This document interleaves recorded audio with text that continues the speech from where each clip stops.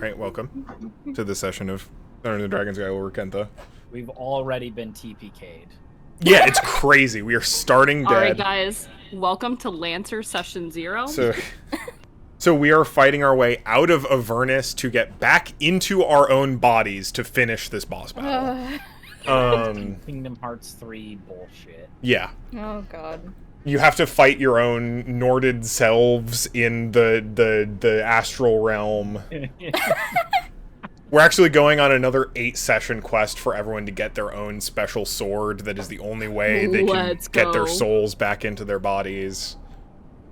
But you have to cleave the spectral. It's the spectral lining that ties you. Last time on Gaiul Rackentha, we traveled through a long dungeon network through which encountering several of Dvorak's schemes and playthings, experiments. Experiments is probably the best word. Which the party had to navigate effectively. Guard dogs. And one of his key soldiers, in order to destroy his remaining clones, his clone vat from where he would be able to renew himself, resurrect himself, should he ever truly be defeated. Upon noting you all's entrance into the lairs below, shortly therebefore, began his journey back toward the pinnacle, back toward the Haraxan coalition, but realizing that he would not make it in due time, chose to sacrifice his current physical, corporeal form in order to, in the most expedient way possible, resurrect himself here with his final clone, a body he had preserved and prepared in the tower of the manor above you all as you raced to escape the dungeons below, following the detonation of Lormp's arcano-explosive device, destroying the rest of his arcane machinations below. The Dragon Core. In the meantime, the Horde continues to march on Matla. It has gotten alarmingly close in due time, and have finally seen some skirmishing between the crews of Fing and Srisk, a brief struggle with Ziraj overtaken by Dvorak's enchantment, unable to be released from it until he was thrown from the deck of their ship into the forest below. And now that airship comes into conflict with the Elder, one of the old dragons that Dvorak had taken control of in a almost mindless resurrected state. Here we see how things have advanced. Calcion, the aided Arbiter, and her Shatterkai moving from forward scouts to the hunted as forward units of ghouls and wraiths from the Horde chase them through the woods.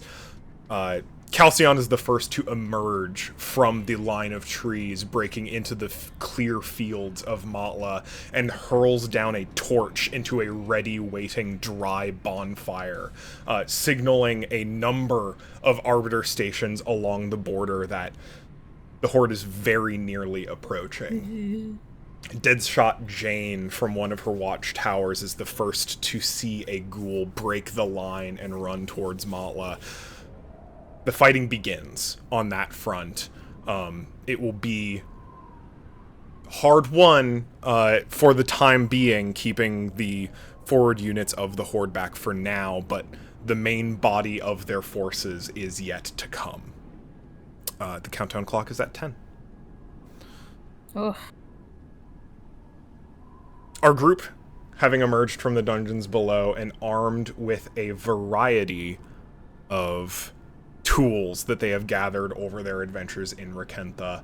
I want to call out a few of them that we have but may not have discussed for a minute. A couple that may become particularly relevant being, I believe all but Hassan have their names inscribed into a metal plate within Zoran's lantern. So I used mine. I used my use of that and have not renewed it since. It stays. Unless Unless I erase it, yeah. Oh. Okay. So every I thought time... maybe it was okay. So the way that it functions, it can trigger once per long rest for one person, which means it's not that each of you can go down in a long rest. It's that everyone who has signed the plate, one of you can go down, and you'll be reduced to 1 instead of 0. Okay.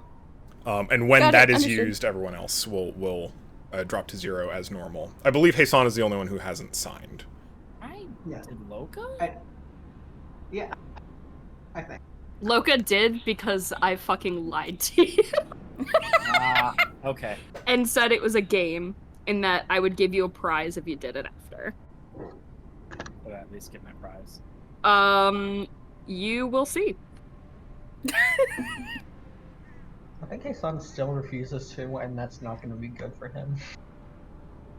Because I can offer it again, because I want to offer it to Libra and Zeal as well. Because I can rate up to 5 names, so that'll cover all 5 of you.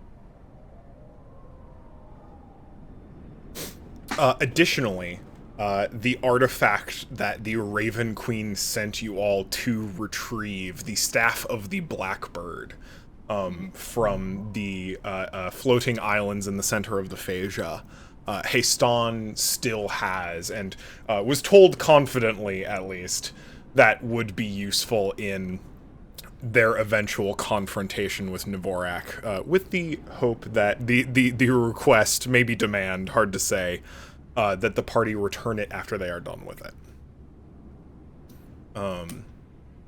Also just acquired a variety of other magical items along the way, and having emerged from the dungeon magically rejuvenated and empowered, having absorbed a great amount of dispelled magical arcane energy from the destruction of the cloning vats down below.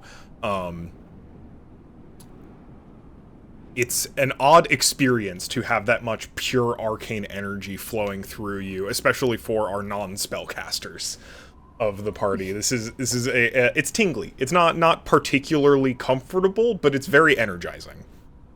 Tell me if I'm wrong. Doesn't Peshmina also have a meteor hammer? I do have an empty meteor hammer that still has the enchantment active.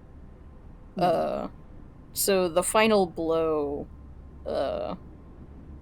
would technically... The thing is that we still have to get the health down for that to work, and I don't know if we actually want to trap him in a forever limbo, or if we just want to get rid of him. Well, we don't know, so we don't know if he doesn't have another clone. Hard to say. We'll see, yeah. You know that according to Astior's magical research, this is the only location he could have clones. Oh, right, because of the massive amount of magic popping out. I'm particularly attuned to that kind of enchantment.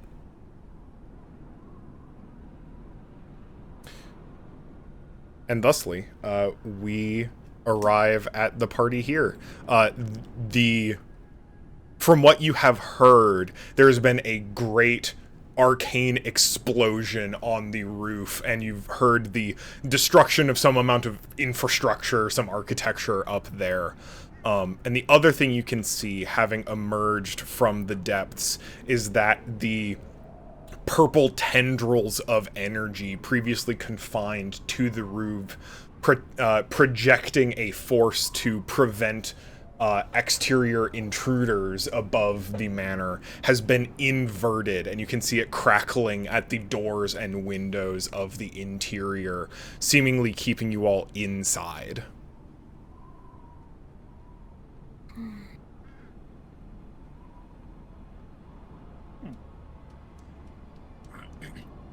Hey, well, if Haesung... let's see. Well...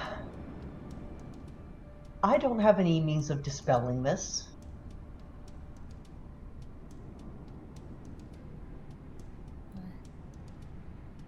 I think we have our ultimatum.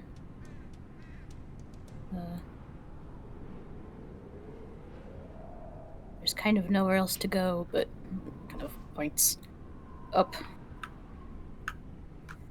Do we know that Novorak is up there, or all we heard is the explosion? You've heard that there is an explosion. And you now hold a keystone to the teleportation circle.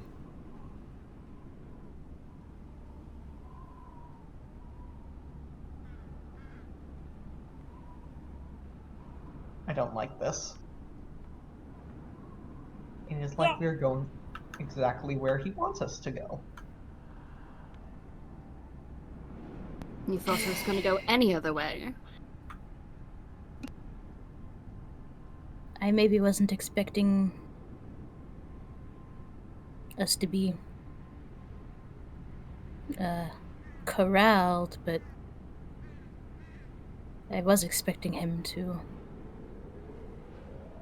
come as soon as he knew what we were up to. We can always go back down. Can I What for? try to analyze if this enchantment would prevent teleportation? Or nothing that specific? Hard to tell from this in particular. You know it's a ward of some kind. You know it's embedded into the kind of architecture structure of this entire building. You suspect in the kind of field it is, it would at the very least make teleportation not of the manner dangerous. Some old adages about trying not to use teleportation magic in the middle of a lightning storm comes to mind.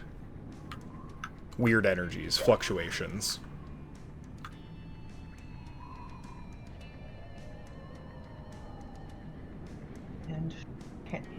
And teleporting would be dangerous. Great, wonderful. I was hoping we'd have a means of extricating ourselves, even if he knew. The whole point was to... We're trapped here. We are lambs trapped right now. Practically. Wait. Where the hell's Pashmina going? Pashmina, where are you going? Well, where'd Pashmina go?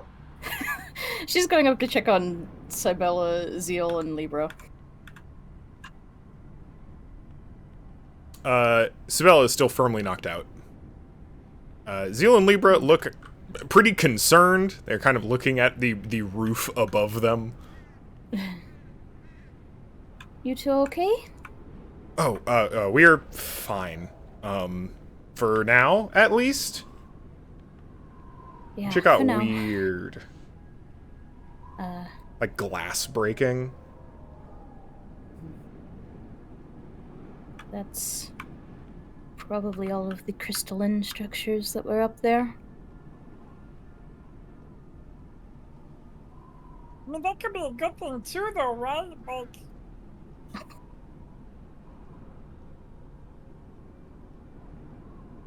Maybe with the clone dead, maybe it's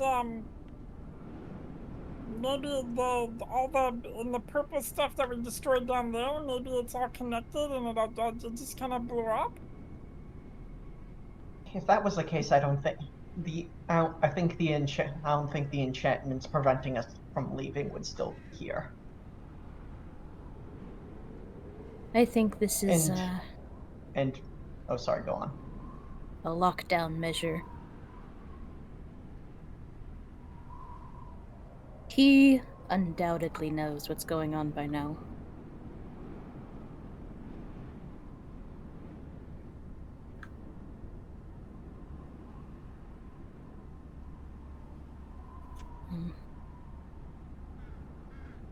So all the doors and windows are barred. We have that magical keystone to the ring just over there. If we're getting out, that's basically the only way. Would someone And like even to that's do not some guaranteed. scouting Hmm? then? Would someone like to do some scouting then? We don't exactly know what's up there. If we go... Everything's fine. Oh, okay. What was that? My mug. That was loud. Oh, okay. I was worried Bubby knocked something over.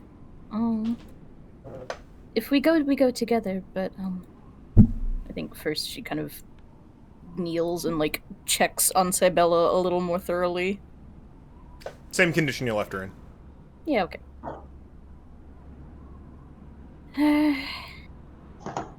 If she wakes up and tries to tell you anything, just don't listen to her.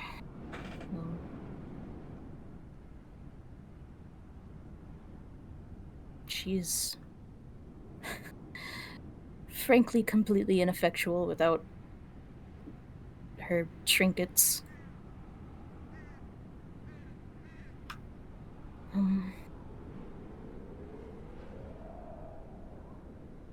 think she steps over to Zeal. I have a suspicion about what we're going to find on the roof, but I don't know. You can either stay here and look after her, or find out with us.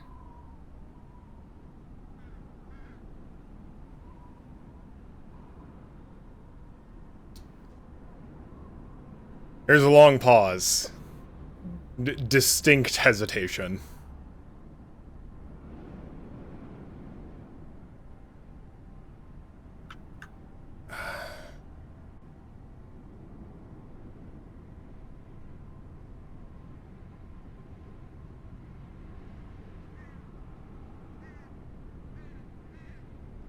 It's entirely up to you.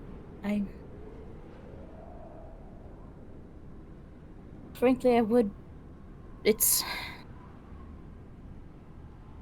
I appreciate that you even came this far. I would not blame you if you wanted to find another way out of this. Maybe get the both of you to safety before it really gets bad.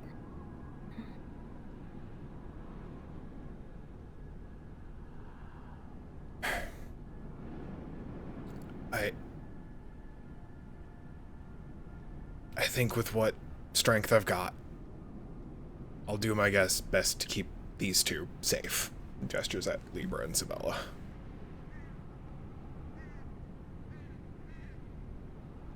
Peshmina just nods knowingly.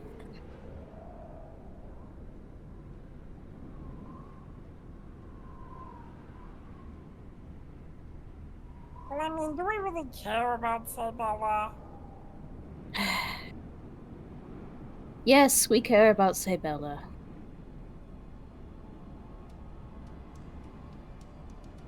She might be... Peshmina looks like she wants to say a lot of different things, but is picking her words wisely here.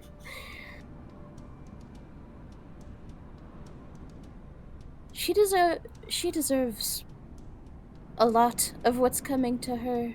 She doesn't deserve... Just kind of gestures grandly at everything. This.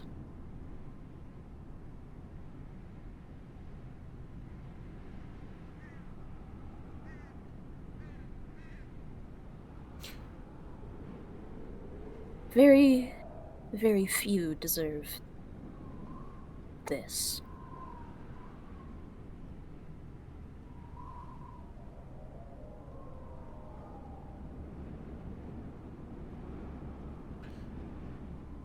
There's the distinct sound of booted footsteps on tile on the roof above you.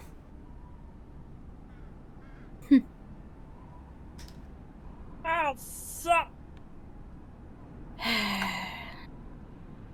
Alright. 10 minutes. I need 10 minutes. If you can make it the fastest 10 minutes of our life.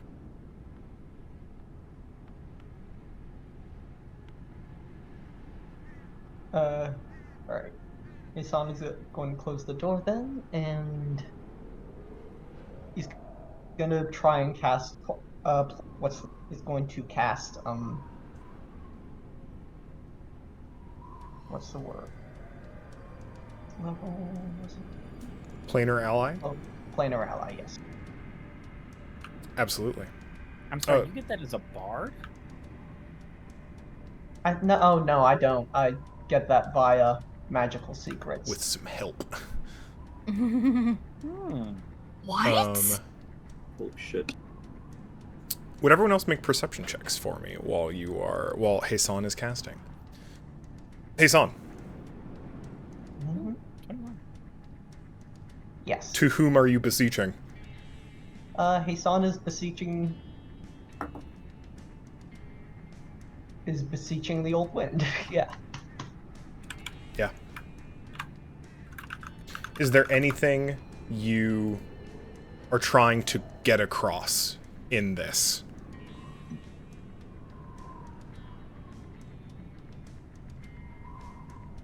Fear, uncertainty, and a little bit of desperation. Yeah. And a plead for assistance, if any. Absolutely. You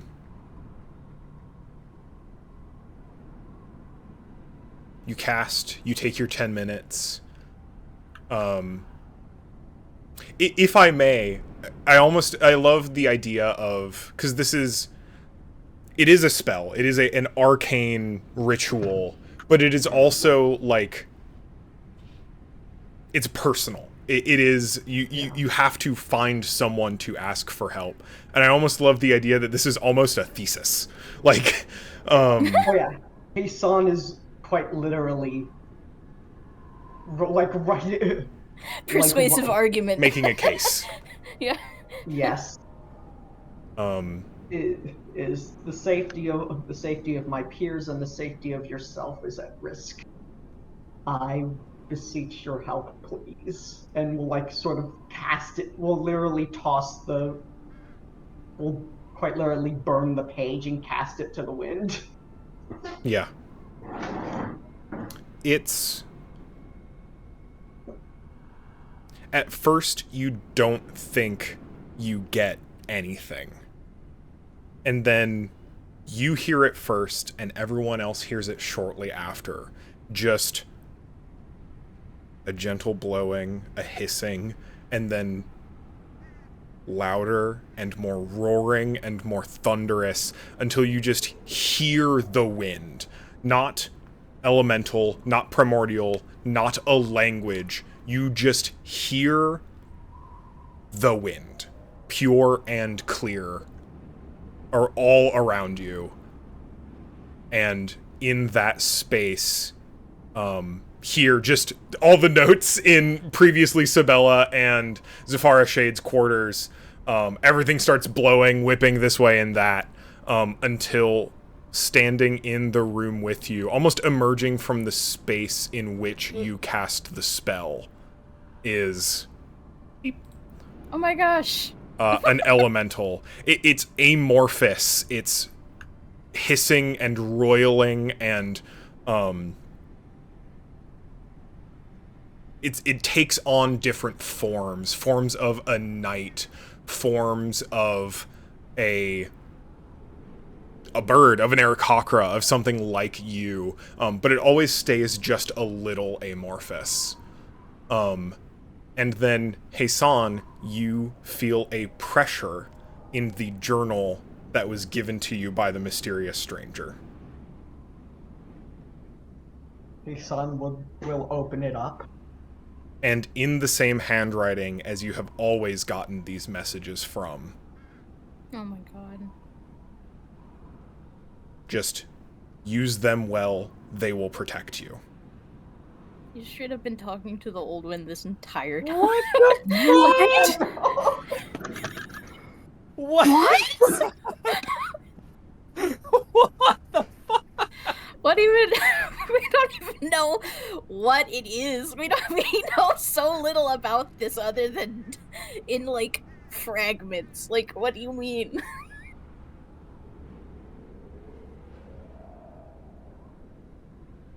Hey, Sam will just write into the It likes you. journal.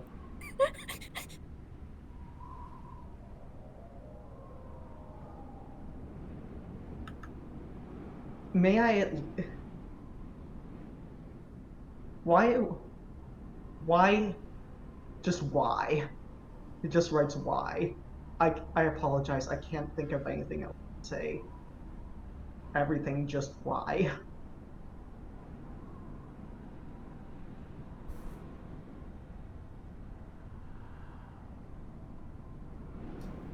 I think there is a pause, and then just an...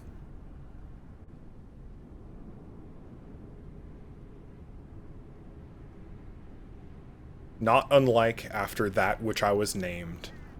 I am old, and I am fickle, and I turned this way and that, and I could see that you were a breeze not meant to be contained.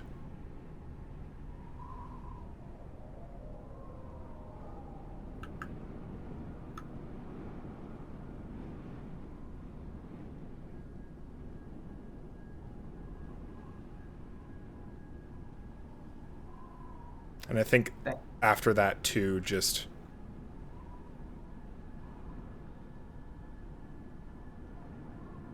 Forgive me for my cruelties. But you don't have to. I'd ask that you forgive me my cruelties, but you do not have to.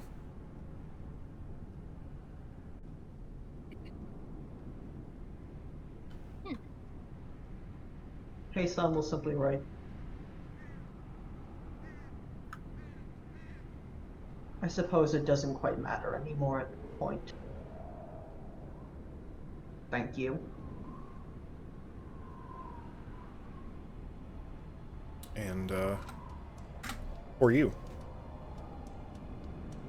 Oh, I hope it'll let you see that. If it does not, I can help. It does. Okay, good. See what? Yeah. Sorry. I have pinged you in text for voice. God This is an air damn. elemental myrmidon. Oh fuck yeah. Okay, the Myrmidon too. Shit. Yes, this is good. And it will follow and protect you. You may command it, if I remember correctly, via planar ally. Let me reread how that works. It is largely autonomous? Question mark. I have to... No compulsion to, yeah. So you don't, for the purpose of this fight, would you feel comfortable controlling it? Yeah, of course. Although it may occasionally act against your wishes. Oh, that's perfectly fine. Sounds good. The rest of you, as this room is completely overturned by the blustering amount of wind that permitted this elemental to be summoned,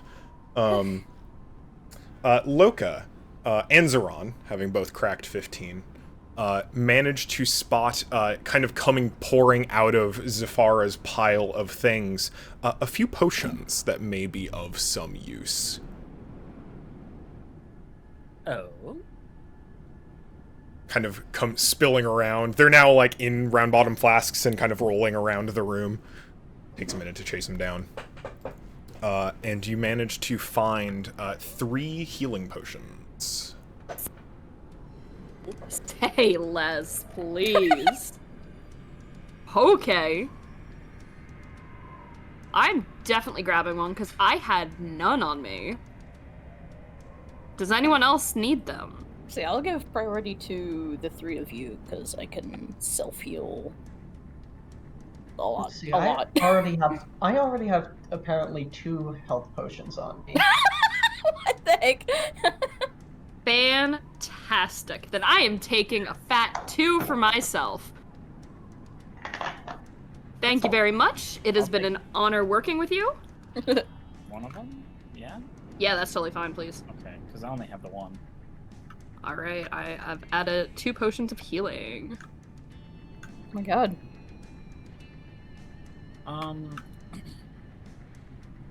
With this happening, one of my thoughts too was, is this in any way related to Loka's weird nature nonsense? Does he feel some sort of like connection or tug with what's going on here? Yes, but in an unnatural way. You feel that this is very distinctly, like, you feel that this is the energy that you get off of this is that it is a warp of nature, that it is a distinct misuse is not the right word, but manipulation therein of the natural magics of the world. I see. Okay.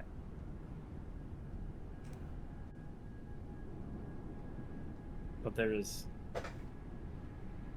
no, like, lingering, I can call lightning from the air sort of nonsense, I assume. Not at the moment. Okay. Well, I figured I'd ask.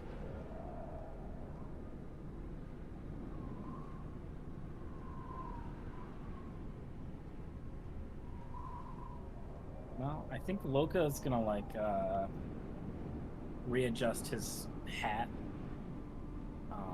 His little pirate hat. And just say, Well, are we ready for this? I mean, I know the answer is no, but like, As will ever be, I imagine.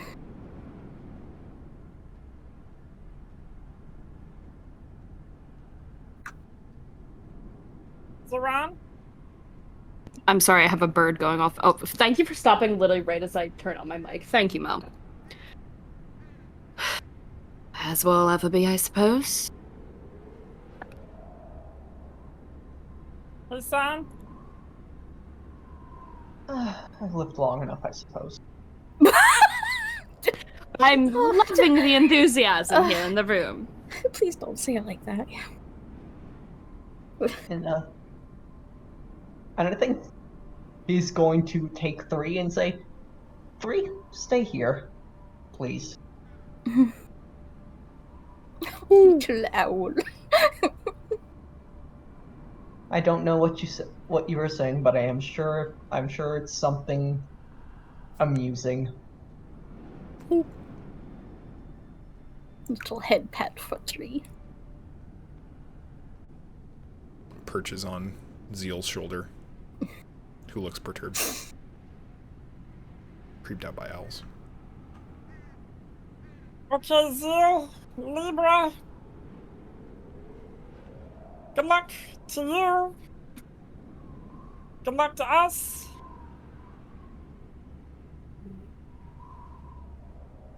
Let's go kick some dragon ass! Oh, please don't run. Please don't run. Please don't run ahead. No. No, no. Sorry. I feel like Go on. she was about to follow after Loka's charge, but I think she gets to the doorway, heel turns, and is just right back at Zeal and just like gets him in a big tight hug. Probably disturbs 3. Yeah. Off of 3 his flutters shoulder. off. Zeal returns. Hard hug.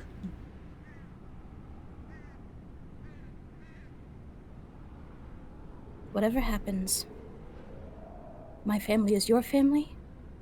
My friends are your friends. My home is your home. Always.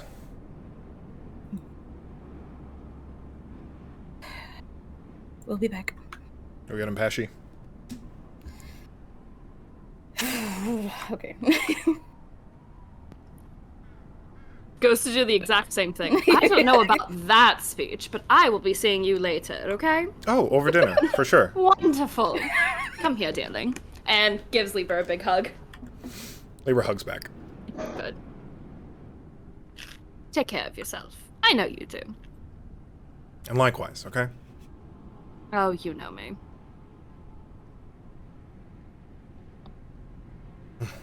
Sorry that the both of you have to deal with this mess. Just gestures over to the knocked out Cybella.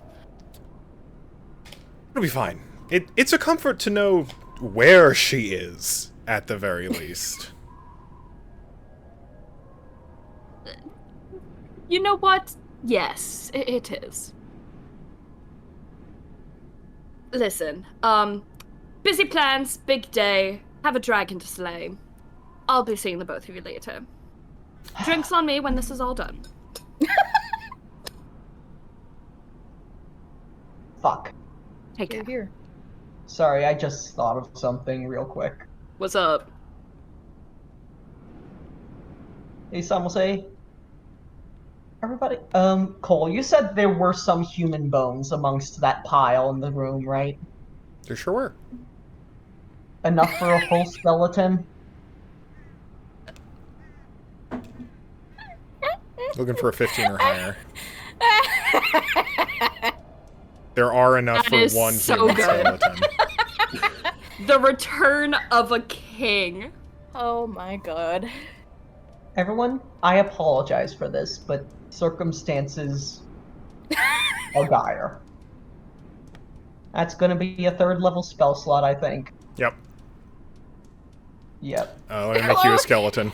Hasan coming back in the room being like, I need to do something. Just making up. Is this Bony McFingies, or is this like an actual skeleton? This is... Look, if you're making bones from several different people, it is inevitably going to be a Bony McFingies. That's fair. It does not look natural. It looks... it's different Its legs are length different bones. sizes. It's like It's lopsided. not a great example of a skeleton. I will give you this skeleton. I'm so Yes, sorry. fine. I also need to go to the bathroom very, very quickly before we really get into this. Just Your FYI. name's Bertram. You look like a Bertram to me. Is that Zeal, what I need a noises? weapon for this lad here. Oh, sure. I've got fair. Zeal looks at you puzzled, but Libra gives you a spare short sword. Easy. Oh, thank you. More of a punchy type. Don't really go in for the stabos. Oh. Yeah, I suppose I should have expected that. Wait, then why are you wearing a knife on... That's whatever. Yeah.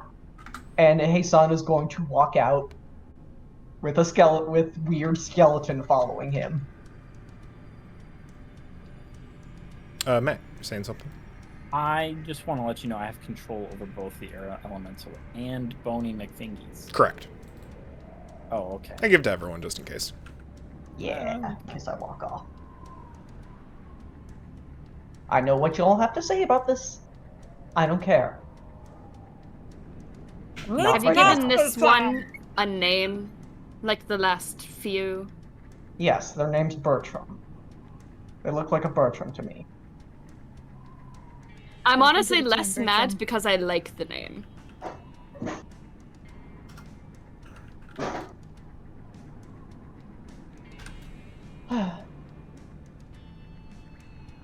Loka, you seem excited. I'm not. I don't care. It needs must, son. I got a dragon to kill. All of humanity to save or some shit. I don't know. Puts the keystone on the statue. Yeah. The teleportation circle alights, and as easy as stepping through. Okay, I was gonna say, if Loka's already standing on it, does he just automatically, like... Requires a little bit of an intention, at least. Ah. Oh. Here, let me grab everyone. To the wolf! I can only do it individually. What's the best way to do this? shift teleport? Yeah, but like to the tower and then to the roof, I think, is the fastest at least. I got. And on the roof, there stands a Dvorak. Faced away from you as you spawn into the circle beneath the tower.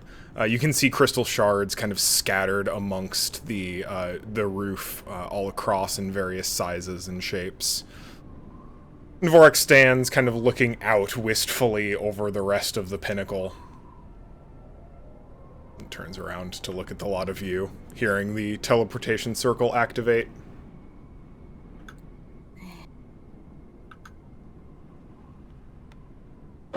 Faison creates Herbie the Love Dragon. Just immediately. Amazing.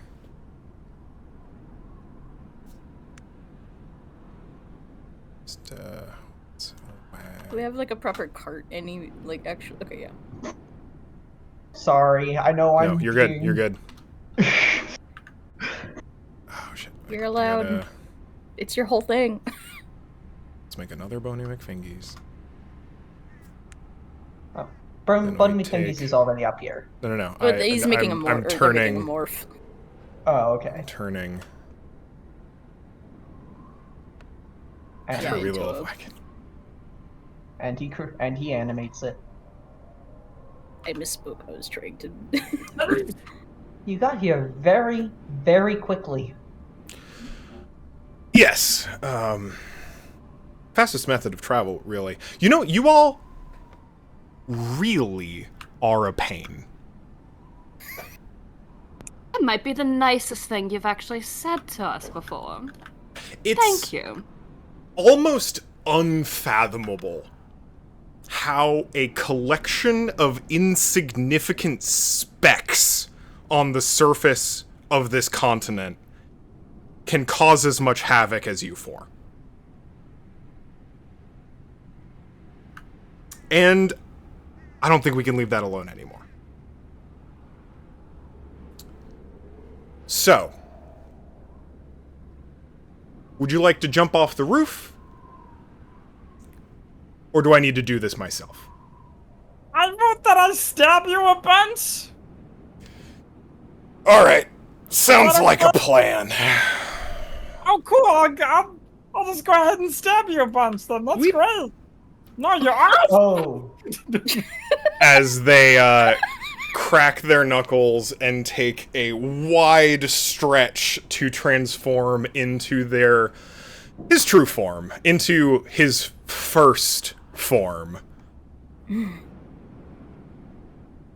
It's a comfortable visage for him over the course of the last time. And he reaches a claw forward and pulls it shut as you see all the metal across the roof railings and gantries start to shudder and shake. And I'd like everyone to roll initiative. Give me the music. Give me the All music, right. boss. Nat 20. I'm so happy for you. Extremely solid. Oh, I want you to look at that, Cole. Look at what? The die that I just threw. It's right Ooh. next. Spicy. Mine's not as good. Still good, not as good. So, plus, you'll be happy to know I also got a nat 20, Matt. Holy shit! That's really Oh. funny. I Of rolled course the I'll be- lowest. Still rolled good though. It's Oh, a damn, it's 9. easy. Oh, fuck. Make sure that Even he's with a actually nat on 20, the roof. Pashmina's going before me. I rolled pretty high, and then I have a +5.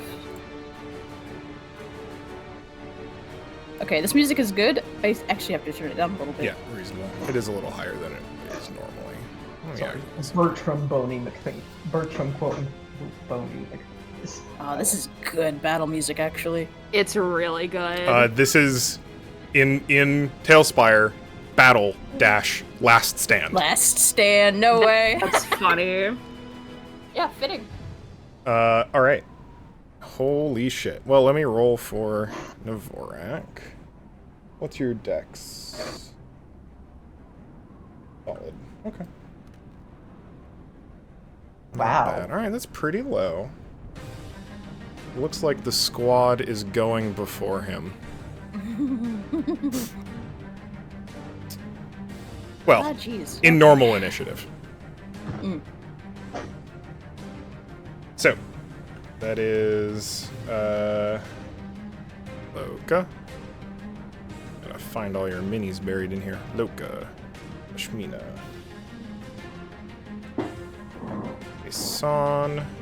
And the Horde. Zoran. Dvorak.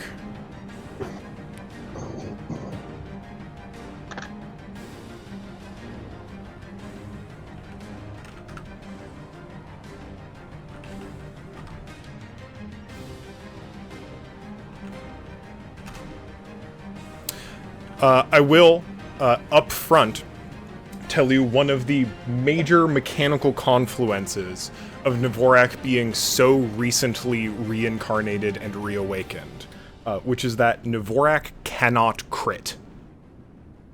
Interesting. Oh, okay. Okay, we're so back. He can roll 20s, he can critically succeed, but he will not be dealing double damage on crits. That just makes me worried that his normal damage is just really high. I don't know what you could possibly be talking about. Loka, it's your go. I don't think this is the boon that we think it is. Well, it's not a boon. This is well, Loka is raging, obviously. And we're gonna go 5, a 10, a 15, a 20, a 25, a 30, a 35. Because he's gonna fly away. You're well within range. Oh yes. And then I get 2 attacks, so I'm gonna do 2 attacks. Go for it. That is a 23 to hit. 23 does hit. Okay. Right. So we're gonna throw out some damage. God, what's that? Fucking lightning damage.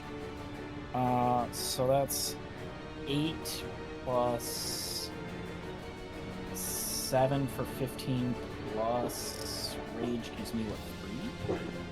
Yeah. Mm-hmm. So 18 damage. 18 damage. He will take it. This is from a magical source, so it will not be reduced. And then he's going to use his reaction. Oh, okay. I would like you to make a charisma saving throw as he sees you and makes a gesture with a claw flicking backwards. I'd like you to make a charisma saving throw. You're looking for a 22. How does a 10 look against? 10 is not a 22. Okay. As you feel yourself thrown back with arcane force. The rest of you watch as Loka blinks out of existence. As they are teleported 60 feet backwards to a location Dvorak can see.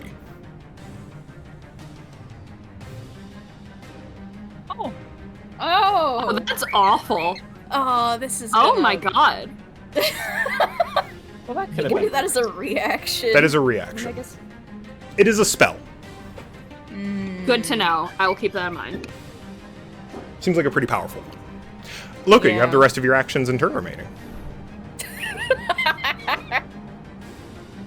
Can I drink a potion? Yeah, it's about you haven't used your bonus action yet. I did use my bonus action. Oh, you raged, right. I did rage. And you have taken the action to attack. You've got a spare attack, and you've got probably a good 10 feet of movement left. I think I have 5 feet, actually. 5 feet? Well, feel free to take it. Bonk.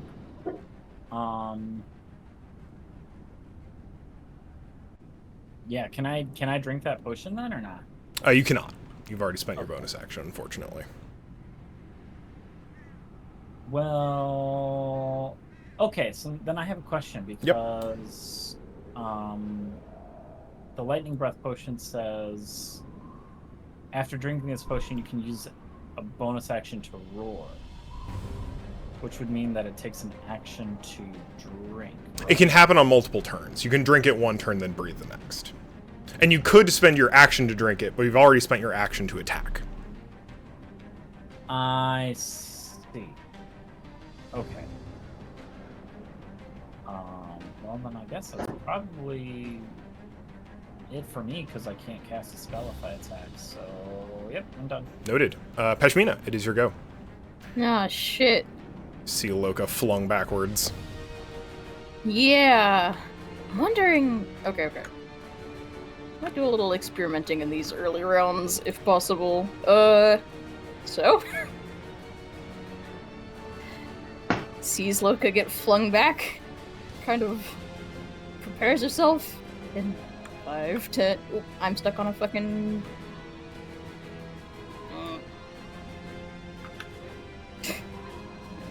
10, 15, 20, 25, 30, 35, 40, we'll say 45?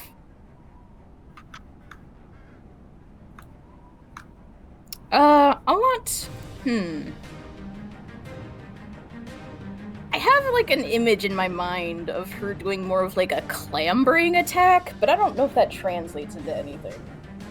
Like, basically climbing up him as you attack? I was say, she takes, like, the scything rope darts and uses it like a fucking, like pythons, like... I think that is largely implied by doing an attack. Alright. Are you intending on using the scything rope dart? Yeah. You would have disadvantage because you're in melee range. Oh, currently. shoot. You're so right. How about the glaive, then? All right. A really big python. Yeah, absolutely. Go Go ahead and make your rolls. I'm doing it. Oh, let's go. That's a 19 plus 12. 19 plus 12 will hit. And then, here, I'll just do this on D&D Beyond for ease. Yeah, Cole, we aren't in initiative, just so you know. You should be. Oh, we just not don't on- see it. Yeah, I can't for see some it on reason. Tailspire. Yeah, I can still move myself, too. I see the initiative on the stream, but I don't see it here. That's really weird. Yeah. I can try calling you back to the board.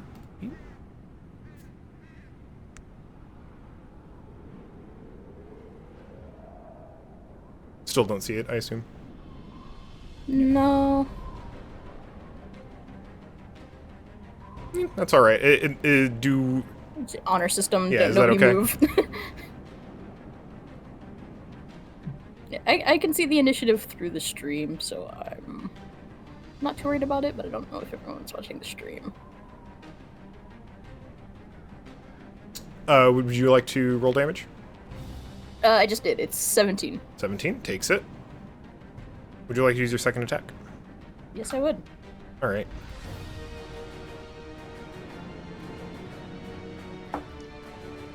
That was not. That was 12, 13, 14. That was only a 15. 15 will not hit. So.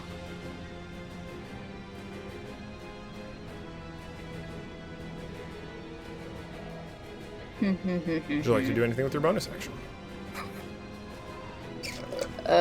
Key point patient defense. Sure. Kind of trying to, like, stay locked onto him, Yeah. but also Sounds not good. get completely thrashed. Sounds like a plan. At the end of your turn, he's going to start speaking in a tongue none of you recognize.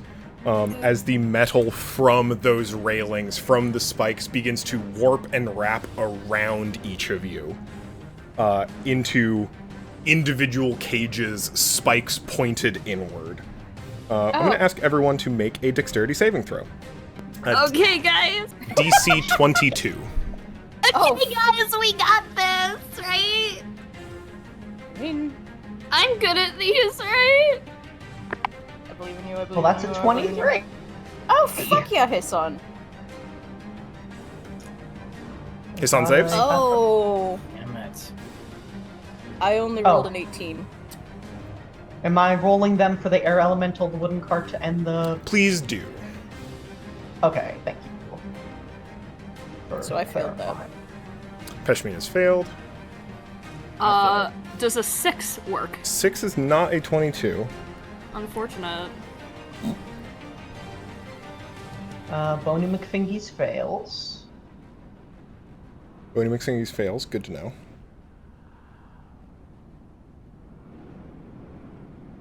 Air element. Air Myrmidon. Let's see. I've got a +2. Just a +2, so yeah, fails. All right. And Birdie the Love Wagon fail. All right. So is that just Hassan succeeds? Yes. So, All right. So Hassan, you manage to slip out as these cages start to wrap around your compatriots. Everyone else, for the duration, you'll get an opportunity to continue making the save on your turn. But you are going to be restrained until then, up to a minute. And everyone who saved, which is just Hassan, will take half of this damage. And everyone else is going to be taking...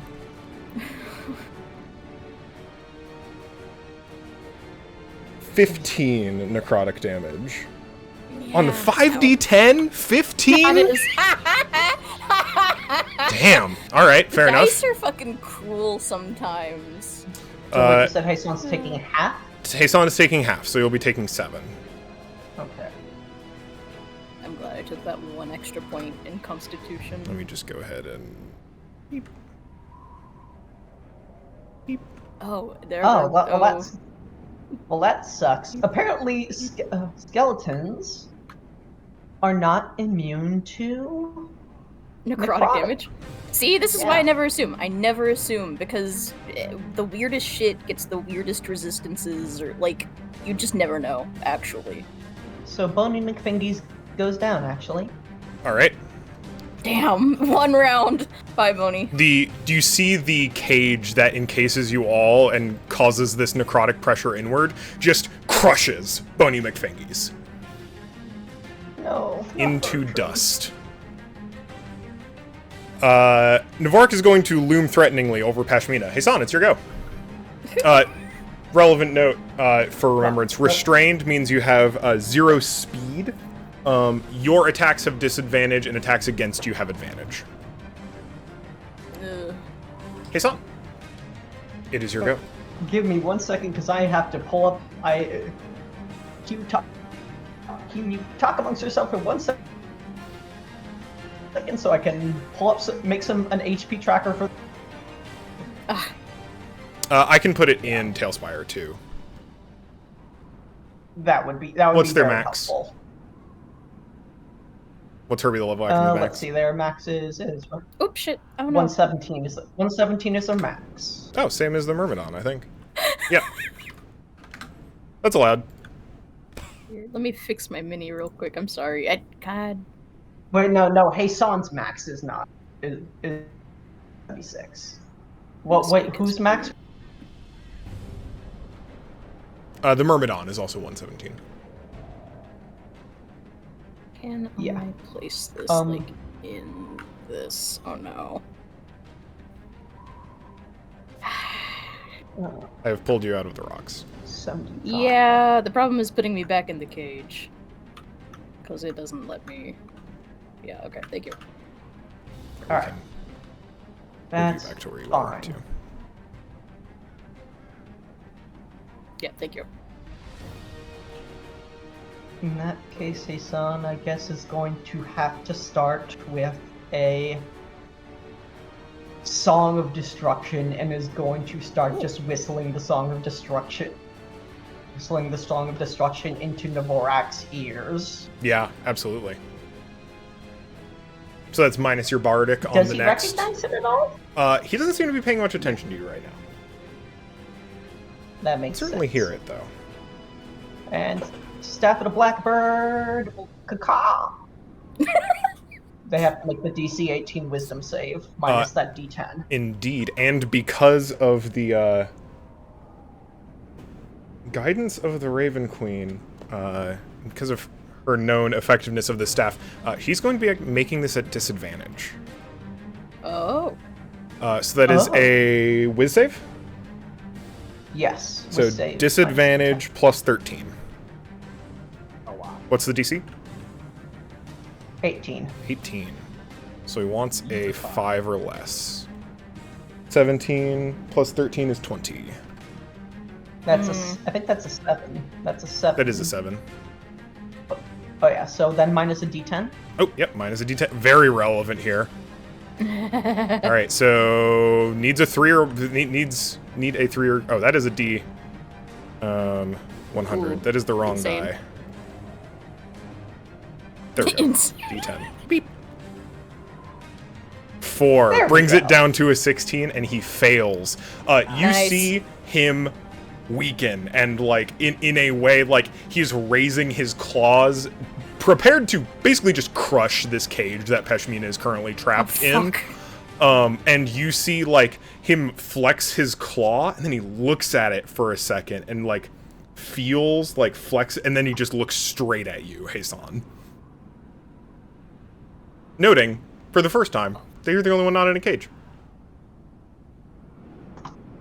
So Nvorak will be dealing half damage while he is under the duration of the curse. Hassan wanted to think of something to say. I would say, the Raven Queen is not a fan of necromancers.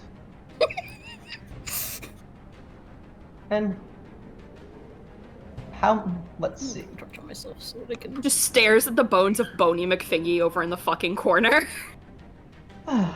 And you have very little care for the remains of. You seem to have very little care for the remains of fallen people. Let's see. How far can Hassan get away and get into cover? Smart. Let's see. So, because he started within there, he gets to move an extra 10 feet. But... So he has 35 movement. So he could get right here, but he would still be arguably within line of sight.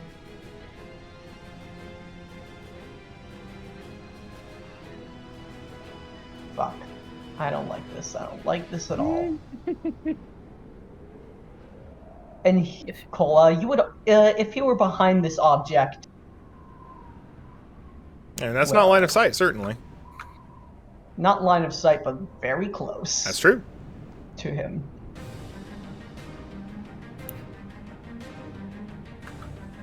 Six in one, half a dozen in the other? Yeah.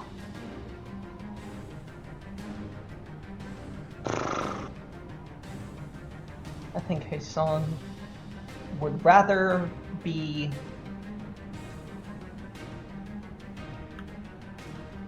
Far. That's 30 and that's another 6. Sorry, I am just...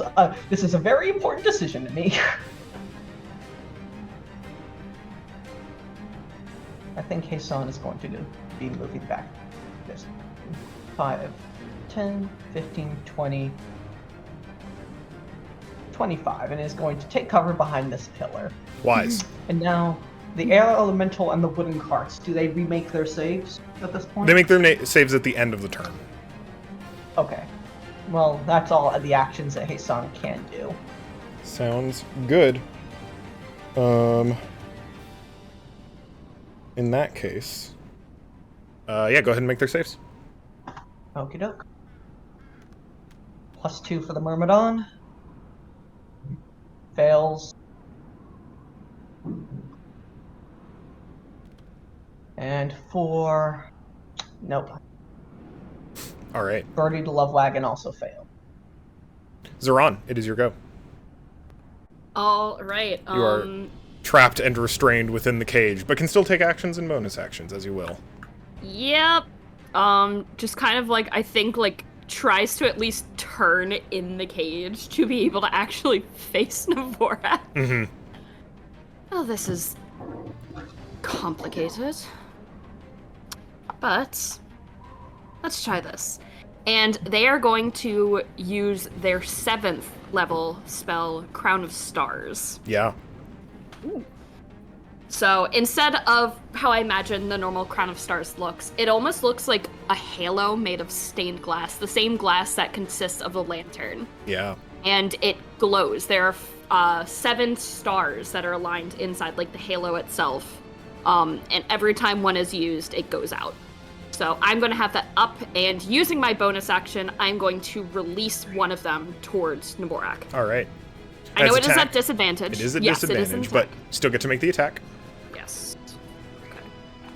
Okay. With disadvantage, that's still going to be a 21. 21 exactly hits. Oh. Okay. Okay. I am going to roll my damage on Tailspire just because it's a lot. It is 4d12. Mm-hmm. Oh, that's So I'm just gonna pink. So that is going to be 32 radiant damage. wow. Takes it. Wow. Okay. Yeah. That's your action bonus action. Go ahead and make your save again. Okay. Come on, Zeron, baby girl. That is going to be a 15. 15 is not a 22. You will remain restrained. Fortunate. Max duration is a minute, so 10 rounds. Okay. I'm gonna keep Unless that... something otherwise disrupts it. Ooh, I need to actually keep a tracker of my things. Got it. Thank you. All right. Well, last in initiative order, it's Navorak's turn. Yay. He's not a big fan of all that is going on right now.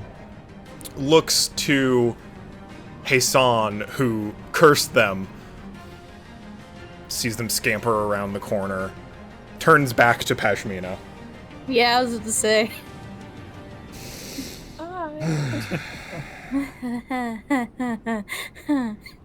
You see their mouth glow with arcane fire, and they reach into their mouth with their claws to grab it, and then slam that fire down onto you with their hands. Oh. So is that going to be fire damage? It might be. I might or is? Depends on which attacks I'm using. Oh, okay. We've got a few. We've got a few to make. We're going to start with 2 of these. Okay. So this is advantage. This could be a variety. These will be fire. I have resistance. Amazing. So this will be halved twice if and when they hit. So that is a 34. And a 29? 29. Okay. I believe both of those will hit. You don't even have to ask. So this will be halved twice. Okay. So each attack is going to do 10d6 fire damage. Oh. Oh, but halved. I'm Halved so twice. Glad. So that is 37 halved to 19? 18. Okay. 18 halved to 9. Okay. And then 33 halved to 16 halved to 8. Okay, okay, that looked like a lot, but she fucking... Woof, okay. I'm fine. This is fine. He's going to spend his other 2 attacks. Who's in line of sight? Oh, that's a Zeron. I think Loka's too far away.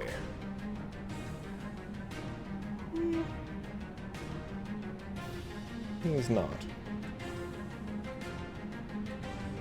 We'll do one more. He's going to hold a claw over your cage, Pashmina, as you feel an amount of energy drawn up and away from you into Navorak. Okay. And that's going to be another attack roll. Ah, shit. 28. Oh. So that is going to do 4d12 necrotic.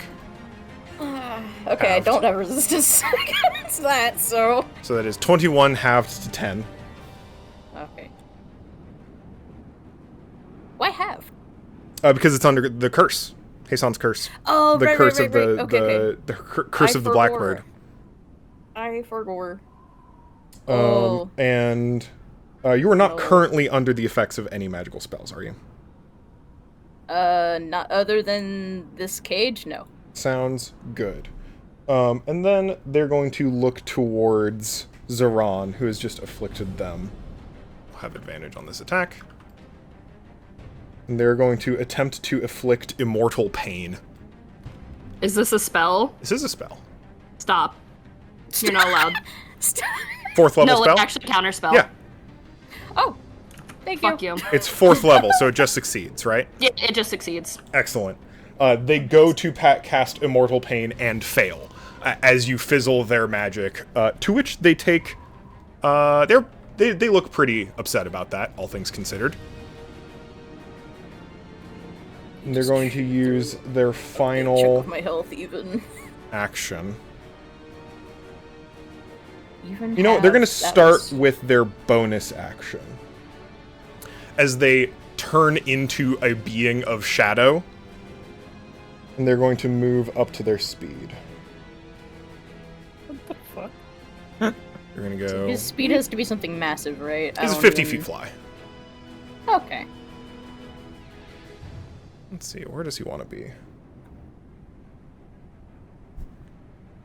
think he wants to be over here. I'm sure Loka would be saying something along the lines of, You son of a bitch, get these fucking kids on me! Excellent. He's going to use his last action.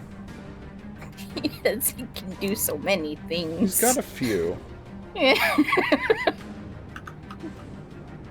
30 feet?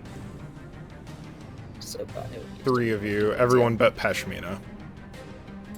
I'm going to ask you to make a strength saving throw as he gestures both claws in the 3 of yours directions and starts to slowly close his claws.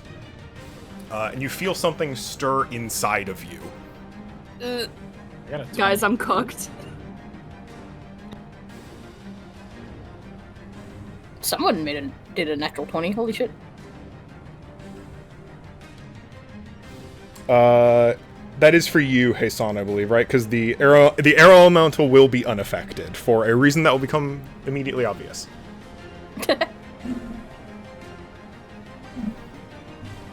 Hasan, you're muted. Okay, yeah, that was for Hasan. Excellent. Did either of the other 2 of you pass? I don't know. What is the save? I'm assuming 22. 22, yeah. Yeah, Oh, no. Got it exactly. All I right. super didn't. Loka, Zeron, and Hasan, you feel your bones and your rib cage specifically moving and distorting inside of you. Fucking, I'm sorry? As Dvorak manipulates your flesh while you're still alive. Zeron, you failed, right? Yeah, I did. Alright. So, you'll be taking full damage. The other 2 of you will be taking half damage. Okay. It's fine, guys. You are also going to be falling prone, and you won't be able to stand up until you receive supernatural healing. That's fine. As you just feel your rib cage bend inside of your chest.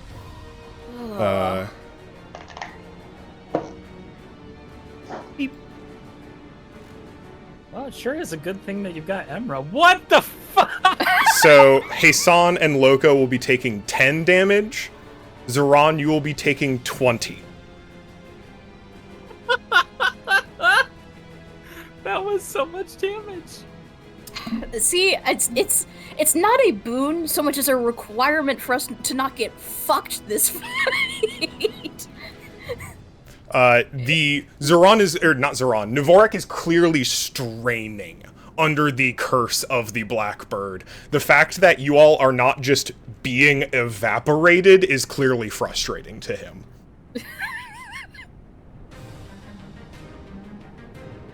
Alright.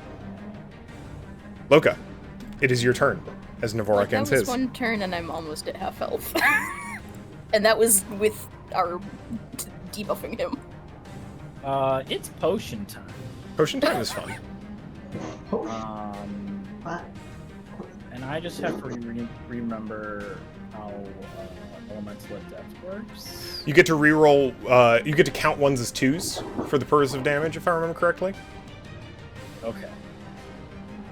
All right. Well, this POS needs to make a dexterity saving throw, DC 18. DC 18, and this is a magical effect, Yes, it is. so he will have advantage. Well, fuck. Dex save. Dex save, yes. All right, so +4 on this. So 21, Wow, he got 22. it. Takes half damage though, I believe, right? Yeah. What are we looking at? Well, I gotta do some addition here. So we got 8, 10. Didn't roll fantastic. 15, 18, 20, 23, so 22 half to 11. 11 takes it. Alright, well, that's my turn. You may remake your dex save to see if you can escape the cage. DC 22, Correct. need an 18, guffed it. Guffed it. All right. Pashmina, it's your go.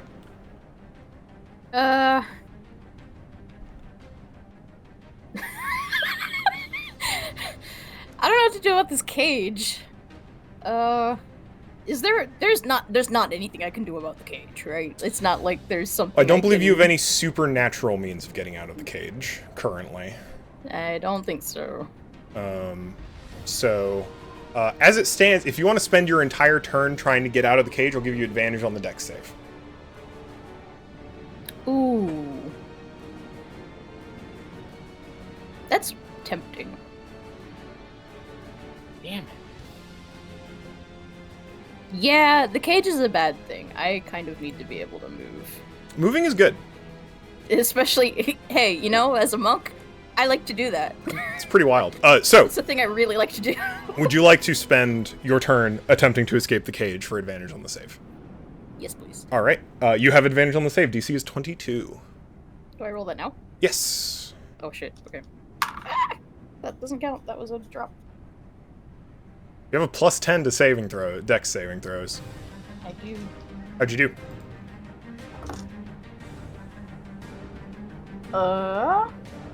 So with advantage, that was 22. 22 exactly. You managed to slip out of the bars of the cage. Okay. I think that's all I can do. That is the end of your turn.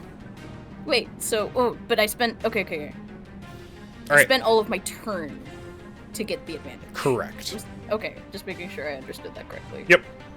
That's fine. Hey, Sam. You're free. You see Okay. that Pashmina is free. Okay. You see that so Zoran is on the Zoran- floor in pain. What's fucking new? Will Zoran be... So supernatural healing, and he won't be able to do anything until he gets supernatural. Won't Does be able that to stand include up. Potion? He can still take actions while prone. Or does Potions po- are magical does healing. A potion are what? Potions are magical Magical? healing. Okay. Okay then.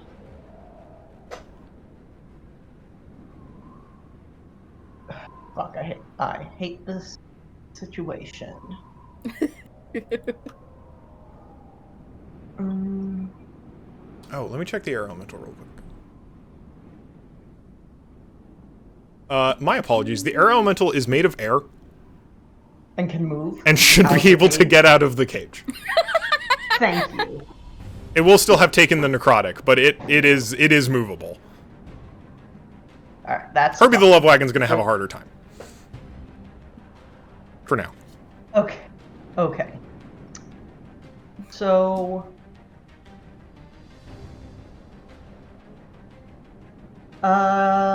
Caroline, are you alright with not getting any healing from Hassan this turn and using Oh your yeah, that's potion? fine. That's fine? Okay. That's so fine. I'm still over half as of right now. Okay. And what is Zoran's? And you rolled your last dexterity save, right? Yes. remember I only that, have a right? plus Okay. 3 to dex. So I need a 19 or a 20 to save. Yeah, I'm with you. I got Okie plus doke. 4. Well, it's not so bad if you stay in there, but however, I kind of need some Okay, so I have a solution for this. I have solutions. Bardic Inspiration is going to Loka. Yay! And That then fish is Hassan- full of hit points that I need. Yeah.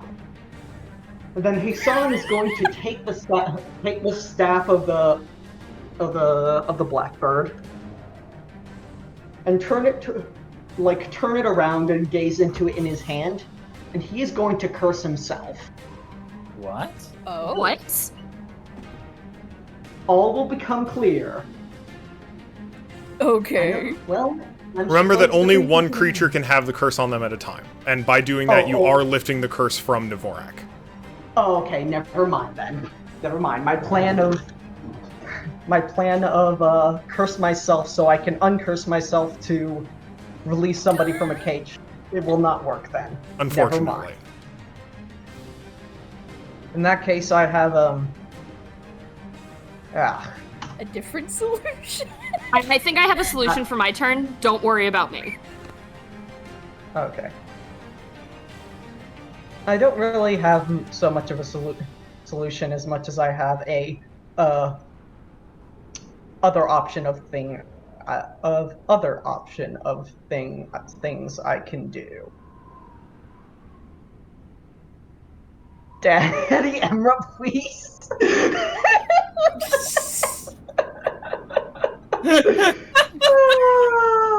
Daddy Emerald, please help me. I've been a good character, and then Emma said, "No, my character." He's just ending it all next turn. I want you to all know this now. Oh no. This is why I put it in text for voice, because I tried to avoid this. Zoran at No, Dvorak. no, My you dad can't can beat ignore up your this. dad. This cannot be ignored. Hey, son, it is still your turn. Yeah, sorry. You have done Bardic. Bonus action, right? 5, 10, 15, 20, 25. I still have my action. Yep. And with that action, Hassan is going to go ahead and think to himself, this is going to be an odd sight. Points to Dvorak and is going to cost Otto's irresistible dance. All right. What's the save? There is no save. He just starts dancing, Cole. Ooh, good point. Let me go ahead and read that spell again. He just starts. No size limit. He just starts. Yeah. Does it really work that way? What the fuck? Yeah, I'm sorry to do this to you, Cole. there should be a save, right? Like, There is not. That's one of the big advantages of autos, because it doesn't save until that creature's turn. It's taking my 7th level spell slot, so... The way it works is Because I they remembered use autos all was their really they use all their good, but- movement to dance and have disadvantage on dex and saving throws and attack rolls. While the target is affected by the spell, other creatures have advantage on attack rolls against it, and then as an action, they can make a whiz save to regain control of itself. what the fuck? Interesting. Okay. That's fucked up. I mean, that's fantastic, but that's fucked up. I think how this Yeah. goes, Dvorak has enough magical barriers to prevent himself from dancing, but all the same downsides and effects. You see that he laboriously turns toward you. You having wrenched control of his body. You see a claw tapping on the surface of the roof rhythmically. As he is trying to restrain himself as best he can. But yeah, we'll have to use all his movement to... we'll have to use all of his movement to dance, effectively. And has disadvantage on dex and attack rolls, and y'all have advantage on attacks against him. perhaps when we're all done, your bones will serve me too. I'm going to enjoy biting down on your spine. Okay, well, that little... Zeron, it's your go. Unless you have another thing to do, sorry, not. Hassan. No, it's not. Honestly, Got an you elemental? deserve that one, Hassan. Ow. 25. What's their... Sorry, I keep having to shift between tabs. The Myrmidon? 30-foot fly. Yeah. Okay. Parentheses hover. Go, little Myrmidon. 25. 30. That's within range. That's within range, correct? I think one more step in either direction will get you there. Okay.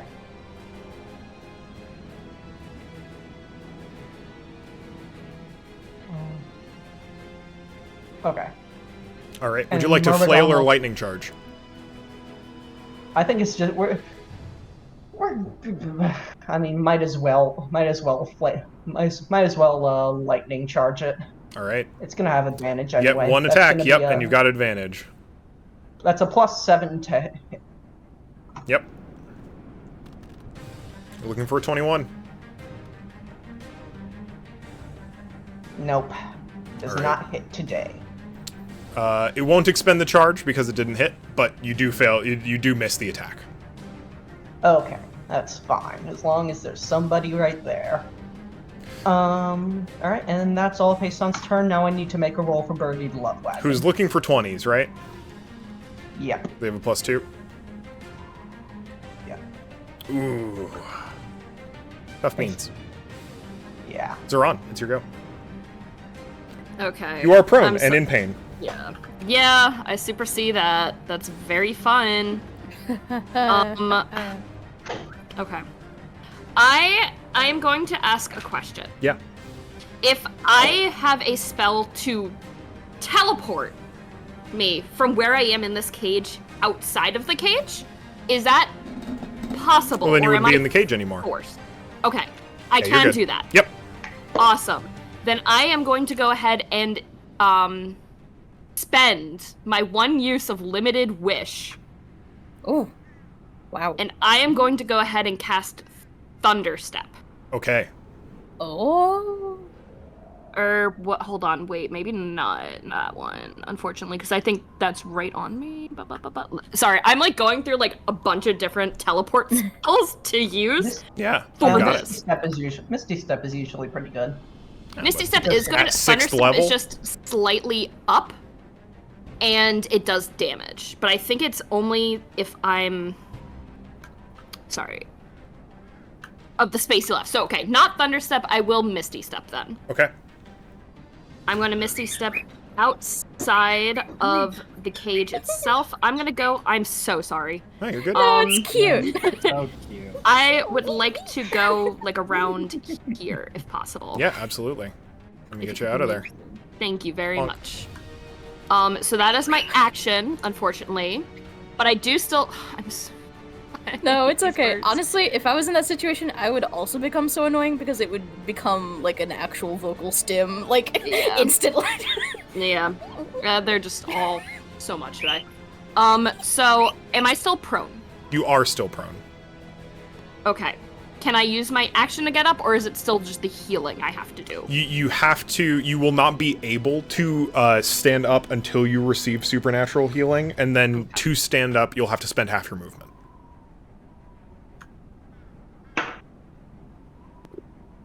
Okay. And then was Misty Step? Misty Step's a fucking bonus action, so I am gonna have to take a potion to do it. All right. I have to use my action to use a potion. Sounds good. So, it is 44 because we buffed it, right? It's Yeah, our D6s potions instead are- of D4s. Yeah, So yeah, 2d6. Yep. Okay. +2. I'll take it. Yep. And you will be allowed to stand up because Awesome. it soothes That's fine. the pain of having your ribs shifted around. Puts your ribs in the right places again. He stands up just... Hello. and that is my turn. I cannot really do anything else. You have the other half of your movement, if you would like to take it. I am going to just kind of scoot behind here. That's just reasonable. to be out of sight for now. Ooh, Navorak's upset. Alright. So it's Navorak's turn. Yeah. Navorak has to use his action to resist dancing. And spends all of his movement to do so. So Navorak spends all of his movement to prevent himself from dancing. And then he has to spend an action in place of these 4 attacks to end that effect on himself. Which is very frustrating. So that's DC, Heisan? DC 18. 18. He'll have advantage. Wiz? Wisdom 18, yeah. Wiz 18, so we're looking at plus 13. Yeah. Easily makes it, ends it. That is annoying. Still got his bonus action. It's like, I'm gonna get this fucking wizard. I'm gonna get this wizard. Not a wizard. That's even more annoying. He's going to spend his bonus action to move up to his speed. He's going to kind of like take stock of the battlefield for the time being. Go into shadow form, the form he was using to streak across the sky, and move here. And he is winding up his breath weapon. Oh shit. You see a sickly green glow start to form into a ball in his mouth. Ah, fuck it. Things I wanted to do. Well, alright. It looks like he is going to be releasing that shortly. Loka, it's your go. I'm stuck in a cage. You may spend your turn to give yourself advantage on the save if you would like to. And you have a Bardic Inspiration. Well, how much is the Bardic? It's a reroll. Well, it's a D10. It's just a D10 for the saving throw. I don't give you temp HP.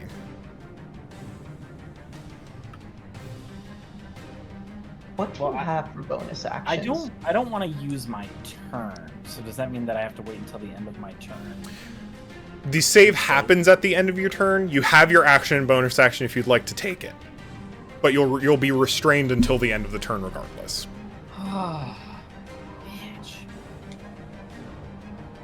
Kind of why it was worth it for me to just eat the action or eat the turn.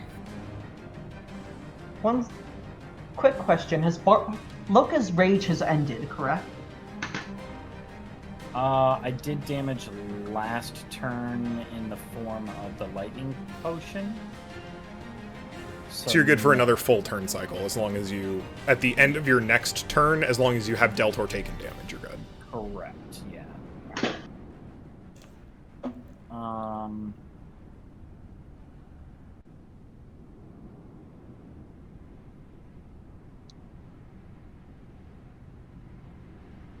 I have a question. Does fog cloud blind people? Fog cloud heavily obscures an area, if I remember correctly. Yeah, I don't think it applies any, like, mechanical conditions. Heavily obscured, which is a cover term. Right, but that's not really going to help us out with a breath weapon, though, is it? Breath weapon's not generally finely aimed. Yeah. But if it's gonna be a giant fucking cone. If I can center the fog cloud on him, I'm just trying to think. I don't think it would give you considerable benefit, unfortunately. Okay.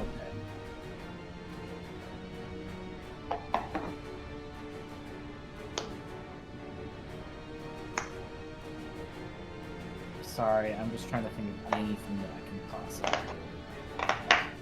Actually, I don't think to. Okay.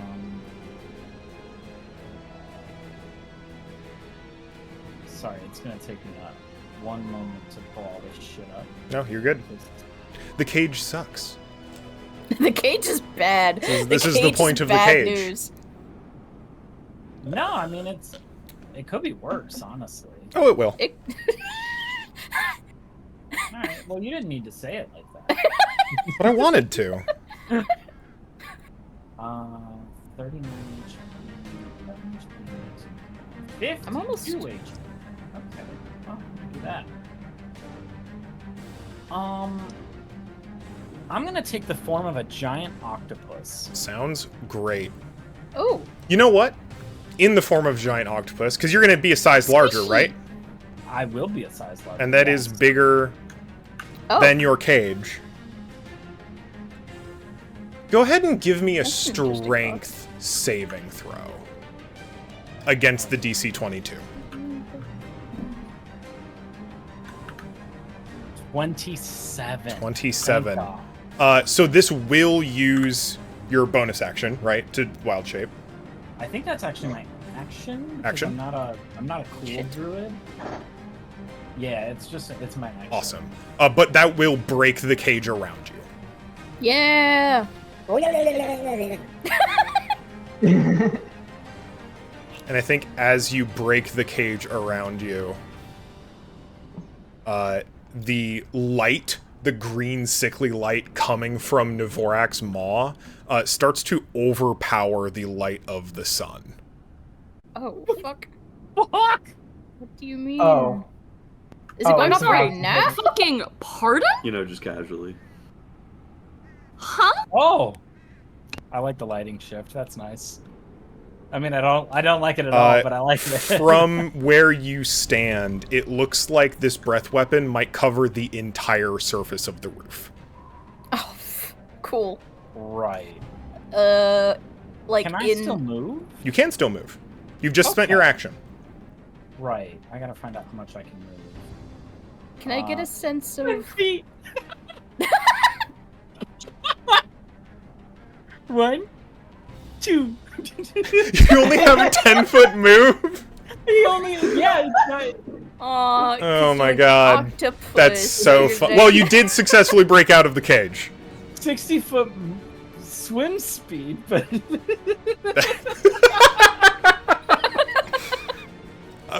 I actually might have Amazing. a fix for that, Loka. Don't worry. it's fine. It could be like a fucking moose or something. All right. Would you like to do anything with your bonus action? I don't really think I can, so I'm good. Sounds good. Pashmina, it's your go. Yeah, can I... Okay. So it seems like it's gonna take up the entire roof in like a 3-dimensional sense, or like a plane, or can I get a sense of... Originating from Dvorak, this is going to come from them covering the roof in directionally from where they are. Like an enormous flamethrower of green poison acid. So changing my elevation is not actually going to help anything. Like It me might being- if you get high enough. If I get high enough. It would probably at least give you advantage.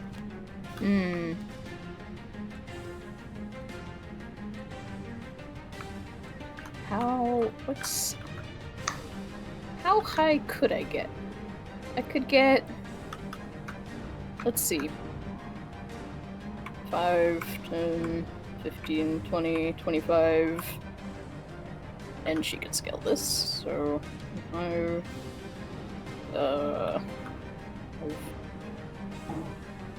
Say that's... 40? Or I was at 25, that should be another... 35 to get up there? 35? And then can I just like perch on like the top? Yeah, absolutely. Like I think that's the highest If point you want to I get can all the way up, to. absolutely. Alright, anything else you'd like to do? Yeah, since that was just my movement, how about a key point to heal myself? Sounds good. Quickly roll. Let's see. Cool. I think that was like a 3 to heal myself. Excellent. Awesome. That's your action, right? Yep. Anything else for your bonus action?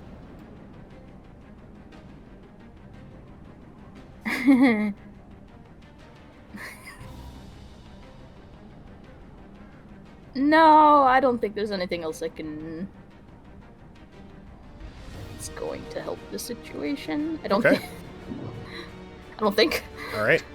Hey, San. Alright. Environment So, tarts it's- 2. Oh wow. So it goes around corner, correct? You were saying? It's going to cover the surface of the roof. From the direction of Dvorak. You may be able to take cover from it. Oh. Oh, okay, that's kind of what I was asking, but also... I was kind of imagining it as, like, just a blanket. I guess we'll see how this goes for me then. Fuck. 5, 10... Wait, 1 second. Hey, Sam. I could just cast Otto's Irresistible Dance again.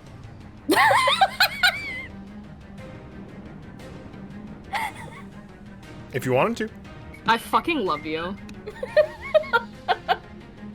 He's gonna hate your guts. He's gonna, like...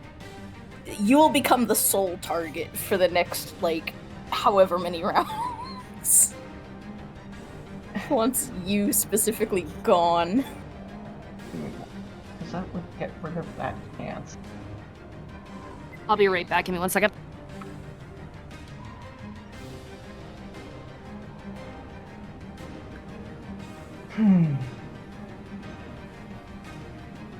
Power word stun isn't that great anyway. Stunned.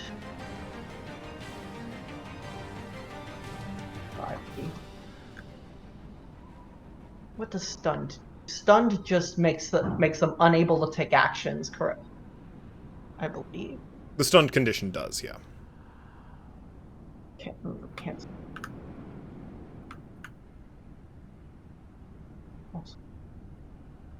Okay.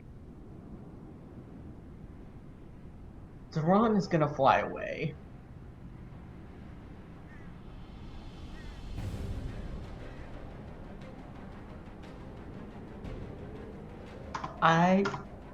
No, this seems like the kill move. So yeah. Yeah, that's just going... I hate it, but that is just going to be another Otto's Irresistible Dance. Alright. Loses his movement. Comes under the curse. Yeah. You see him stutter as he draws up on it. this, Yeah, but you see an eye track you, specifically, Heisan. Just swallow it, please. That's your action? What else would you like to do? What's my distance from him? Jeez. Please no one make him... Please no one make him do a saving throw. Well, I guess I don't really. Bonus action. That's going to be another verse of destruction onto Dvorak. All right. Sounds like it's gonna a be plan. 5, 10, 15. And then going to 15, and I'm going to 20, 25. 25. All right. And wait, because I was sorry. I'm sorry. You're good. I keep You do still have the forgetting. elemental to go to. Yeah, the elemental still needs to go. The most potential. I think I get to move another 10 feet because... Yep, I get to move another 10 feet because of Birdie. Moving further back. Yes. And then... Elemental... 5, 10, 15... 20... 25, 30. We'll stand right here. And then Birdie has to make their save again. Looking for 20s. Hey! 20! Ooh! Birdie the Love Wagon, knowing his friends are cheering for him, breaks free of his bonds and becomes a free wagon. Beep, Excellent. beep. Beep, beep. Even though that's so not the same.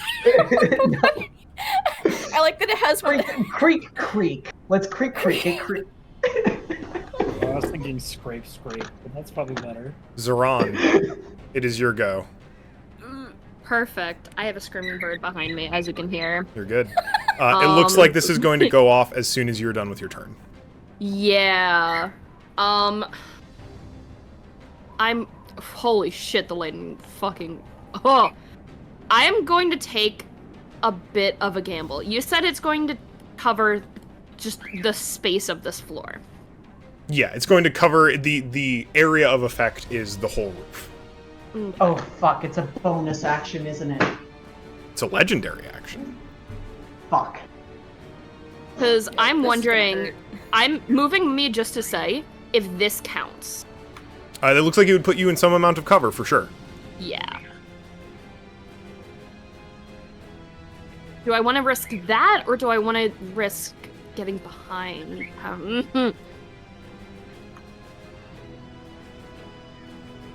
Well, I'm going to get hit by it. Seems likely from your current position.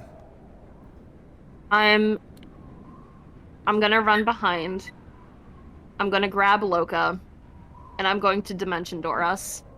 Okay. Nice. Yay. Good. I'm gonna move.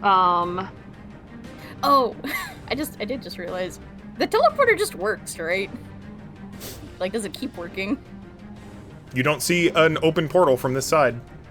Oh, okay, never mind. I can see, like, right here. Yeah, I can absolutely. see over here. I'm gonna move the both of us here. Sounds good. Nice. Okay. So, That's your action? that is my action. I do still have my bonus action Crown of Stars, You so I'm do. gonna try again. Go for it. It You've is got not- advantage. Because Nvorak's movement is limited. Oh, so say less. Thanks, Mo, for all the help. Those are just double 9, so that's gonna be a 19 to hit, unfortunately. 19 does not hit, unfortunately. So that is expended, and that is my turn. All right. At the end of your turn, Nvorak is going to spend his legendary action, spewing toxic green mist across the surface of the roof. Everyone who is in an indent or behind one of the pillars is going to have an advantage on the save. Pashmina, since you are so far up, and this is a gaseous attack, you are also going to have advantage on the save. Okay. So that is everyone other than Heisan and Herbie the Love Wagon. And it's Oh. a what save? Constitution save. That is a DC 22 Constitution save. Oh, man. Hey, I'm very son. sorry. I want you to look at that again. Look at the... Hey, Excellent. son! On both of them? Sick. No, that's just the first one. Ah, gotcha. I also got a natural 20. Let's see. This Wow. is for her. This is for Birdie. 6. Yeah, Birdie's... Oh, this is acid, correct? It's a mixture of acid and poison damage. Okay, 19. because Birdie's gonna be immune to all poison. Okay. I believe. Or wait. Does it say it on where the is sheet? it? Yeah, I got stuff I can use. Yep, poison and psychic. Excellent. And the air elemental has advantage. It's not a No, it was 22. a con save, correct. Yes. Yeah. All right. So, I got stuff I can do as well. Sorry. So I got a 23. Excellent. You save. But I also have absorb elements as a spell. Yeah. Would you like to use it? Yes, please. Awesome. So, how does that work? I have it pulled up. So you'll have resistance to the damage type. Yeah. Until the start of your next turn, and then when you hit with a melee attack, they take an extra d6 of that type. Of that type, yes. Excellent. All right, so you'll take half of half damage. Excellent. Peshmina, did you save? I did not. All right, so you'll take you'll take full damage. Or you'll take halved damage because of the curse. Loga's taking half of half damage. I'm gonna roll damage. All right, so this is the poison damage. 35. Halved to 17. Halved to 8. So 17 for those who failed, 8 for those who succeeded. And then for the acid damage. Oh, I forgot about that part. 19 halved to 9 for those who failed, halved to 5 for those who did not. This is chewing Peshmina up. Damn, this fight. It was 17 and 10 was the full damage, correct? Correct. 17 and 10. So, Okay. Bloodied is half health, right? Correct. I am now bloodied. 17 and 10. And I would only Can you take... put that in text or voice for me real quick? Yeah. Sorry. Thank you. 35, 17, 8. Poison. I am pretty significantly below half at this point. I'm at like a third.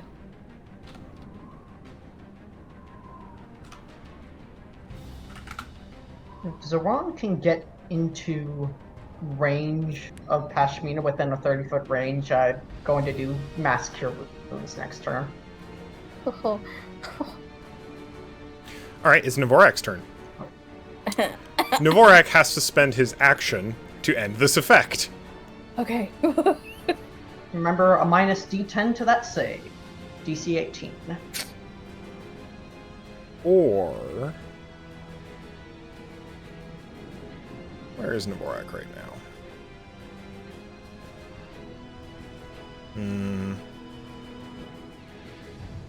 No, we'll hold on to that. Yep, so advantage, but minus D10. Looking at a plus 13, DC 18, right? So that is 27. Minus D10. Come on. 4, baby. so 23. Please. Does save, but that eats his whole action. So, he's already spent his action, ending the thing, spent his movement, so he'll go ahead and spend his bonus action. Shadow form, once again.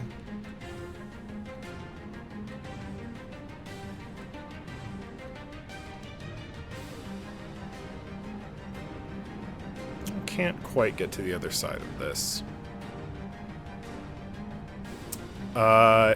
He's just going to go straight to the top. Ooh, Jesus. Oops. What? Alright. Sometimes fine. it reacts weird. Are you Might have to, unique? like... Make unique. How much else do you have left? Okay.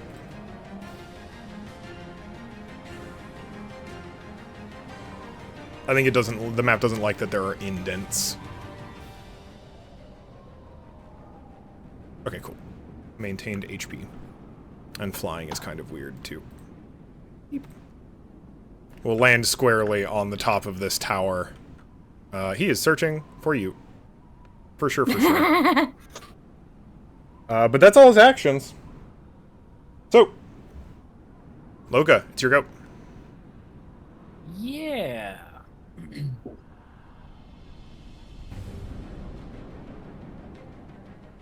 Well, let me, I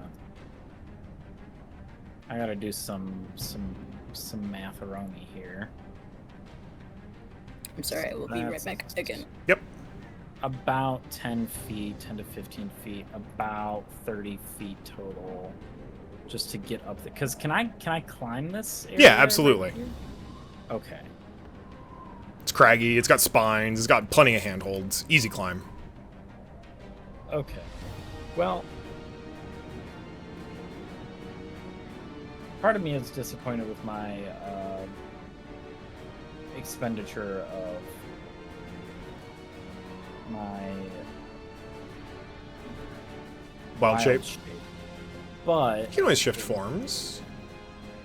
it was useful. Well, I mean, doesn't that take another wild shape, though? You didn't know the octopus had 10 feet of movement. I also was just going to switch back to Loka. Yeah. Because nothing else that I'm going to be able to do. Like, the octopus can technically restrain this thing with a DC 16. But, like, that doesn't make sense because he is much larger. I think that would be difficult, certainly. Yeah, so I'm just gonna... I'm gonna go back to Loka. Sounds good. And then I want to do a 1, a 2, a 3, a 4. Thank you.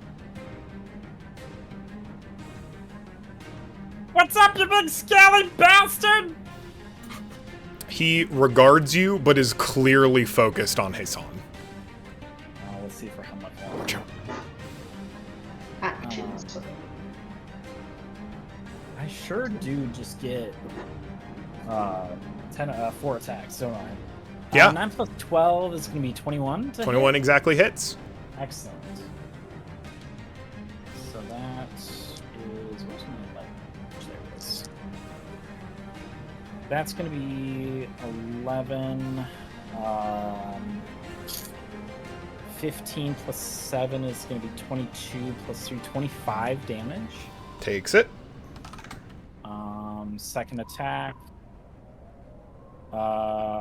26 to hit. 26. 26 will hit.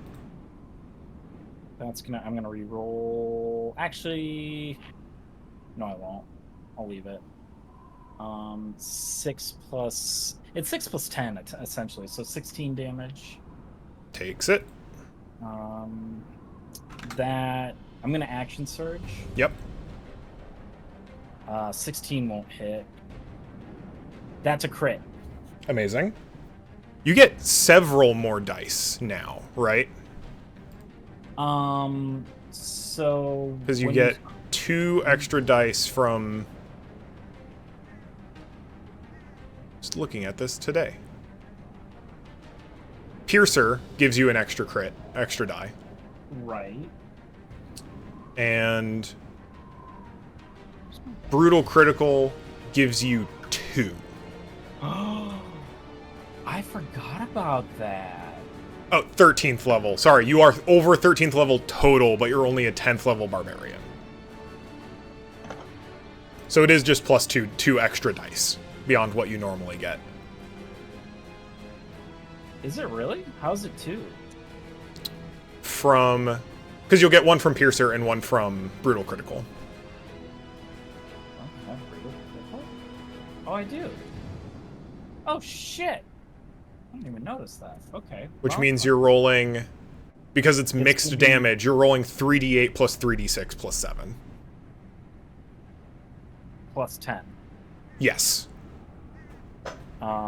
Yes, because I get the d6s as well? It crits double your dice. They increase the amount of dice you roll. I always only roll in the d6s. So, or the d8s, rather. I'm so dumb. Or sorry. Yeah, because it's d8 plus d6. Yeah. Yeah? No, it makes Because sense. you double the cold damage in addition to the piercing damage. So that's 3d8 plus... There's going to be a bucket of damage. And I can re-roll one of these dice, too, with the piercer. Yeah. I think you're right about him being about to regard you. And I am going to re-roll one of these. That's much better. So it's 14 plus 6 is 20 plus 24, 27. How does 37 damage land? That's a big fucking hit. Well, he's definitely going to use his reaction to Baleful Teleport you. You go ahead and make a DC 22 Charisma saving throw for me. DC 22. He was saving that. Keeps flicking you away like an annoying ant. Motherfucker. Do I get? I forget. Do I get advantage on this or no? On So, right? No, only on Dex effects against effects you can see. Oh. An advantage against being charmed, frightened, paralyzed, poisoned, stunned, or put to sleep. This is none of those. Yeah, no, I was a 14. I fail. 14, you fail. Did Loka ever use their bardic? I did, yes. Oh, okay. Get the fuck away from me. Actually, did I? No, because you opened the cage with squid form. You're right. No, I didn't. Okay, well then let me. So if I got 14, I would need an 8. Yep, 8 on a D10. 8, 9, or 10 on a D10. I only got a fucking 4. Ugh. Okay. Well, you get that many temp HP. Well, in that case, does the staff's reaction need to ally within 120 feet of me? I'm going to have Loka succeed. You're going to use the staff's other ability? Yes. Okay. You see Dvorak flex as the curse, you see like bits of sand fall off of him as he stops being under the duration of the curse. And Loka, you feel yourself start to get teleported away again, and then you stick firmly in place. Dvorak is no longer cursed. For now. That's not good.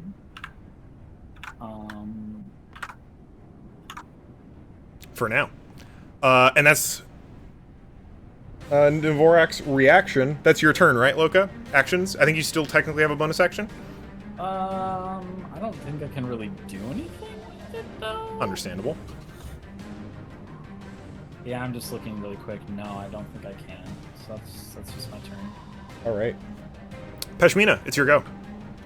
Yeah, I have a love-hate relationship with trying to do anything complicated. First, I'm going to get to this motherfucker. I mean, that's an acrobatics check if you want to jump. Well, I was thinking, so first I want to use my normal movement to at least get to, like, this edge. Sure. And then maybe make that... Oh, that's... hold on, my headset just cut out. So annoying. Fucking fuck. How many feet would you actually need to get up there? Because you can move across vertical surfaces normally, but yeah, I was like, either it's just easier if I just fucking, like... 10 feet to get there, drop for free. Like... 10 feet. I mean, yeah, that's 40 feet of movement to get up. Like... And you have 55 feet. You can just run over there. You can just run, you can just scramble climb up there. Cool. You're just that fast. Great. Wonderful. Alright. I want to make sure I do this right, because sometimes I get so confused with, like, the wording and, like, order of operations with how these things work. I have a whole web of interconnected actions that are about to take place. And I think you're going to have advantage on all of them? Question mark? Fuck yes. For why? Flanking? Dvorak is immune to flank. Oh, yeah, I was gonna say, I think he's too big for that. Never mind. Well, fuck you, Dvorak. How about that? So, order of operations is this. We decided that I could make a weapon attack and then key point flurry of blows to make 2 unarmed attacks. Yeah, that's flurry of blows. Then I'm gonna do that. So first, glaive attack. Yep. That's a 22 to hit. 22 hits. So I'll do that damage. So that's 14. Takes it. Then, key point flurry of blows. Yep. So 2 I'll unarmed take- attacks. I'm going to make them, because I have flurry of healing and harm. So here's the thing I'm not sure about flurry of healing and harm. Can I just make can I make one of those a hand of healing and one of those a hand of harm? Yes. Okay. You just can only use Hand of Harm once a turn. Okay. Then that still works. So first I'll do the Hand of Healing. So that'll be a... Nope, that's the wrong die. Lucky me. That was 10 healing. All right. Now Hand of Harm is going to be both the normal flurry of blows damage and the extra necrotic damage. Assuming you hit. Assuming a hit. Okay. So let's roll that hit. 22 again. 22 hits. I'll let you know you do the normal damage, but it'll only be taking half the necrotic damage. Okay, that's fair. Ugh. Okay, it'll take 7 normal damage. And then... He is bloodied. Yay! Then I'll roll the Hand of Harm. Whatever is half of 5. 3. Or 3. 2. Okay. Rounding down. Alright. So that... That is an again, attack. We run that back. Yep, we do it again. I believe... So, the only difference now is that, I can't do Hand of Harm. Right?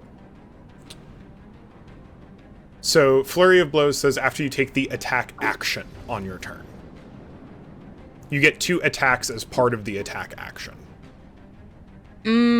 So you'll get to Flurry of Blows once. So it's not like I can do that with... Okay. But you'll get another glaive attack. Okay, okay. That's... Okay. You effectively get 4 attacks. Right. 2 with the glaive, 2 with Flurry of Blows. I literally, like, wrote it out as, like, what... Like, is this right? Is that... There's so many moving parts. Okay. Ooh, that was bad. I only rolled... that's a 12 plus 4. 12 plus 4 will Or rather, not. a 4 plus 12. 4 plus 12 will not hit. Yeah, okay. Swing and a miss. Alright. Yeah. Dvorak is looking bad, but strong. In that he is no longer under the effects of the curse, but it has taken a considerable beating in the interim while he has been. Isan, it is your go. Okie doke. Curse him again. Yeah, I mean, yeah, just burst of destruction. Yeah, thank you. The world yearns for his death. Fuck him. And he's gonna have to make that same DC 18 save throw minus. Yep. 18. D10. 18 minus D10. Disadvantage again? He does have disadvantage. It is a 16 plus 13, so 29. He's gonna make it no matter what. Minus the D10. This is a 1. Yeah. So Dvorak makes the save. Well, sorry, Is still folks. no longer cursed. Damn. All It's right, okay. well, 5, 10, 15, 20, 25. I'm happy being right under him. All right. To be honest, probably not a bad place to be, all things considered. Honestly, smart. Oh, Myrmidon. Yeah, Myrmidon takes flight. Can you get... Well, actually, I can probably just... Want him to take a third corner? Yeah, third corner. He has enough movement. Yeah, for sure. Hope. With 30-foot fly, absolutely. And is going to make another lightning attack. Is going to... Well, Go for it. No is disadvantage. it going to make another Or no advantage this time. No. No. It's just going to take 3 attacks. Okay. Okay. Plus 7 each. And these are plus 4 to hit. To plus 7 each. That's a 19. To a 20. So a 28. Hits. A 26. Yeah, 28. A 17. Misses. Oh, Yeet. fuck, there it goes. And a a 23. 23. So 2 hits. 2 hits indeed. And what do I roll for you? You roll a d8 plus... So 2d8 plus 4. 2d8 plus 8, I guess, technically. Yep. 22 force damage total. Takes it. Dvorak's not looking great. And Birdie the Love Wagon Starting to Is leak here. ichor all over. is going to move 5, 10, 15. Oh, Bertie the Love Wagon can't fit. Oh. There is no space for Bertie the Love Wagon. Yeah. Wait, can it make the vertical though? No. We established that Bertie can only hover. but it cannot fly. But I guess it can with its... Jesus Christ, this movement is so weird. With 30 feet of movement, it can make it within 10 feet of Loka and Zeron, I guess. To give them the extra 10 feet of movement buff? Yeah. Alright. Well, it can... Yeah. And that is... And it will instinctively take the dodge action. Makes sense. Nuke it, Zeron! Nuke Zeron, it's your go. Yeah. Unfortunately, I can't entirely do exactly what I want because of everything, and because he doesn't have the Song of Destruction on him anymore. There are certain things that I have in my arsenal that are just probably not going to work. So I'm going to take a shot in the fucking dark, and I need Navorak to make an intelligence saving throw for me. Intelligence saving throw. He's got a plus 14. Yeah, I didn't know if it was going to be higher or lower than wisdom, so Plus- it's an intelligence 18. 18, so needs a 3 or less on 2 dice. Yeah. This is free. That is not a 3 or less on 2 dice. So that is still going to be half damage, though. Alright. But he isn't incapacitated, at least. So 1, 2, 3, 4, 5, 6. I think it's 7. Yes. So it's going to be 76 halved. I'd like throwing them off the edge. So 29 halved 15. to 15? 14. 15 yeah. psychic. Takes it. Oh my god, I'm a fool. How so? I forgot to add my extra fire damage when I hit with the Crown of Stars. You've hit twice so far? Once. Once. So that's an extra 4? It's an extra 5. 5. Fire. I'll add it.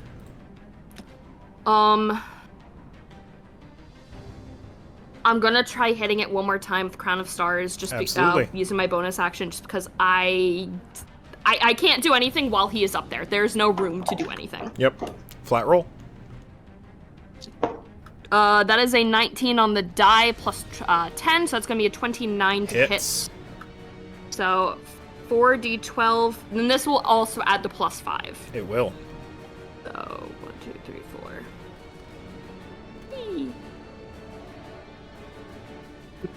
Okay, so 25, 20 radiant, 5 fire. 20 radiant, 5 fire.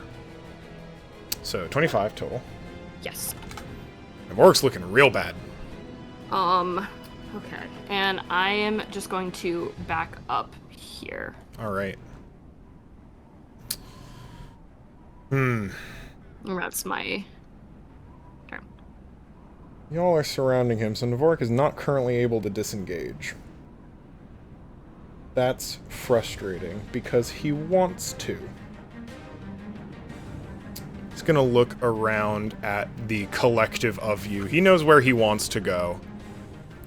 He is going to peer an eye, crane his head around, and give Loka a piercing stare.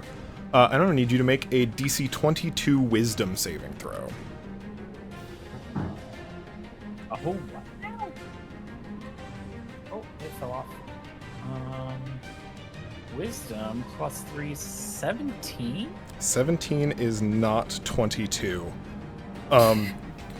As you look into Navorak's dark eye, you see the end of Matla. You see the end of free reign in Rackentha as a whole, as his horde crawls across Rackentha like a plague of locusts. And this vision itself just grips your psyche and won't let you see anything else. You're going to be restrained for the next minute until you can make a DC 22 Charisma save, or someone shakes you out of it. Charisma save or wisdom save? Charisma save for the second. Oh, interesting. Wisdom for the first. You either need to make that, or someone needs to make that for you to shake you out of it. Well, my charisma is plus 2. So... That's great. That done, Dvorak has a runt to squish. Wait. Wait. I believe you'll get an attack of fucking opportunity, chopped liver. mechanically. Yeah. Can Loka make an attack even though he's restrained? Yep, it will have disadvantage, if you would like to, Loka. Sure one. We both get opportunity attacks? I believe so. Although, I guess the question is Dvorak a disc or a cylinder? I would be...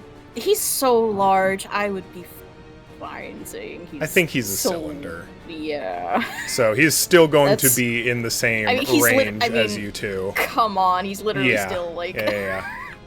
Just gonna... That sucks, though. Yeah, I'm not. I don't hit him. Don't hit him? Okay. Absolutely. Then, Hassan, he is going to reach toward you, and start attempting to drain your magic. Oh. So that is 2 melee spell attacks.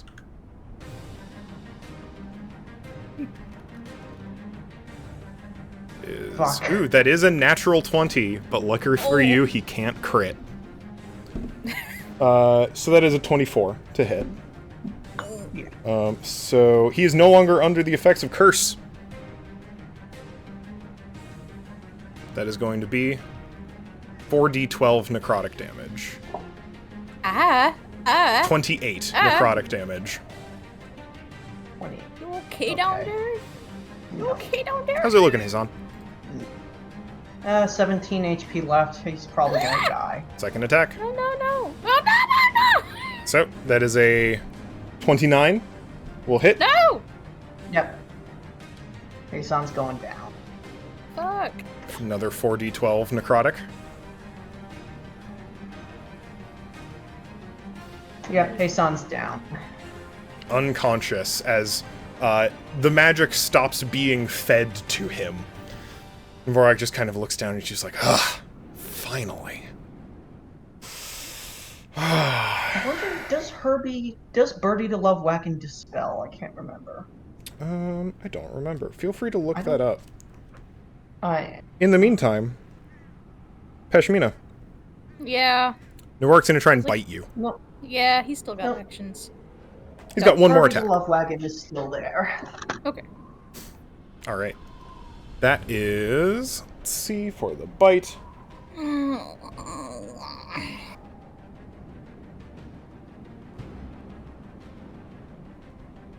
Excellent. So, plus 14. Oh. 10, 24. Uh-huh. That is going to be 10d6 piercing damage. Oh my god. That's what happens when he's not cursed anymore. Yeah. Hassan's still got the staff. Throwing them out into the void is so funny. That is 28 piercing damage. Oh. And as he goes to bite you, the acid and fire inside his maw will burn you. Oh, so, if you take both a bonus action and an action on your next turn, you're going to take additional poison damage. Oh shit, I'm sorry, I just accidentally... Nope, I'm fine. Okay. Oh. Alright. Cool. That is Dvorak's turn. Loka, it's your go. He's not looking great. He's got pretty low HP. Is he just like holding me in his mouth? You're not grappled. He just goes for the Okay, bite. Okay. It is a glancing bite. Okay. Well, I'm restrained, or... You are restrained, so you can go ahead and try and make the charisma save to no longer be restrained, if you would like to. Well, I need a natural 20. I got an 11. 11 is not a natural 20, so you will remain restrained for the time being. Yeah. But I can still take actions, or what is the... Yep. You can still take your action, bonus action. Attacks against you have advantage, and your attacks have disadvantage. Okay. I do have... I have something.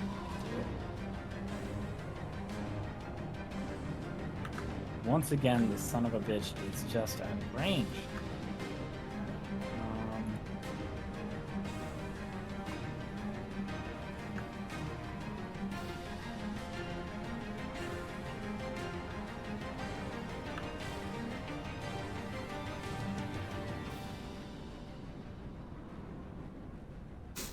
Oops, sorry. Damn. As Hassan goes down, Loka and Peshmina, you notice the Myrmidon is immediately attention focused on where Hassan went. Okay.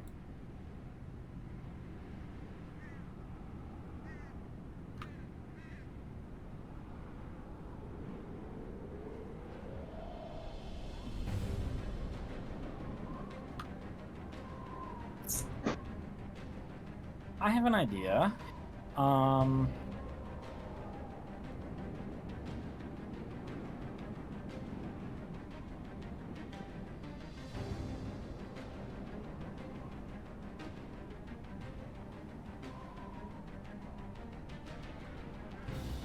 Fog cloud. Yeah, Oh. absolutely. I mean, Heavily obscures the area. you know what? I'm into that. It's really Does all it I do can it in a big orb, or is it more like a... It's a sphere, right? It is a 20-foot radius sphere. Yes. Nice. Yeah, and it spreads around corners, I assume. Makes sense. It's fog. Of course it does. And that'll be my turn. Yeah. So that'll give everyone in the area +5 bonus to AC and Dex saves against attacks that are outside of the cover, and +2 from attacks that are inside the cover. You lovely fishy man. All right, Peshmina, it's your turn. What are the things that make me take extra damage again? Sorry? If you take I- both an action and a bonus action in the same turn. Okay. You'll take an So I additional can chunk of do- fire damage. One or the other, but if I do both, then the damage hits. Yep. Okay. And only until the end of this turn. You are smoldering, and moving quickly through the air feeds the fire. Okay, this is gonna be tricky. Let's see if I can swing this. Because I think if I take any more damage, I also go down.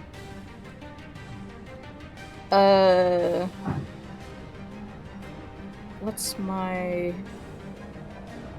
the thing that lets me disengage? Key point. I believe it's... Step of the Wind. Yep. Alright, so... Lets you disengage as a bonus action. Yep. Step of the Wind. Yep. I'm going Is he to... gonna take an attack of opportunity? Oh, Oh wait, he can't. You disengage. That's how that I works. disengaged. Yeah. I was like, wait a minute. That is how that works. I was like, there's no way he did. Ah. Okay. If you want to take an action, even if you go down, you are protected. Hassan is... The only reason Hassan is Are the at gifted 0 is because they protectors. did not So, sign the lantern. I'm protected anyways, and here's what I'll say about the lantern thing. That will be my absolute last resort. I have resources to burn before that. Perfectly fine. Just a reminder more than anything.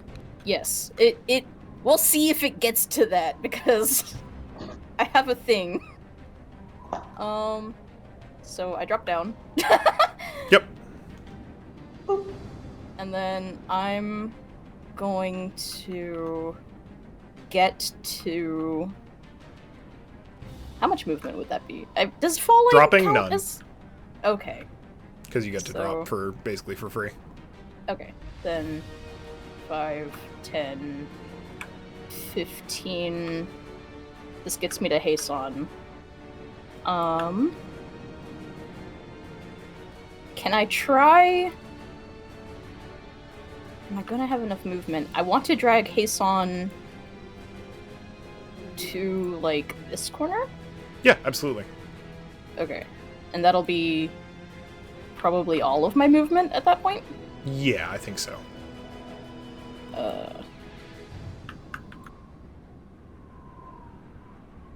Then I will 5, 10, yeah, whatever. If we can get Hasan, like, behind this pillar. Yeah, that sure. would be That lovely. seems fine.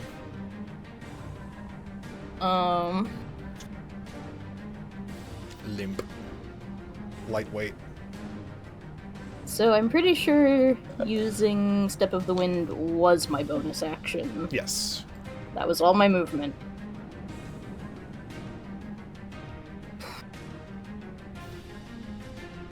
Okay, I think that's kind of all I get. I don't want to take... action, Yeah, you just still have your action. But if I take it, then I'm going to take acid and fire damage. Just fire damage, and you'll be resistant to it. But yeah. Okay, then... Would it help if I told you how much? Yeah, probably. I'm like borderline. It's 5d6, which averages out to 17. and that'll be Okay. And that'll be halved. And that'll be halved. Let's hope this isn't Chances spiky, are you don't then. go down. I won't go down, but well, okay. I'll take an action, but if something happens, and it's gonna burn a resource, and that it is what it is. I'll do Hand of Healing to get you some extra...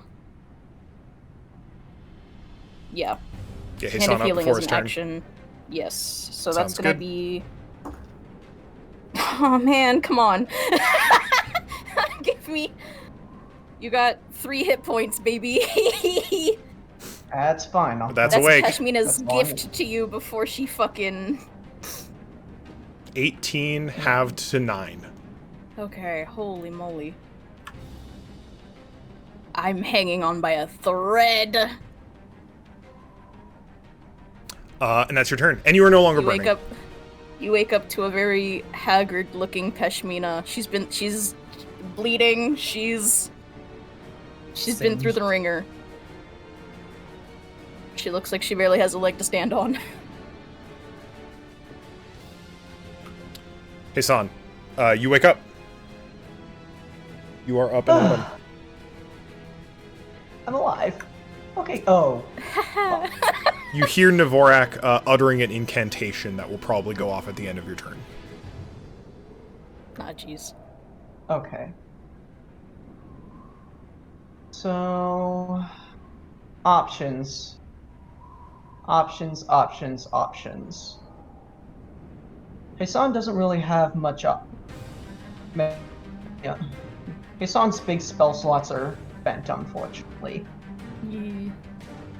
A Mass Cure Wounds would do 3d8 plus 5 to pretty much everyone. That's not exactly a lot, but... I mean, it's a lot right now.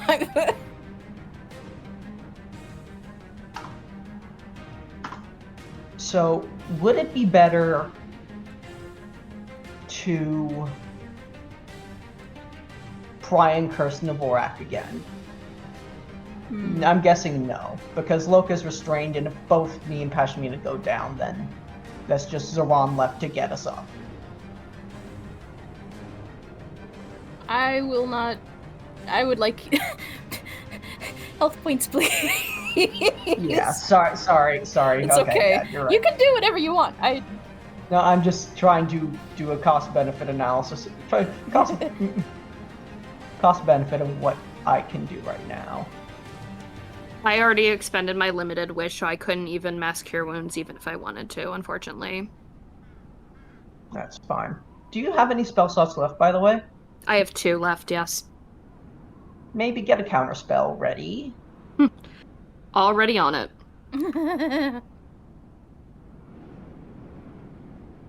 30. Sorry, I keep trying to find the magic pixel that can get everyone. I think that was it. I think you got it. I don't care if you get me or not. I'm sitting pretty. If you get me, great. If not, it's not the end of the world. No, you got Okay. it. We're No, all it's in that fine, and I bubble. just need to get the Myrmidon in it too. Does that count Oh, the as- Myrmidon. Yeah, I guess I'm Alright. Sure.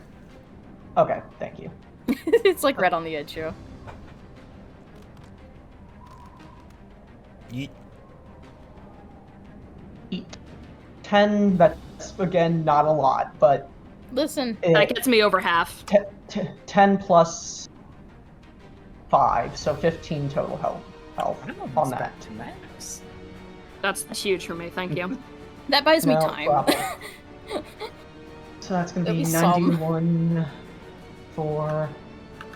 And that's gonna bring up the Myrmidon to 91. Okay, and Birdie, I need to add 15 back onto you.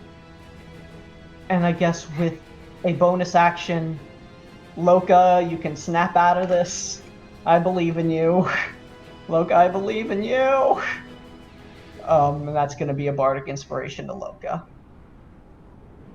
All right. So Haesung had to get up, so he doesn't have much movement left. So he has about. So he had 35 halved. Do we want 35 halved? So that's 15. That's about 15, correct? I'd give you 15 or 20. Yep. Okay. Is 20 okay? 20's okay. Oh, okay. 5, 10, 15, 20, 25. And with that bonus action, Birdie also gets to move. Yep. 5, 10, 15, 20, 25, 30.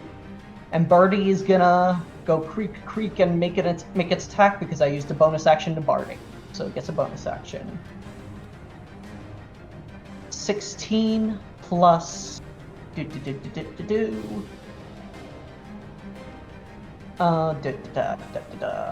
sorry. Animating performance 16 plus sorry. 16 plus 10, so 26. So Yep, that's 26 just going hits. to be. Yeah, thank you. 12 force damage as a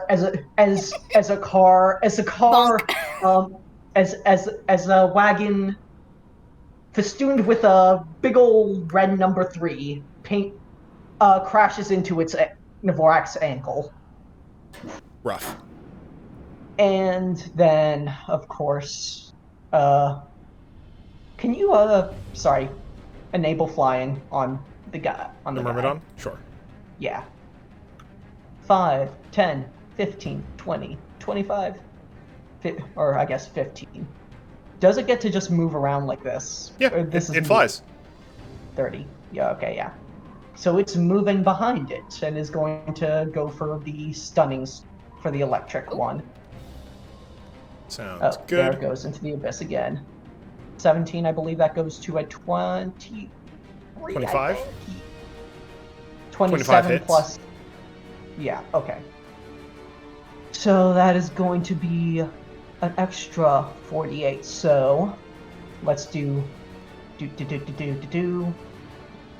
So first, that's going to be 6 force damage. No, Six. sorry. No, sorry. 5 force damage, and then an additional 20 damage, Damn. lightning damage, as the Myrmidon like zaps Dvorak's spine, Yeah. and it's You will automatically pass the save because Dvorak is immune to stun. okay. Well, good thing I didn't Yeah. even try Power Word Stun then. All right. End of your turn. Dvorak is going to finish his incantation with a roar, which shatters magical energy within 60 feet of him. Oh fuck. What the that fuck does everyone? that mean? That's the whole What? room. So, That's- it will dissipate the fog cloud. Yep. What do you do? And everyone's going to make a DC 22 Wiz save. I can't counterspell this, can I? It is not a spell. Okay. Okay, it's a wisdom save? Yep, DC 22. Fuck yeah. That's Oh, a no. 23. I don't think 23? I made that. I did not make it. I also did not make it. All right.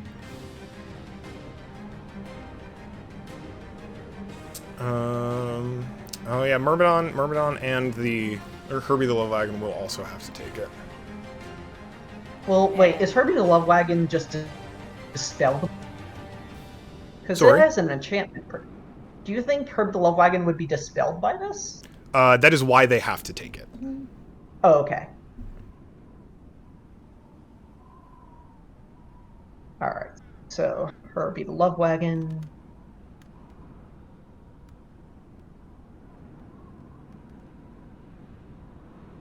Not making it. The Myrmidon. 17. That's probably still not going to make it anyway. No. So Herbie the Love Wagon and the Myrmidon will be immediately reduced to 1 HP. Whoa. Oh. Everyone who succeeded, you will not be affected. Everyone who failed cannot benefit from magic items, cast spells of 4th level or higher until the end of Dvorak's next turn. What do you mean by no. benefit by magic items? No bonuses, no bonus to AC, no actions you can take, etc. Okay.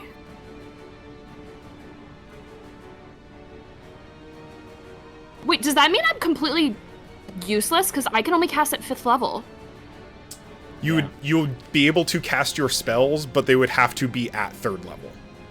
Oh my god. As if they were cast at 3rd level, if that makes sense. Yeah, okay. It doesn't dispel anything that you've got on you, necessarily, so you'll still be able to bonus action your crown and whatnot. And that is the end of Dvorak's villainous action. Zoran, it is your turn. Dvorak is looking quite... Dvorak is definitively mortal. Okay, well, I literally can't do what I was gonna do. That...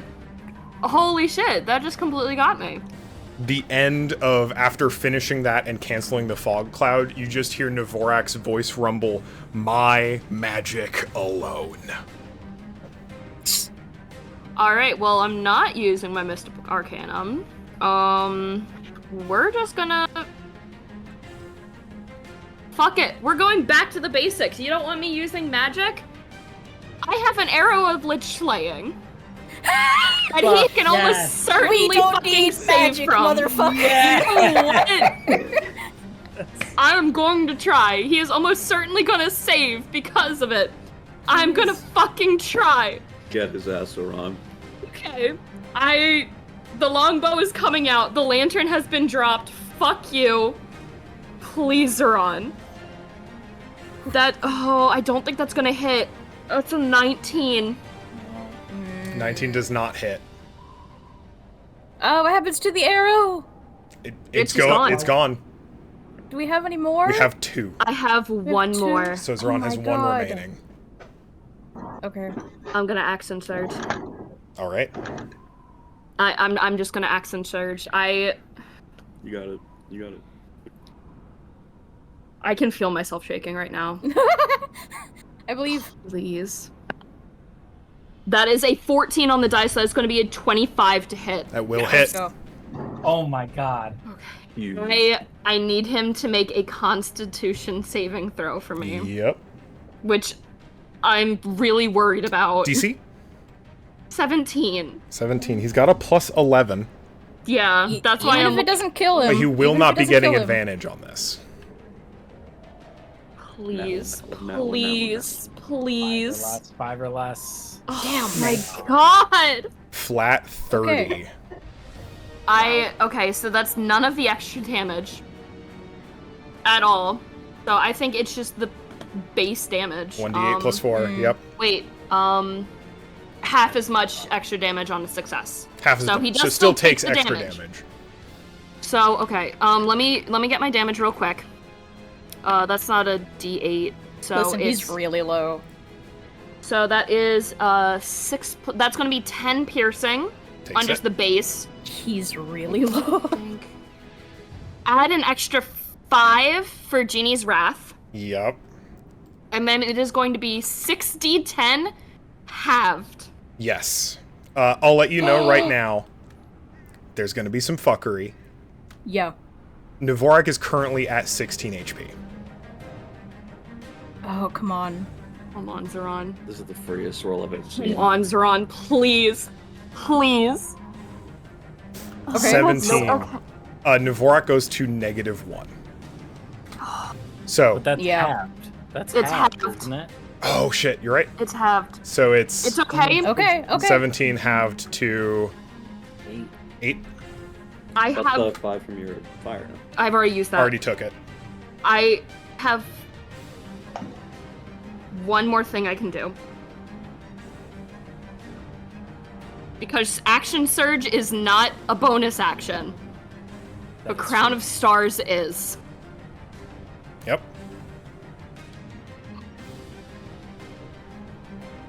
Come on, Zeron.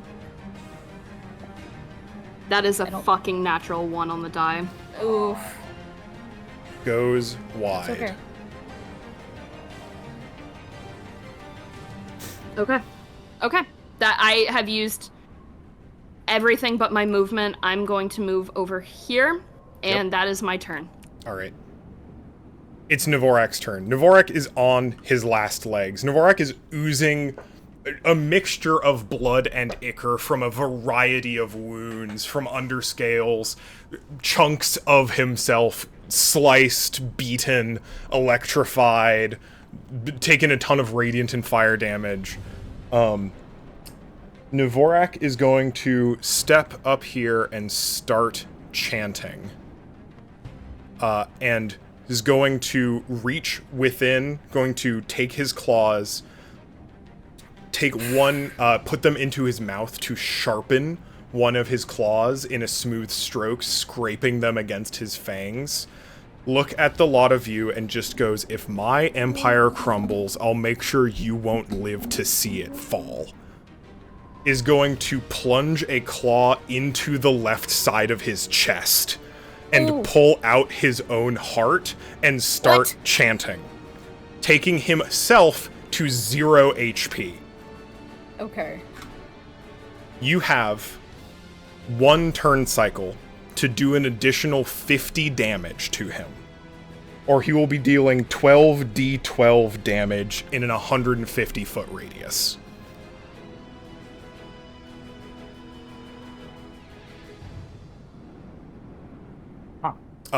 Having dropped to 0, all the concentration on spells he has so far falls.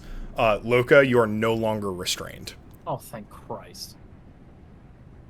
Alright, it's go time. Loka. Alright.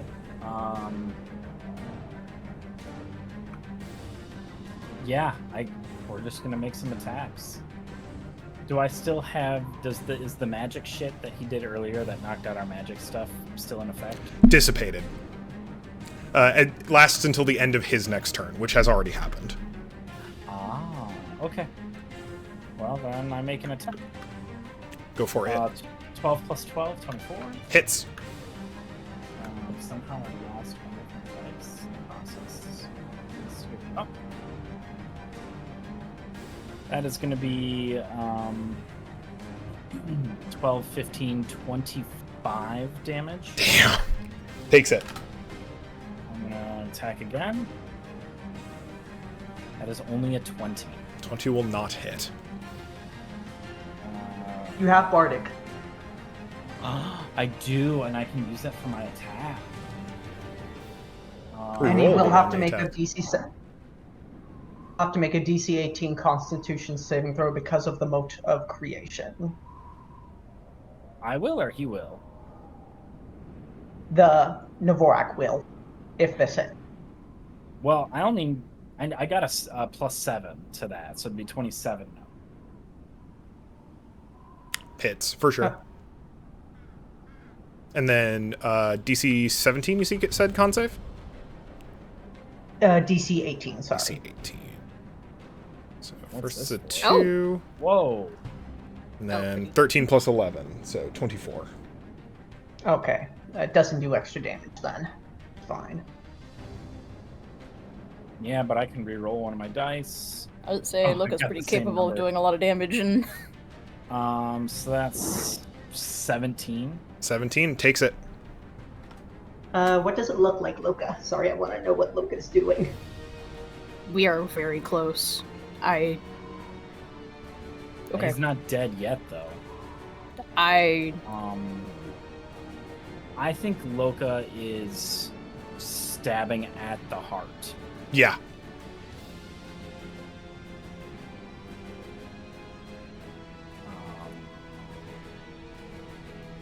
But that's pretty much all I can do.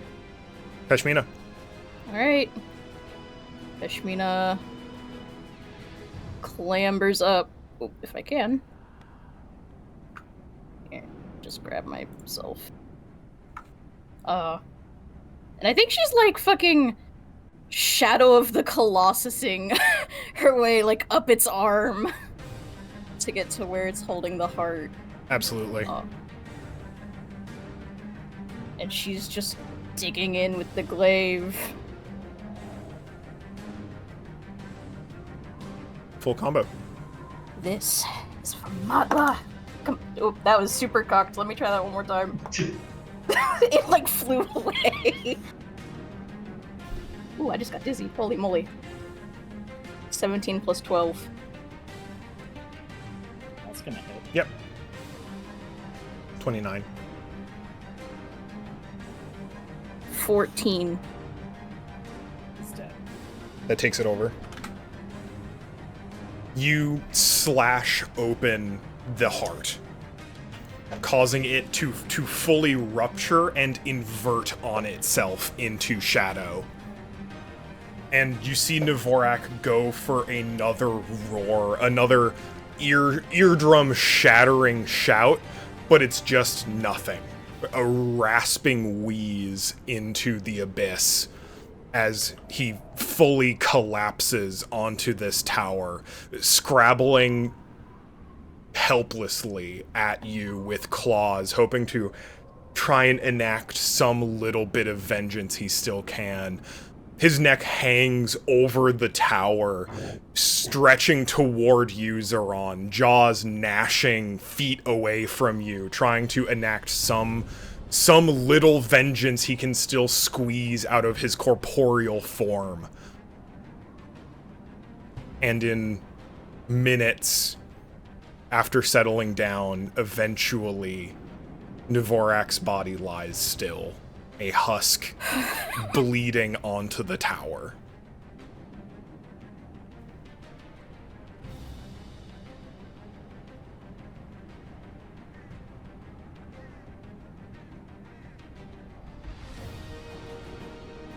You see as all the crystals on the the rooftop around you, no longer stabilized by the linchpin of Dvorak's soul and presence, start to glow even more brightly and seem to vibrate and hum threateningly.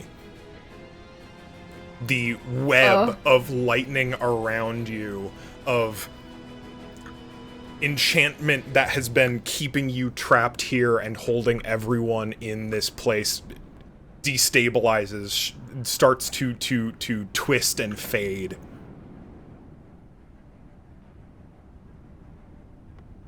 Cole, if I remember correctly, you said that if this gets disentangled, it'd be like essentially a nuke going off, kind of. The enchantment below, in the wrong way. Could be dangerous. You get the sense that this is the death throes of the enchantment. It looks like it's going to burst and fade, but you bet it's not going to be explosive necessarily. Can I do an Arcana check to see if it's still going to be... Absolutely. Thank you. Oh, well, Herbie the Love Wagon gets a 23. You know, Herbie Lovewagon's so good at Arcana. Yeah, 20. Yeah, it's a 23.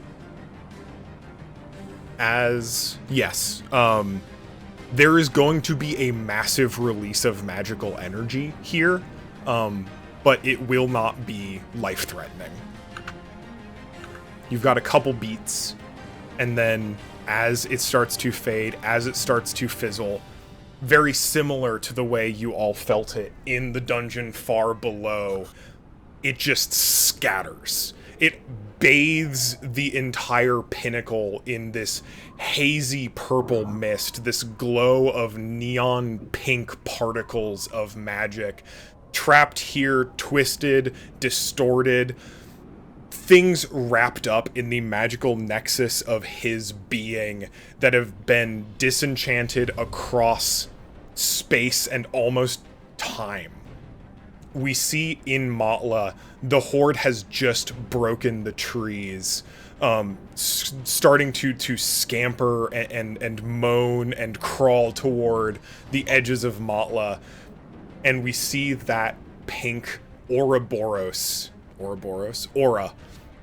ripple outward across Rackentha, and they shudder and shake for a moment and then lie still on the ground. Arbiters fighting tooth and claw to keep them back from the lands of Matla shove them off as they start to slump downward and fall into the dark grasses of the night. Elsewhere, having just managed a chain shot around one of the Elder's wings, keeping it from flying, but it clawing at the hold of Fing and Trisk's ship as another crew member tumbles over the edge toward the forest below. Another shudder from this enormous undead dragon until it finally lies still and starting to crumble, the enchantment holding it upright, no longer maintaining its shape without the arcane focus that is the long-dead Lich. And here at the nexus of that, at the peak of this explosion, all of you feel a rush of this magic into and around you, giving you a moment, a moat, a deep sense of potential for each of you. You're all going to have the opportunity to wish for something in this moment. What the Shit. fuck? What? What the fuck? Oh my god.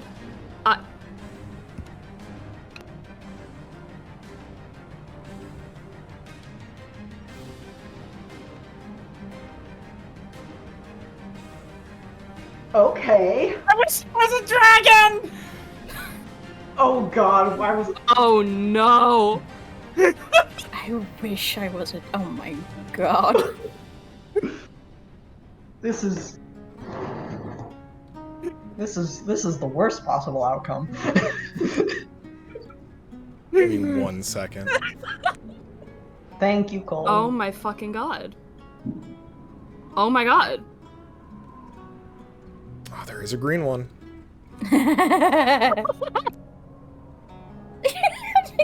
Just making sure you're serious, Matt, right? What does Loka truly want? I don't know. Like, part of me thinks that, like, that is the thing that he wants, but part of me is like, no, that's not right. I don't know.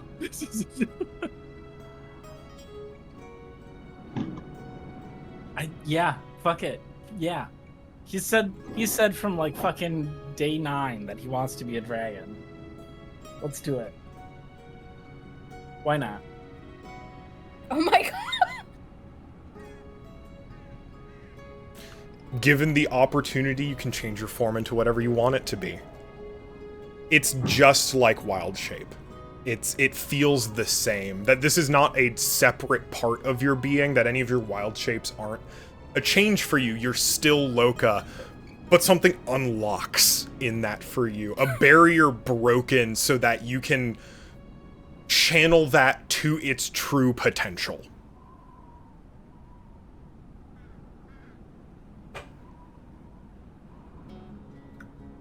So is this technically like a wild shape for Loka? Look, we can get into the specifics later. That's fair. It's whatever you want it to be.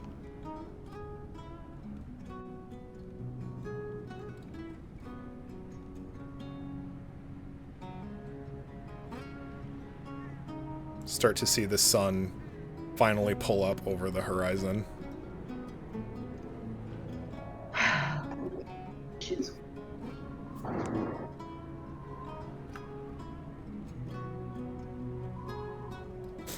You can feel the potential within each of you. It's strong, it's there's something, you just need to maybe not even verbalize it. Maybe it is just think it, but you feel that it's there.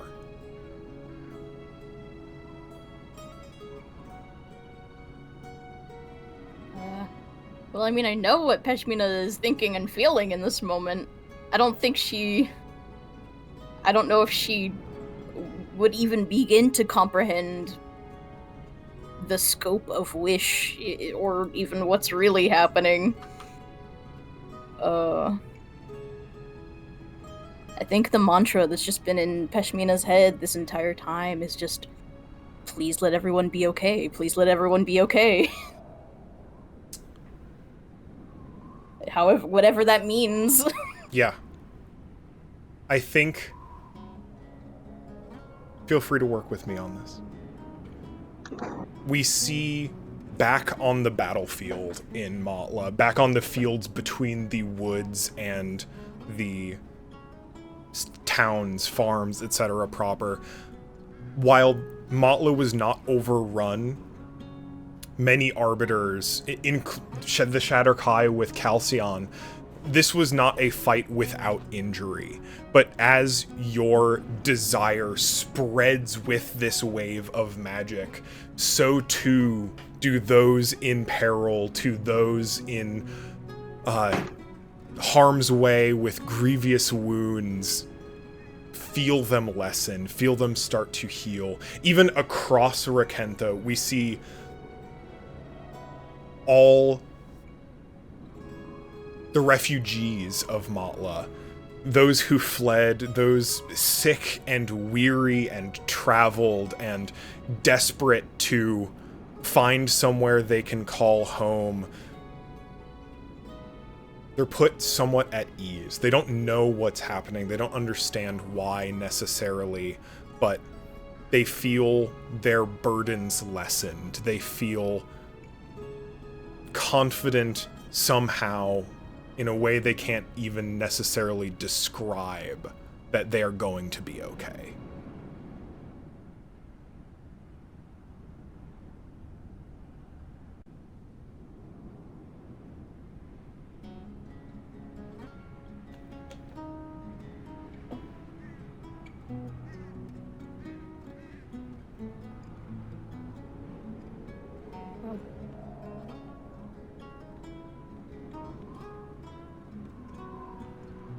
I think Hassan has his wish unless Pashmina has anything. No, I mean, she's just kind of... She was kind of on Dvorak as he began to, like, melt away, crumble, fall. His corpse stands, bleeds. Yeah. And I think heartless she's still in death as he was in life. Covered in her blood, this dragon's blood, ichor, just sweat. She's still just kind of absorbing the fact that this happened, and also idly witnessing Loka turn into a into a dragon. In this moment of anything being possible. Alright. Okay. So I think Hassan's wish is... Hassan is overwhelmed by choice, is overwhelmed by options. He is at the cusp of infinite possibilities. The answer to whatever question that he wants. He could wish for immortality and he would probably have it. And every question, but he keeps knocking things off the list because he remembers he remembers the promise he made with Feihu. And he remembers everything that happened within Hap's Wrath. And he doesn't think he wants that kind of immortality. so he lets that go. He thinks of the Song of Creation and all of the questions he's had, everything he wants to know about the world, the universe, and everything. And then he thinks to himself, but if I knew it now, what would be the point of learning it to the first place? What would be the point of living? What would be the point of living forever anyway? If I have forever, why do I need to know it now? So he thinks about what he wants now in this immediate sense. What piques his curiosity, and what does he want to know? What does he want? And his eyes drift over to the motionless corpse of Dvorak, and he thinks about the saga, which essentially over countless centuries has brought Dvorak here, and the dragons that other dragons that led him here. And he thinks he knows what he wants. And he thinks to himself, I would like to speak. Just once. Interview just for a bit. The souls of both Ignith the Gifted Mind and and Chancellor Dvorak, the one of many names. In a forum untainted by enmity? Is that the question? Is that the enmity? Or the hostilities that mortal life brings us. That's so specific, but Yeah. Sorry. That's really good. That's. I think the more specific, the better. To be honest. You get it's gonna be a little gross, but as is customary for your kinds of magic, you see one of Dvorak's eyes start to transform and calcify until it eventually falls out of Dvorak's skull as a giant glass orb,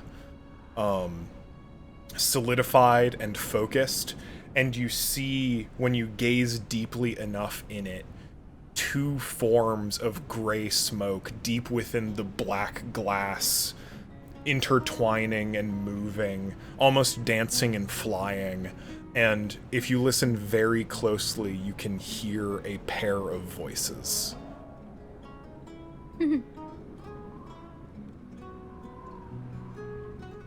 So, alright, so I'm going to... So quickly, does Zoran need to do his wish, or like how long do I have to ask questions? Because I don't want to take up... You will have this glass for the rest of your life, as long as you want to take care of it. Then I think I'll ask the both of them just a few simple questions. One simple question. Looking back on the entirety of your lives, impossibly long,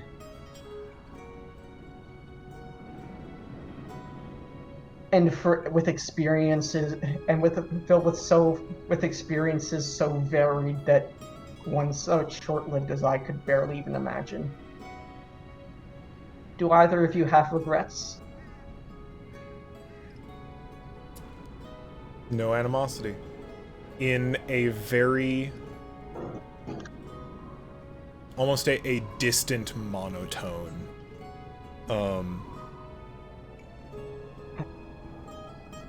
I think legitimately from each of them, you get the response in a whisper, just, that I didn't succeed.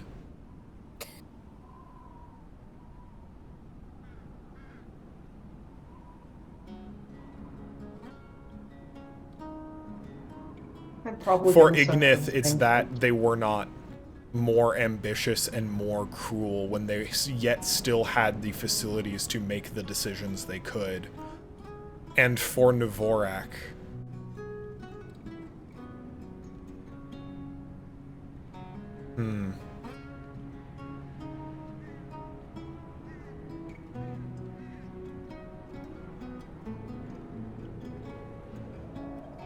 For Dvorak, you get a more emotional a more vulnerable response, a more immediate retrospect, as Dvorak was much younger than Ignith, fundamentally. And it almost seems like the Dvorak you speak to is unfixed from time, maybe considers from not present Dvorak, but more from Darkscale Sharpfang.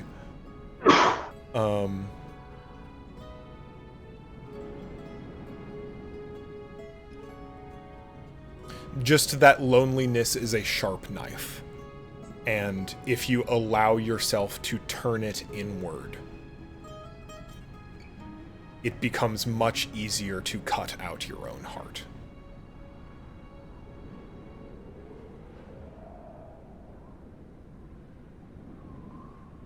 I suppose I'll see just what you're experiencing for myself.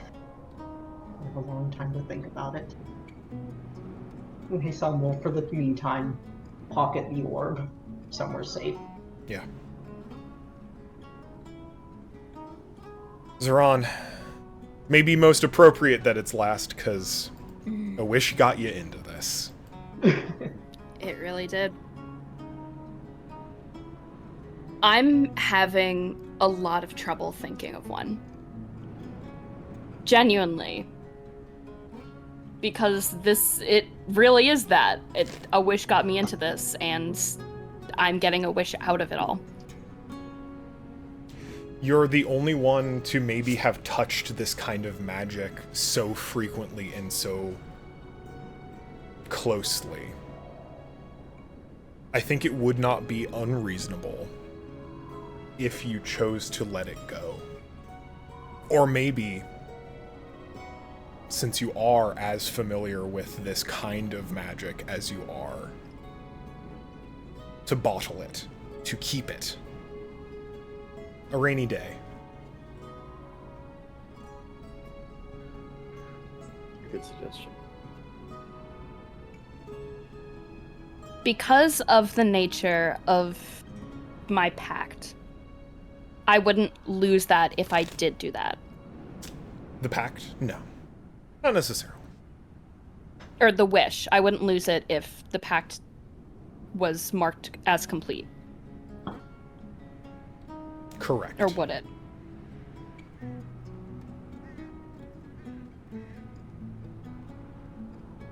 Then I think I'm gonna keep it. And I think on cue with that, as the sun starts to rise, you see your lantern glow brighter and brighter until a figure emerges from it.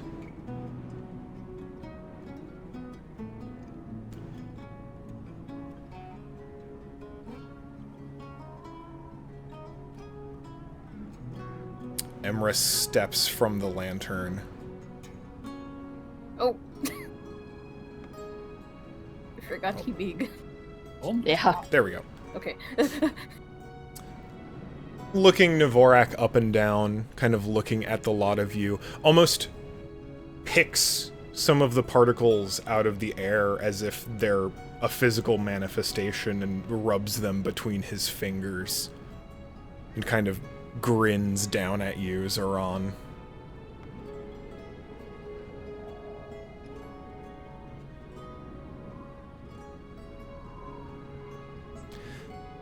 Still standing. Did you ever doubt me?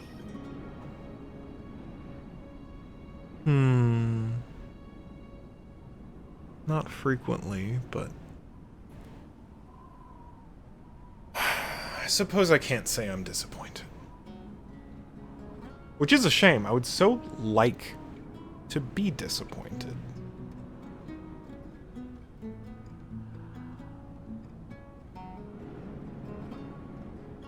There's more dragons, you know. More like this lot.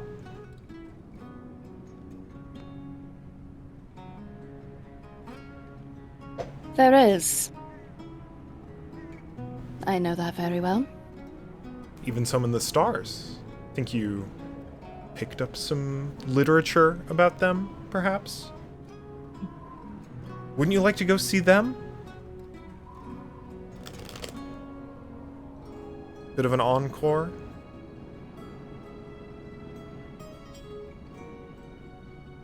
You know, out of every story I read when I was a boy, every single tale of famed dragon slayers, heroes, not a single one of them met their end on their deathbed. I think I'd like to be the first.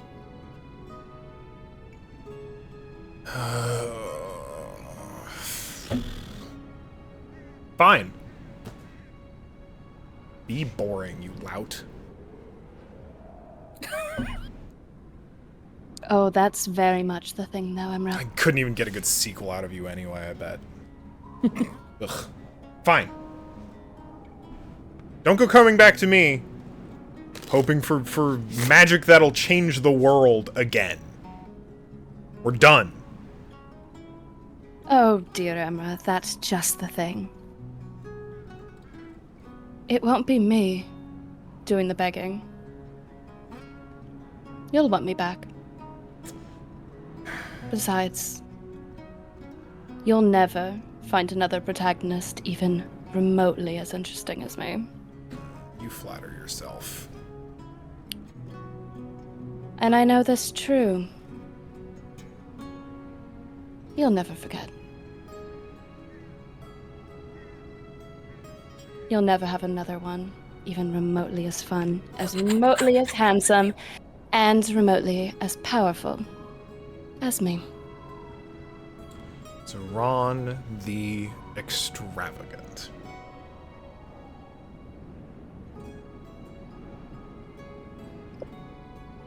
Well, then I suppose as our parting gift, let me take your title from you. And you feel your spell casting, your magic, this deep well of energy you've been drawing on so deeply and so frequently for the last months leave you. How does Zoran's appearance change? I think it completely changes back to what he looked like the night he made that pact with Emra.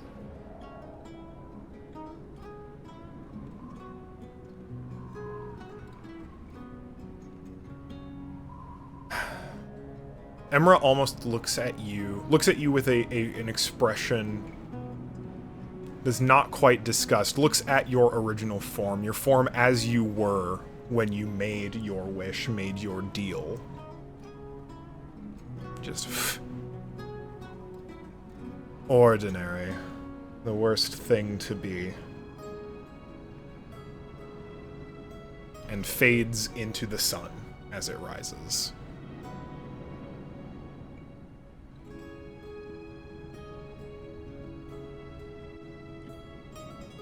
Let me casually lose 14 levels. Give me just 1 second. Level 2 fighter. I am a level 2 fighter, guys. Hey, you know what? I'm okay, guys. I'm watching my HP drop. I have 85 right now, and now I'm at 16. Woo! Let's go! Yeah, baby! We're prestige time, baby. We're making it back to level 90, baby. Let's go. New Game Plus! New Game Plus! Game Plus. Oh, God. The New Game Plus I'm final looking boss back fight has here. 2 Navoraks. It's crazy. Insane. I think do you have anything else to say before Hasan does the thing? I think he's just fucking out of breath now. I think if you might be too distracted to hear it, you hear some scritching on a notepad. That makes a good Erasmus. last line. Sorry for interrupting. I just wanted to mention, Erasmus, you still have the lantern, but it's got the wish in it now, and nothing else. Wait, all my shit inside of it! Your bag The of holding giant gets heavier. plush cow! Bag of holding gets heavier. Ow, ow, ow, ow, ow. I think they're honestly just relearning how to stand properly. Oh, flat feet. Because they don't have all the foxy features anymore. So I think they're just heavily leaning on, like, the staff of the lantern. No longer Or against the wall. digitigrade. Exactly. Hey, Son, you were saying? Yeah. He said, I think he just sort of walks up. That made for a nice last line. I'm sure the people reading over your biography in due time will be enjoying it. Although Here's I'm hoping not, it's a bestseller. this isn't not. I was about to go into a little frenzy about the monetization of art and how I believe stories like this and folklore like this should remain public and freely told without fear of legal reprisal, but I will congratulations for your success and I will spare you my lecture today. I will hold you to it to another day. And I think he just goes over and just pulls you into a big hug. Oh God.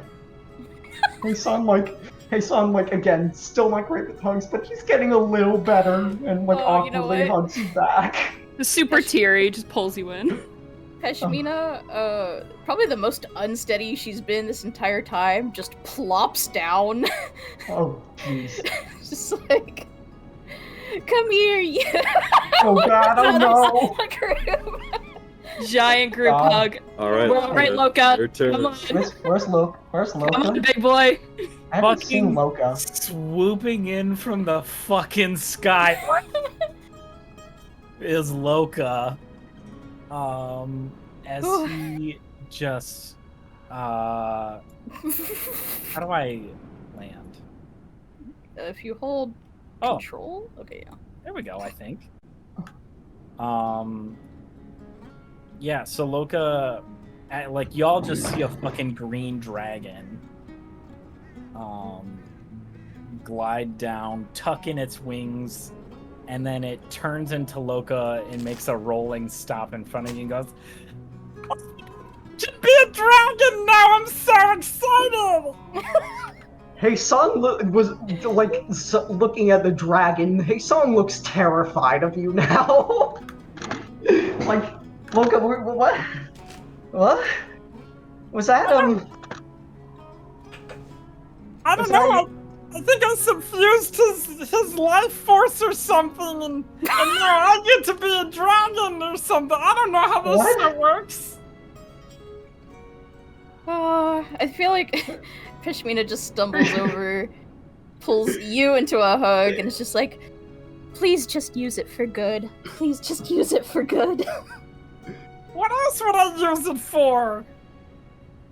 Hey Son, getting over the horror, rubs his temples. We had a whole conversation about not wanting to live forever, Loka. You understand you're going to live for millennia now, right? Not necessarily. What do you mean, not necessarily? I don't know. I can't tell you exactly what's going on with me right now. I don't feel like I'm 100% dragon or 100% Loka. But, you know.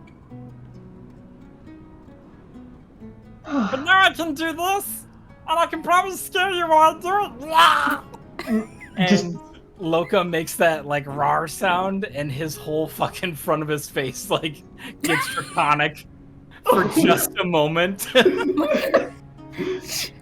Hey Son jumps. Hey Son jumps scared, like kind of. That was fun. This is the worst possible outcome. This is the That's worst. possible outcome.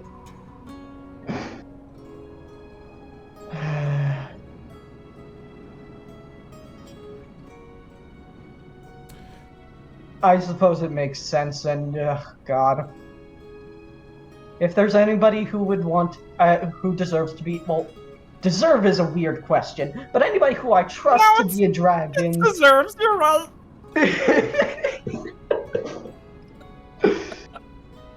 I hope, and I think I can trust you to be a dragon, and I think, well, at the very least, Gwenethar's gonna have a new playmate, a giant big playmate. Oh no, that's gonna be so cute. Oh yeah. Oh yeah. That's gonna be so bad for the town. That's gonna be so cute.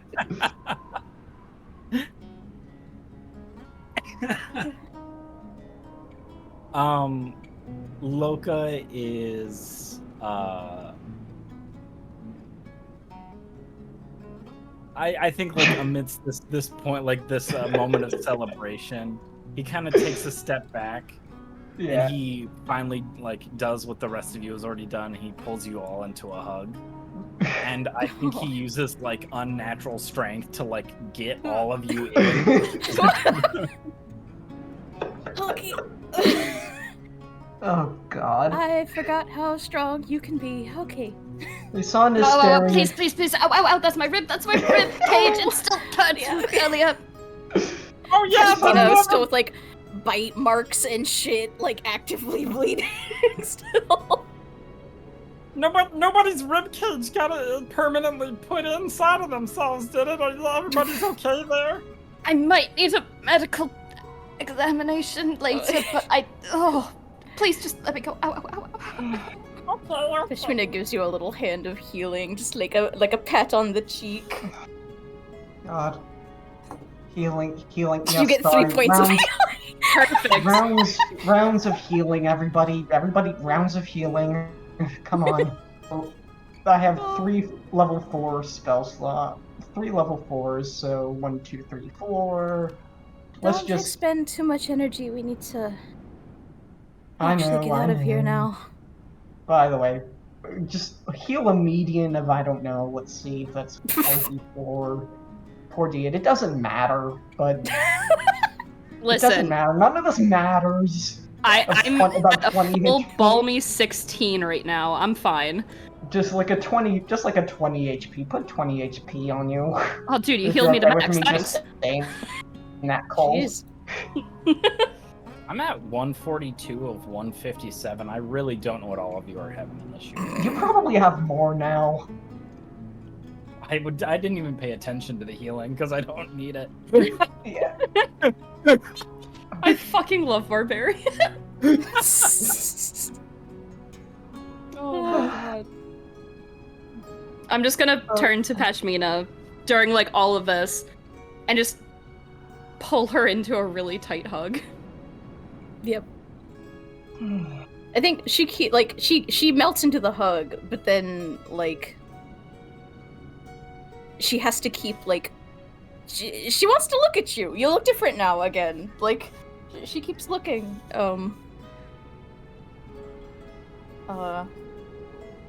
It says, So he's finally gone? Yes. If you prefer the other version of me, I have some very bad news for you. I'll admit this will take some getting used to, but it's not a bad change.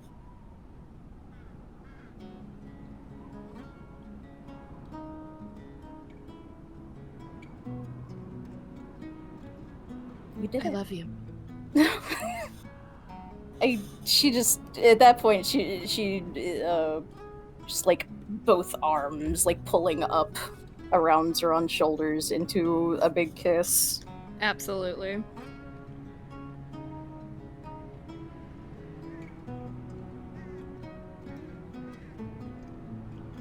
I think from here, Would we be okay if some time passes? Well, so what exactly? Sure, but what exactly happens to the Myrmidon, if I may ask? It's a good question. Kind of takes a good look at the situation, kind of like walks up to you specifically, Haesong, kind of like looks you up and down, make sure that you are okay, and then it stands at attention for a little bit and then dissipates back into the rest of the air, and you hear a little bit more scritching in your notebook. Haesong will read it. Just, you've done well. I hope you can fly free. I'll have to come home sometime, but for now this is enough. Thank you. I hope you'll teach me more of that song someday. Whenever you like.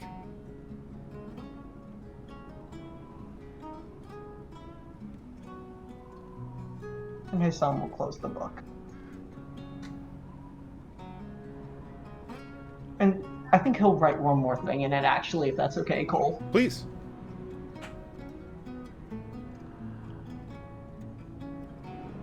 What are we to you? What was the point of all? What is the point? All of us, me, my brother. I don't know if I expect an answer. Maybe you do, and you don't. Maybe it doesn't matter.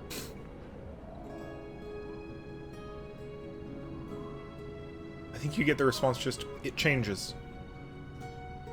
Servants, confidants, adopted children. I am the wind and I am fickle. And you will never be bound to a single emotion.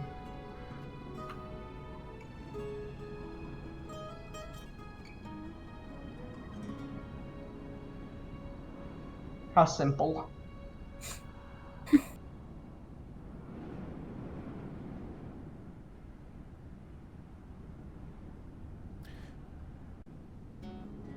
I have one last. Oh, I'm sorry. No, you're good. One last thing I would like to say. I think if after a moment, if everyone's kind of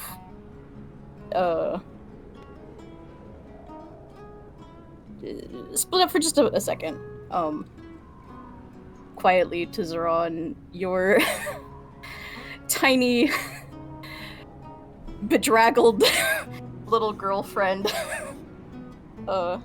looks kind of meaningfully at Zeron, and despite everything, maybe for the first time in a pretty long time, you get kind of that, like, big, cheesy grin for the first moment that, you know, she hasn't been afraid of the monastery, Navorak, you know, this war, all of it. And just quietly goes, "Hey." Yes? Welcome to the first day of the rest of our lives.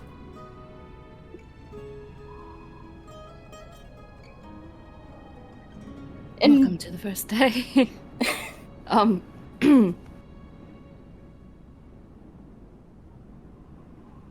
God, does that feel surreal to say?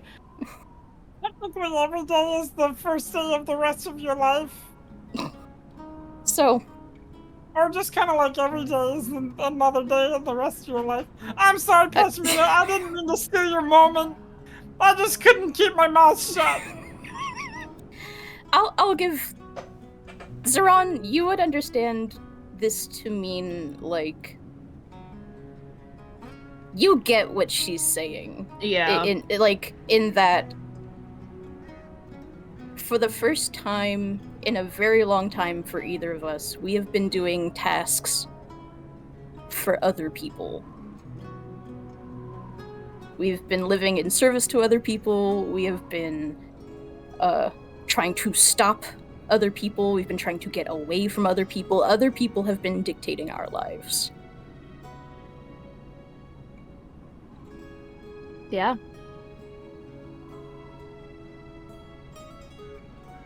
Today is the first day where that seems to not be the case. And you would intuit all of that. I'm sure, yeah.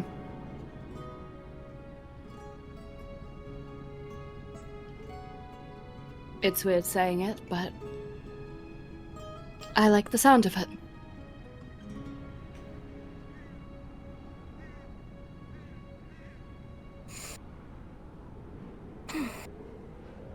God, I'm not the type to get emotional. Oh, goodness. Just wiping furiously at their eyes.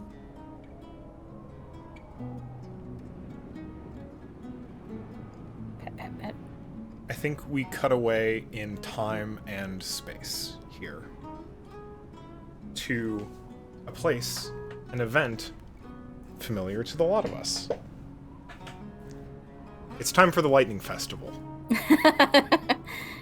Yeah.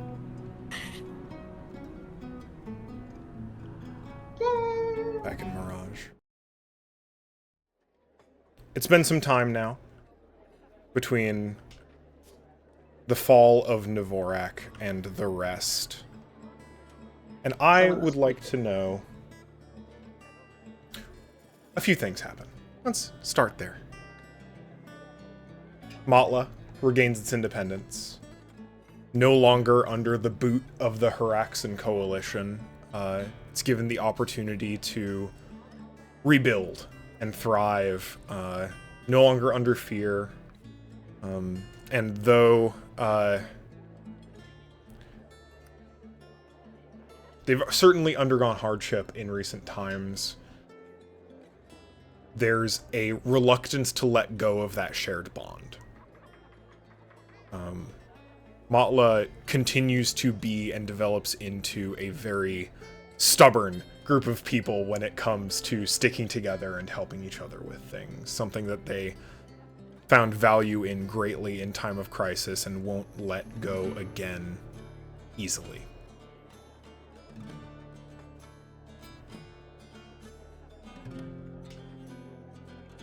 It takes a while for things to go back to normal in Rackentha. There's a lot of excitement over the past few months, but after some time, the lack of excitement starts to help people settle down, and before you know it, it's time for the Lightning Festival in Mirage again.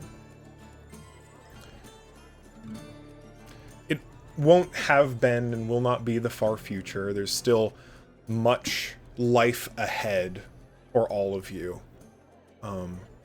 But I'd love to know if you would be willing to share what you think each of you spend about the next year doing now that you've gotten the opportunity. Hannah, I gotta DM you. Okay. Hilarious. I'm gonna use the best real fast beer, but I know you said the next year. I think I already know like what the rest of Loka's life looks like. To be honest with you. Then at the very least, how does that start? I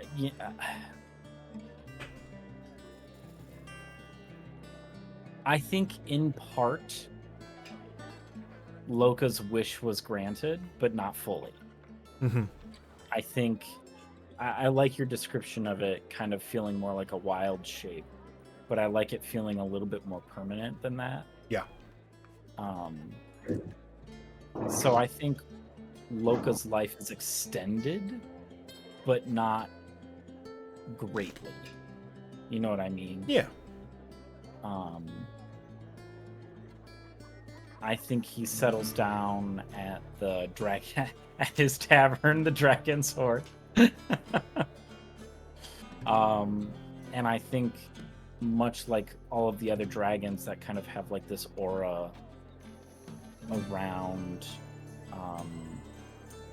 you know how like Mirage has the actual Mirage from KQ. I think what happens at the Horde is that since he is so attuned with the weird, inexplicable nature, I think plant life just grows along the like outside walls of the Horde, and I think it's just like flowers and vines, and it just looks really pretty.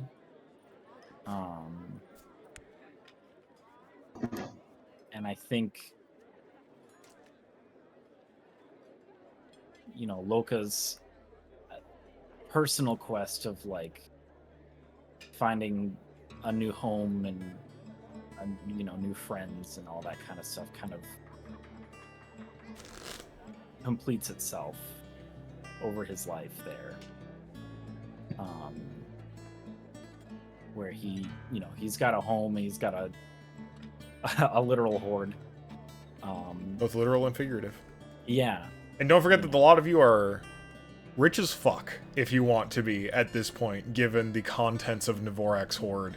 I Doesn't forgot disappear with about him. The Horde. We Holy rich. fuck. I didn't. Ample opportunity to recover your lost coin.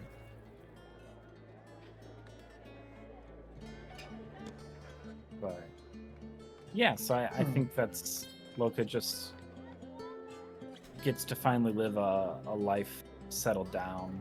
Yeah. Not that he necessarily wants that. I think if, you know, like, if for whatever reason we decided to come back, Loka could definitely be like, I'm going to trust. But, yeah, I think that's, at least for the first year and for many years to come, that's what it looks like. And I think you're visited frequently by Fing and Trisk. I think they stay very connected to you, but they're a little bit more on the fringes. They tend to, they like their operation. I think Fing, I'm going to disagree with what I just said. I think over time therein, especially over the course of the next year, Fing absolutely solidifies her place as leader of the couriers in Tanara over the course of the next year. And I think you two make efforts to make sure your connections are never explicit, depending on whether the guard choose to crack down at any given point in time, but you know, it's a bountiful friendship. How a few well-placed coin Absolutely. can make people look the other way, of course. Maybe bars even. Oh, yeah. A couple sapphires as big as your head. Yeah.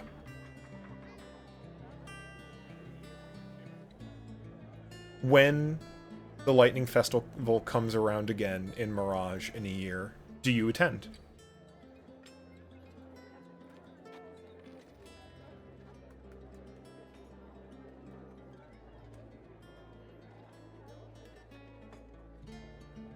If he's invited, yes. Doesn't matter by who. Or invited and or reminded. Yeah.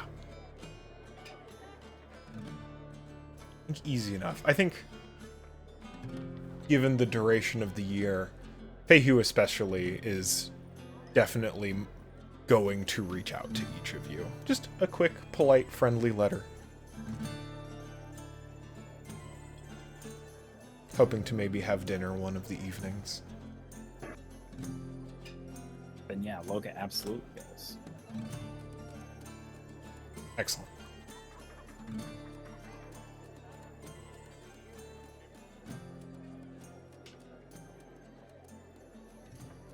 Hey Son, Zeron, Peshmina. Although it sounds like Peshmina and Zeron might be scheming. Yeah. Corroborating.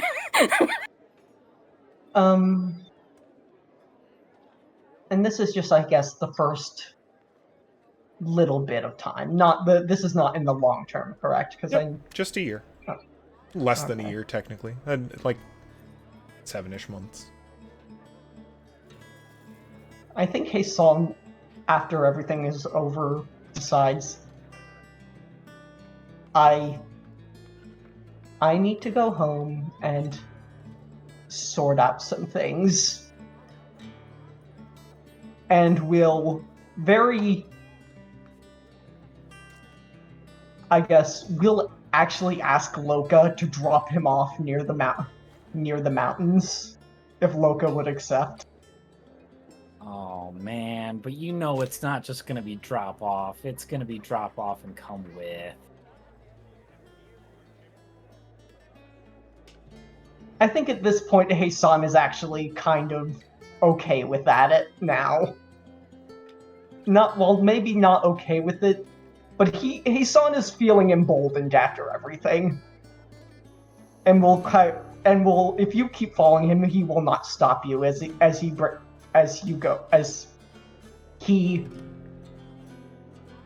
So the entrance to the archive is rather treacherous for people not without flying, but of course Loka can fly now. It's through densely wooded valley between the Notskog and the Notskog and the Phasia, between the mountains. Craggy rocks,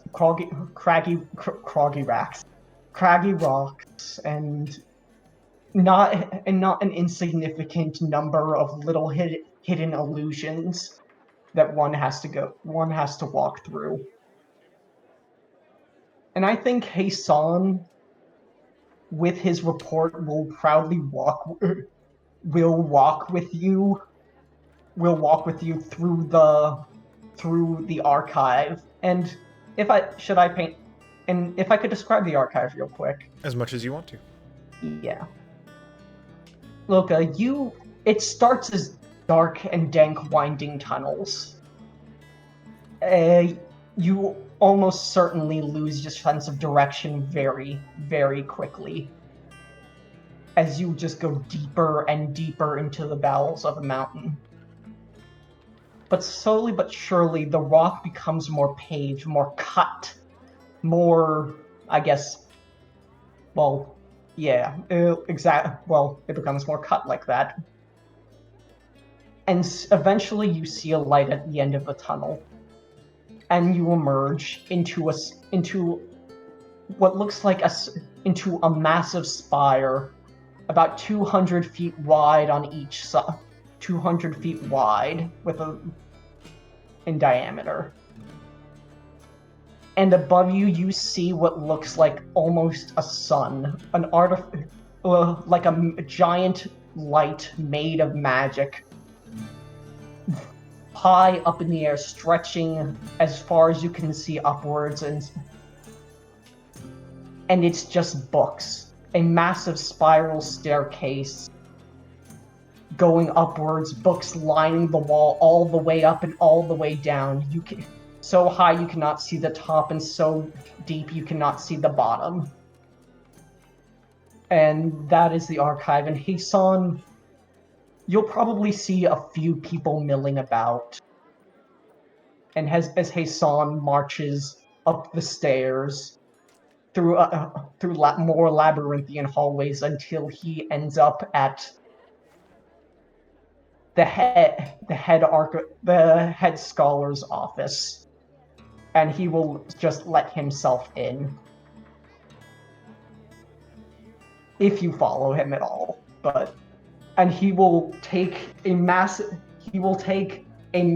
amount of text and just drop it on the desk. will say, "This place will forever be my home. I don't care what you say, or I don't care what but I will not be denied. But I will not be denied my access to outside." And he produces a few pages torn from the journal that the Old Wind wrote in. As far as this organization is considered, I might as well have divine have divine permission to do so. I will submit it for whatever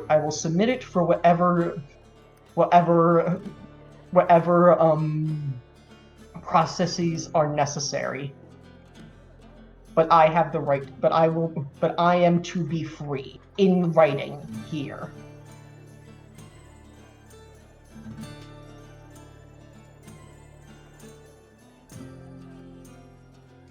And you are. Unprecedented as it is, you are more or less given free reign of the archive.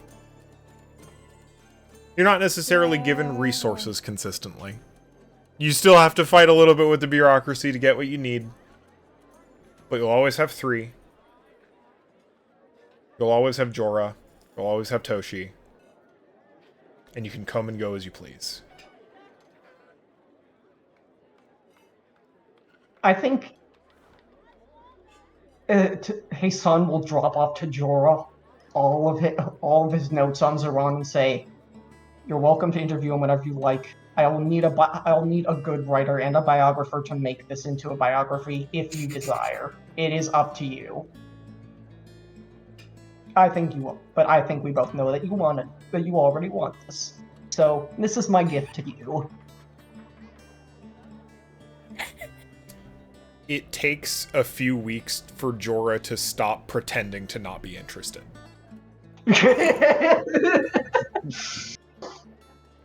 Yeah. And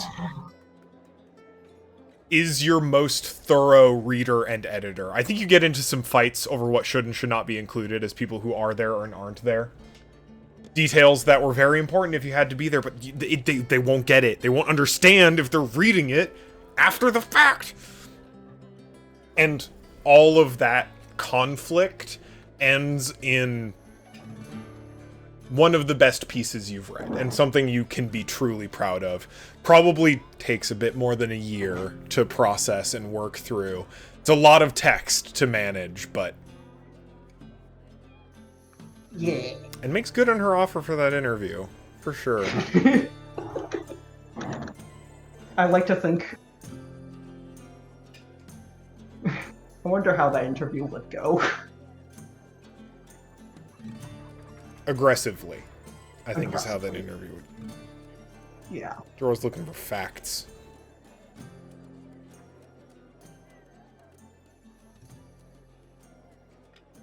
Zoran and Peshmina. Oh, no. Yeah. No, go on. No, go on. That was about done. I was just going to say that's about what Hassan has to do. Zoran and or Peshmina.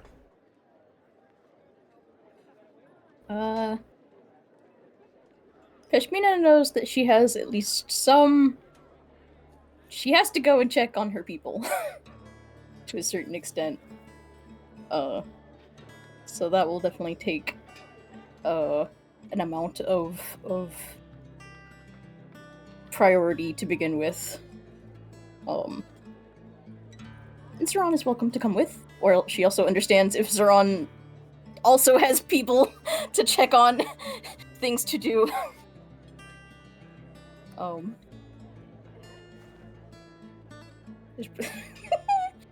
There's probably like...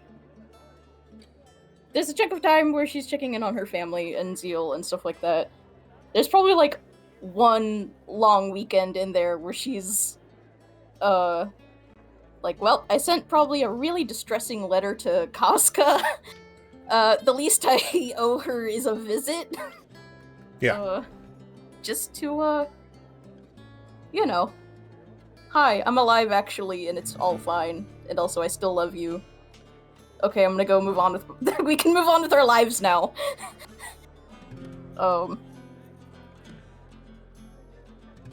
And then...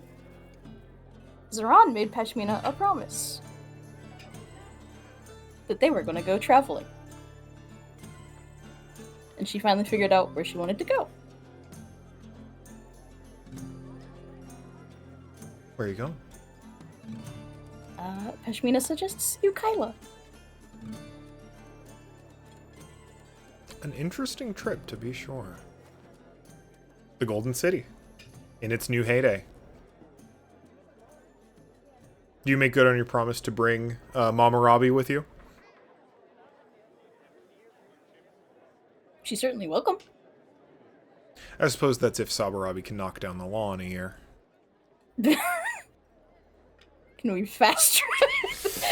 It's like, okay, well, we want to do this. How do we fast track that process? See how popular Samarabi is? It's popular enough! Popular enough? It takes a few months after the fall of Dvorak, but I think the entire political situation they get wrapped up in helps the courts of Althra see reason that some of, not all of, but some of these rules, these laws, etc. need to be disentangled for the good of everyone involved. And because Samarabi is so adamant about it, is so vocal about it, the law restricting members of the royal family exclusively within the walls of Althra is one of the first lifted. Yeah.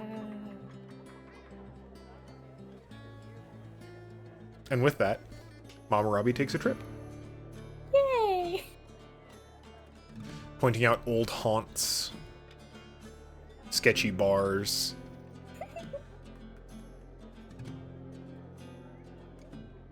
You may have to try pretty hard to ditch the 1 or 2 Hawk Guard attendants that are with her at all times.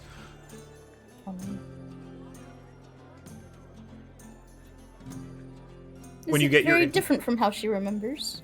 Very different from how she remembers. A lot has changed since she went to the nearer academies. She loves spending a little bit of time in the Great Red Library. A technological marvel at this point, almost fully automated with constructs on automata so that you can request by a strict, very reasonable organizational system and have a book brought to you in practically seconds. A lot of marvels, New Kyla.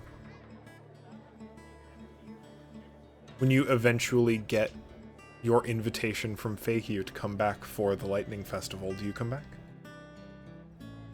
Of course. Likewise for Hassan, I forgot to ask.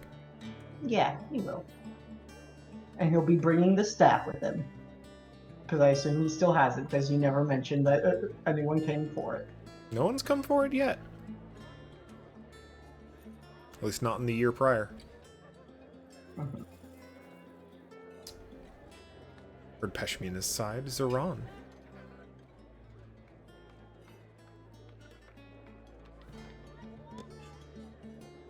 You are muted if you are talking. Thank you so much. I did not know as I was. Yeah, I think a lot of like the first part of the year is trying to get rid of some of the laws within Althra.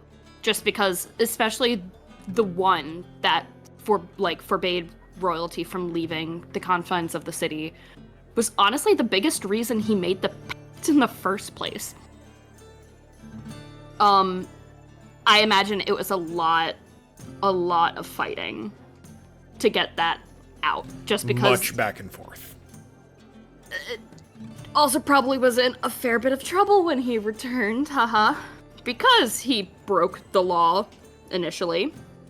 I think your return might have been the catalyst. That's probably the thing that that made them go, okay, we need to talk about this finally now. Yeah, we need to talk about it now. So I imagine, honestly, probably the first few months, I don't think he was allowed to leave. A little stressful. Which is fair.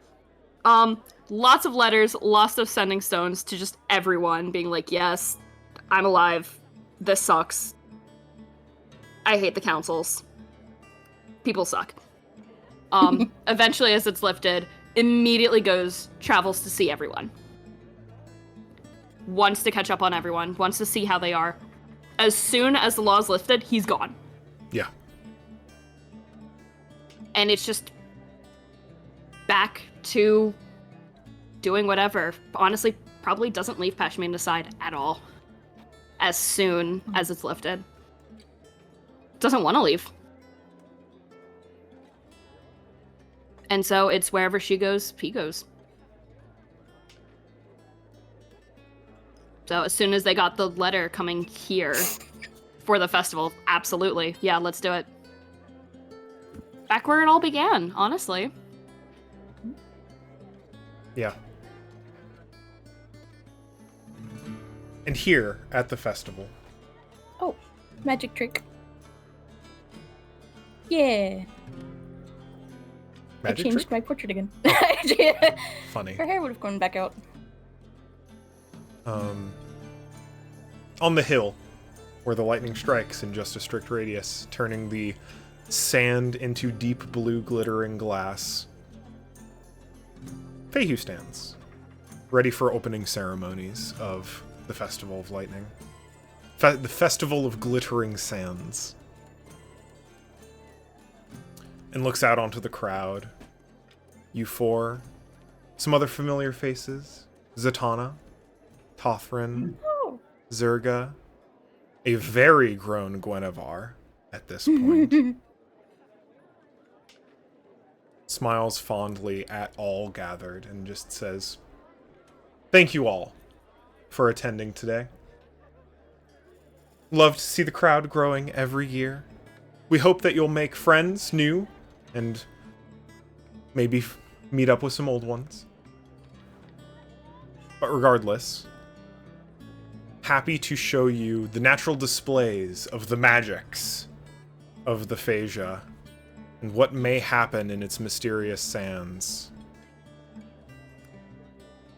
The one thing constant here in the Phasia, despite the few landmarks of time like this one, is that the sands are always shifting, and the desert never stays the same for too long.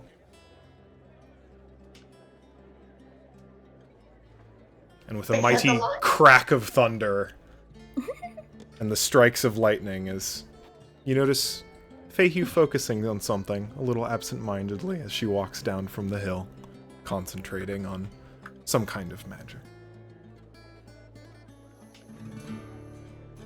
That's where I would like to call this to a close.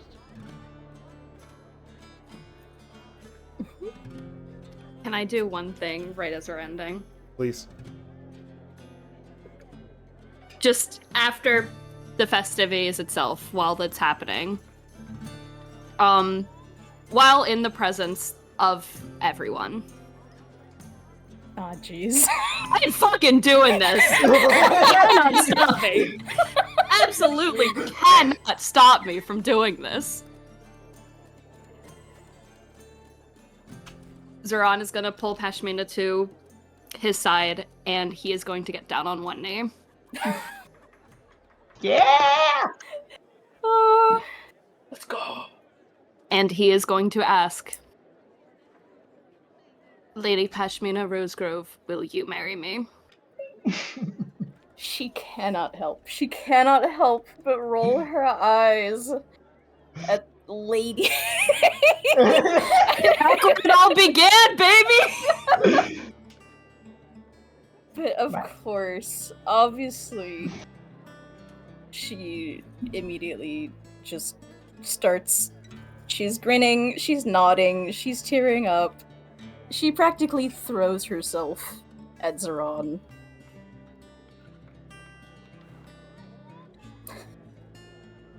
Of course.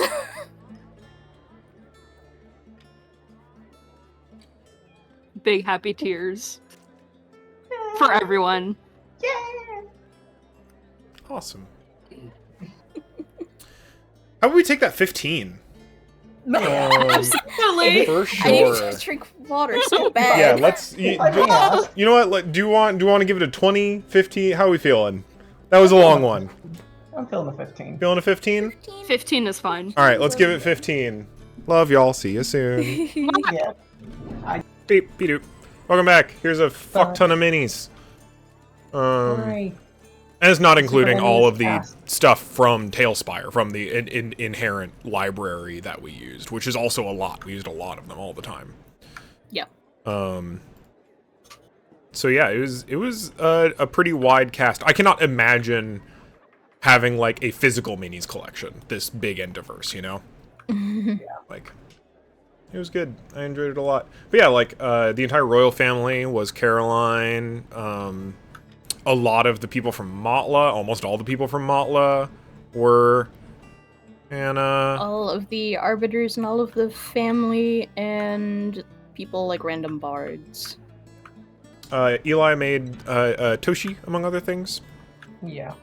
Most of what we made, I made, didn't get to be seen because we didn't really do anything. Yeah, unfortunately. I really loved the scene you did at the end there. I really, really liked that.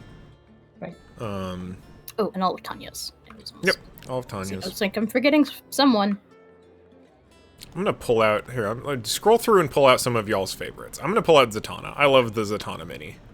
I also like Zatanna a lot. Hannah, did you make the Zatanna mini? Did I make the Zatanna mini? I did make the Zatanna mini. I made the Zatanna mini because I made a Zatanna design and everyone really liked it. Because I loved meeting Zatanna. I thought Zatanna was precious in every way and I needed her to exist for real. I like Catherine Delay.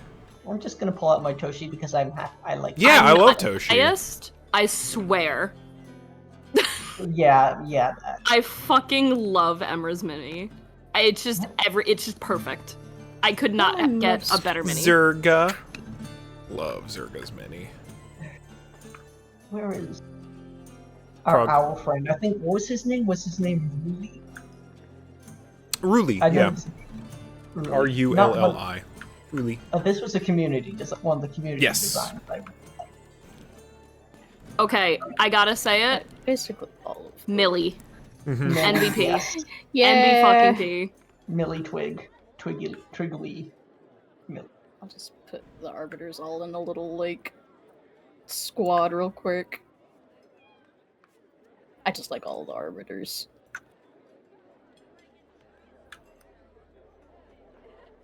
I was very happy I with was the absolutely Dvorak mini, transformed version Calcion. here. Yeah. Very All happy the with minis are gonna Calcion's come mini. up before long. Like honestly, yeah. Here, wait a minute. They're just God, they're so good. New Zeal. I Yeah, like really the like the- reformed Zeal. The ancient Ab's Wrath fight boss. It just looks really regal. Yeah. And Yeah. the staff is really cool. I don't know, just the whole thing is so cool. I like it. So, I guess before we get on to too much more, we gotta do the traditional, which is Stars and Wishes. Uh-huh. For once, I'll start. Stars. I love playing with you guys. That was really fun. I'm very happy. I don't think I fucked up the math too bad. I'm pretty happy with how that last boss fight went. It's great. Intermediate wish. I really wish I'd gotten some more fucking slaps in on Loka. Yeah. I was ready. Otto's irresistible fucking dance. Ugh. How rude. How rude. Yeah, I love it. It's so good. It kept us alive. It did. It really did. Here, let me read out some of the stats from that book. Because remember, because the thing is just like, I have to assume about half of the time this boss is dealing half damage.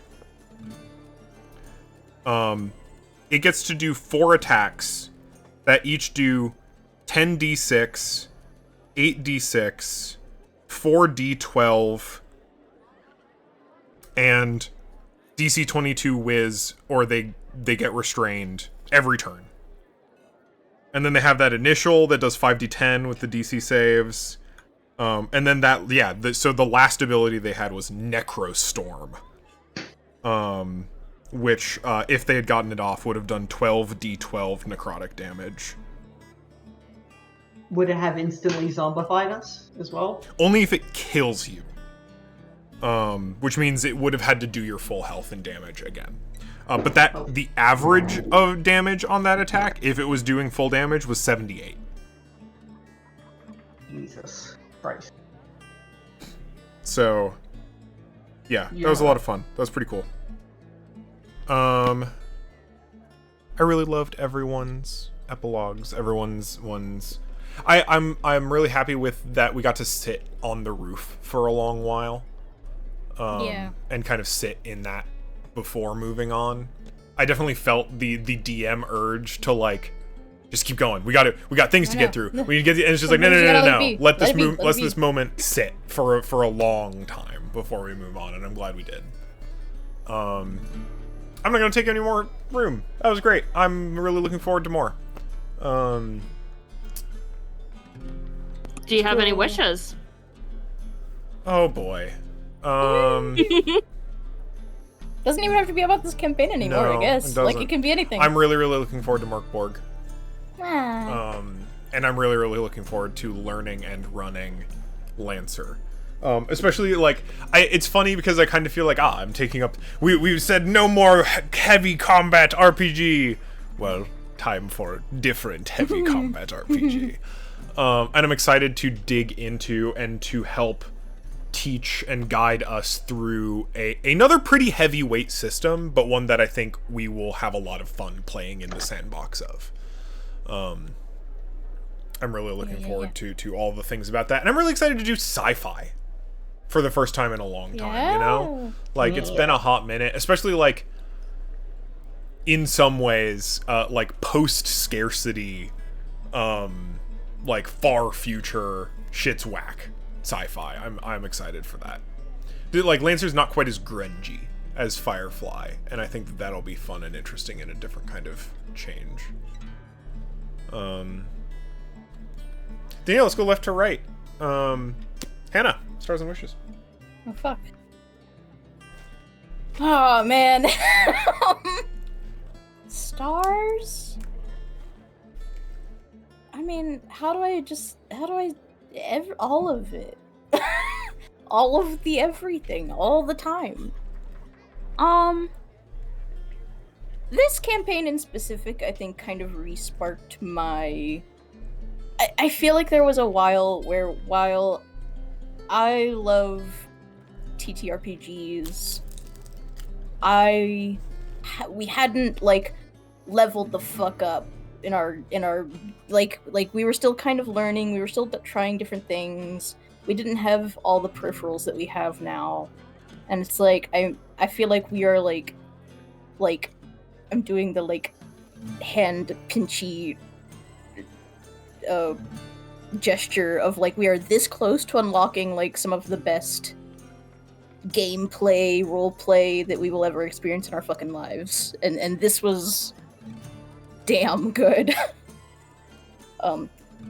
I feel like I've said over and over that I was not a fan of combat before. It wasn't my favorite part. I was just kind of willing to deal with it to get to the parts that I did like. That's not fucking true anymore.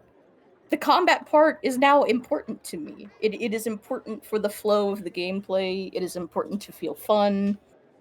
It now feels better than it ever has. And I'm excited for that to continue to hopefully be true. I have a feeling Lancer is going to be really, really fun combat, and I'm going to do my best to make sure Morkborg's combat is as fun as this, at least. Try to. It will not be as crunchy, but I am working on making that work.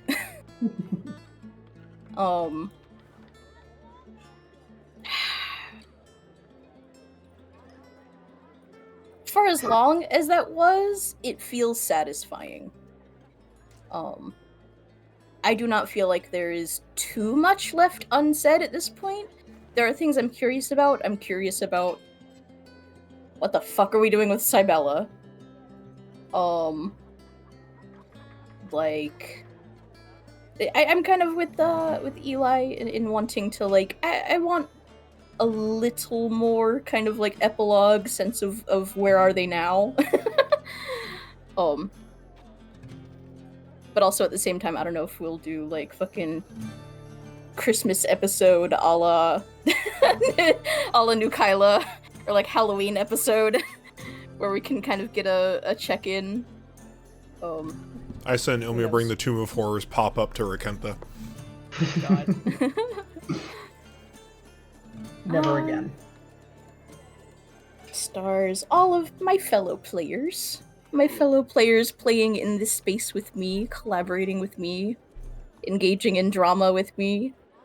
We got an inter-player character romance. We had never done that before. Like, A very comfortable one, too. yeah, I thought so. you. I hope so. Oh, I It was love very... It was Cause- sweet. It was. And there was a lot that we had never done before in a game, and it all felt good. It all felt good. This was a really good fucking campaign.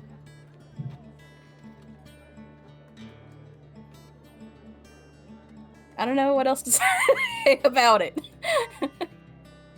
I guess, what do I wish about? I mean, the thing that's top of mind is just like, I know I'm nervous about Morkborg, and I fucking shouldn't be. I should not be this nervous, but there's no helping it. It is my turn to get the fucking game master jitters. I've been doing a lot of reading about GMing, and I'm 100% trying to kind of follow in Cole's like philosophies because I agree with them. Because I know that they make good games because I've played the games and I like them. So this is me hoping that I can make Morkborg even fucking half as fun as this campaign has been.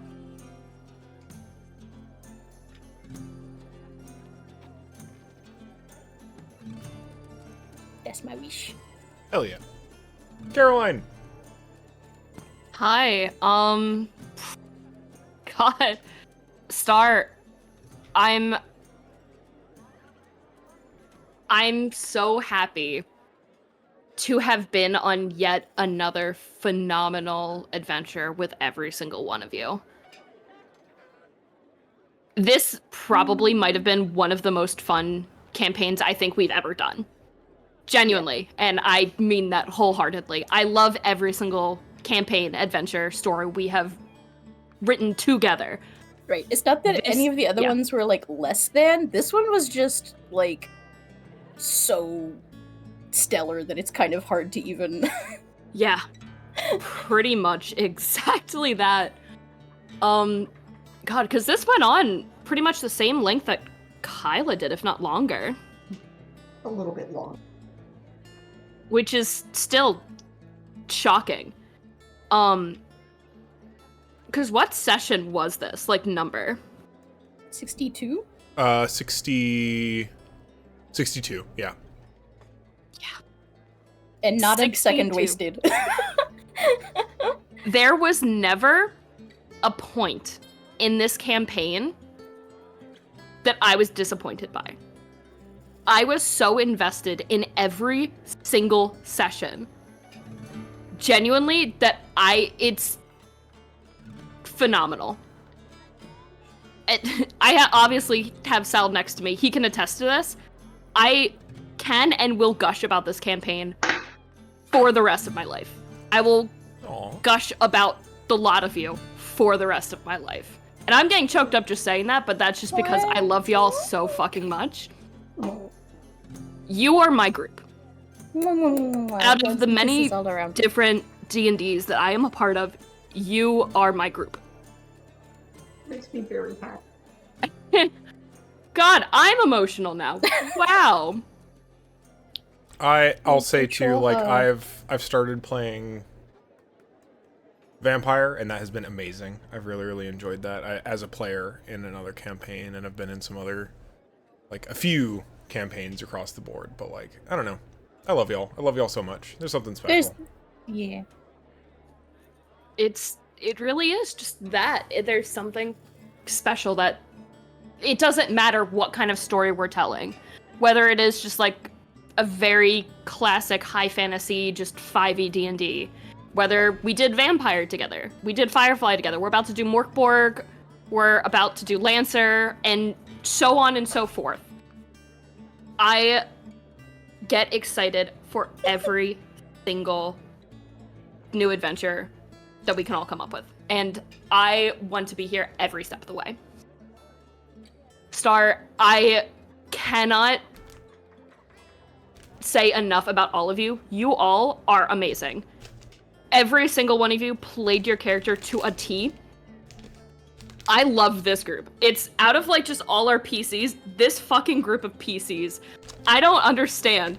Just phenomenal banter. Incredible. I love it. It's chaotic. It's adorable. I love it so much.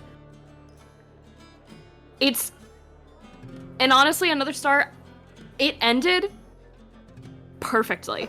It ended at like just the right moment, I think.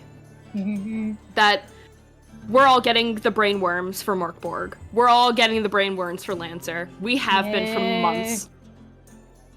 Not that we were getting out of this, but like the enthusiasm was there elsewise. And I think this was just a good end for us for this. So I'm just excited to see where it goes. Star, I can never look at a 2D D&D map again the same way. After dealing with Tailspire, I use Roll20, I use Foundry. I cannot see it in the same light as Tailspire. It has been so good, and it has been worth every goddamn penny I paid into this just application. Yeah. My hours on it on Steam are fucking insane. 308 hours currently logged, and that is just from this campaign. And that isn't even me like building things or anything like that. That is just playing. I'm edging onto 600 hours. Yeah. It's fucking incredible what you can do with this space. And the one we're on right now is, what was it, the first map we were ever on? Yeah. Compared to the last map we were ever on in the Pinnacle. Insane. Some of the places that we've been to. Yeah, can we get like a greatest like hits? a tour? Yeah, here, let me... Yeah, now that we're...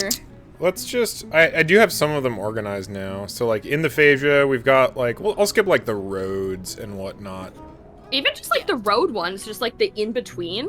Well, yeah, because there's that, like, mountainous one that had, like, a pool of water in it that was beautiful. Yeah. I like this. This is not the one I'm thinking of. That's just a road.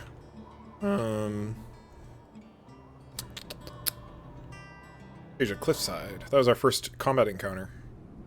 Yeah, that, like, even that one. Oh, it's got a rolly metal death ball in it. That's very funny. Like... Yeah, even this, when we first saw this, I feel like we were still blown away, even though it's just desert, because we were just like, look at the, like, elevation and the way that it's just, like, like, reintroducing us to the idea of, like, oh, the combat is supposed to be 3D. Right. Yeah. Like... I remember getting my ass kicked over here, actually. Yeah. Oh god, the original version of our cart. Yep. Wow.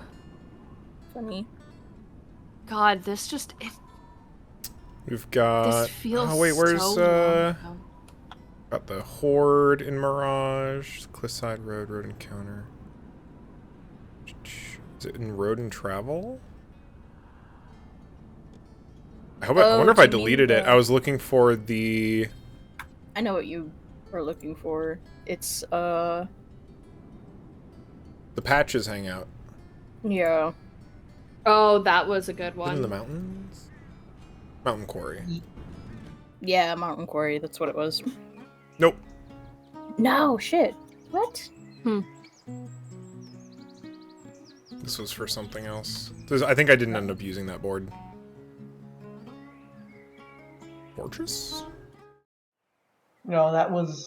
Although No, that was also that's very, yeah. very good. All right, all the mountain stuff was for that travel. The Spire of Mox was really good. Is it around Althra? No. Yeah, let's go to the Spire. The Spire was very cool. I think that was the first one that I really just saw, and I was like, oh, holy fucking shit. No. Because it was also the first area that wasn't just desert Yeah. that we ever went to. Did I delete? I might have deleted them to make The room. spire?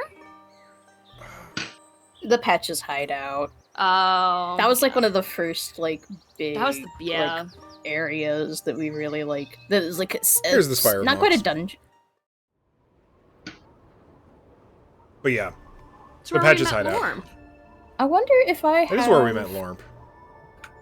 That one was, I think, I just used in a, because I think this I built on myself. The, God, looking at this as a dungeon I built that's a big building versus the manor is like such a huge different, because this feels so blocky and awkward by comparison, but was still super fun. It's even made of almost all the same tile set, which is very funny to me. Yeah. You just... Damn. Well, you know, I'm like teacher, like student, or like student, like teacher, or whatever however you want to say it. Yeah. God, I love the music on this board, though, so much. Yeah. This one specifically is one of my favorite themes. And we didn't get to hear it that often. I made a fucking TikTok. I was like, I made a whole TikTok about, like, the ASMR in fucking Tailspire, like, scenic places in our campaign at that point, which, honestly, I should do, like, a part 2 to that. So good. But, yeah, those are honestly just some really big stars for me. Genuinely really good ones. Oh, yeah, can we see this, like, lit up? Yeah, I just bumped the exposure up a bunch. Hell yeah. Awesome. Thanks. Yeah. Matt. Sorry, are you... It's kind of a meme wish.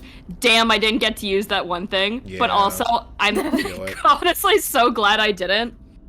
Yeah. Eli was the only one that saw it because I forgot to change it back for a bit while I was looking at something. Yeah, I messaged them at midnight saying, hey, I saw this. Can I So I'm gonna post the spell in text or voice so everyone knows what it was. Also, today marks 3 months since I came up with it. I've had this sitting in my back pocket for 3 months.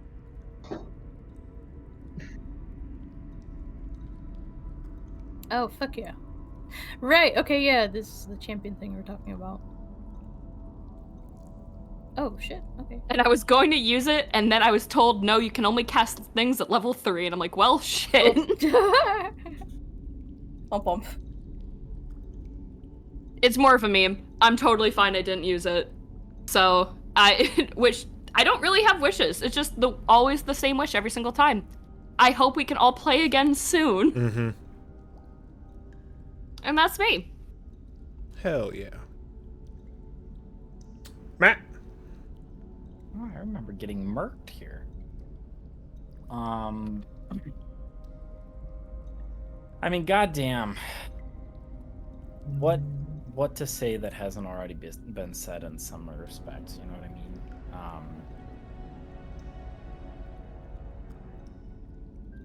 That was. I mean, the final fight was really fun. My only wish is that, I wish I had taken a bit more damage because I feel like I wasn't. I was trying to. I had it ready to go. Make you use those hit points. Yeah, because I was like, everybody else seems to be really stressed out about this fight. I'm like, I'm fine. This fight's going great. Pashmina's like a fucking, like, she can kind of dish it out, but she's also a little bit of a squeaky toy when it sometimes. It's just like, well, I'm gonna grab you and I'm just gonna and then it's like, oh, I'm done. I can't do anything on anymore. The floor now. Time for floor time. Floor time. I mean, like everybody else said, Tailspire has just been so fucking cool. It's been so cool to have the verticality and. Oh, can we show off like the gardens and stuff? I am still really proud of because the gardens were something I built. Yeah, this is a really nice one. The gardens in the greenhouse were fully things that I built from scratch. Oh yeah, this is fucking beautiful. Sal's losing his mind over here. Oh, fuck. I hope y'all are ready for boards that I spend 10 billion hours on. Because I'm now so I get excited. full control. Oh, My God, boards. The glass. The glass. Beautiful. It's great. Yeah, it's really Anyways. Sal's losing his mind because he recognizes the greenhouse because it is still my background on my phone. I've From your seen that art. fountain before. It is literally the background on my phone. It's my desktop background. I'm Oh, proud I'm of that so art. glad. I think we're interrupting Matt. Sorry, yep, we can Oh, let no, back in. y'all are fine. I don't mind. But yeah, what was I saying? Tailspire, A++.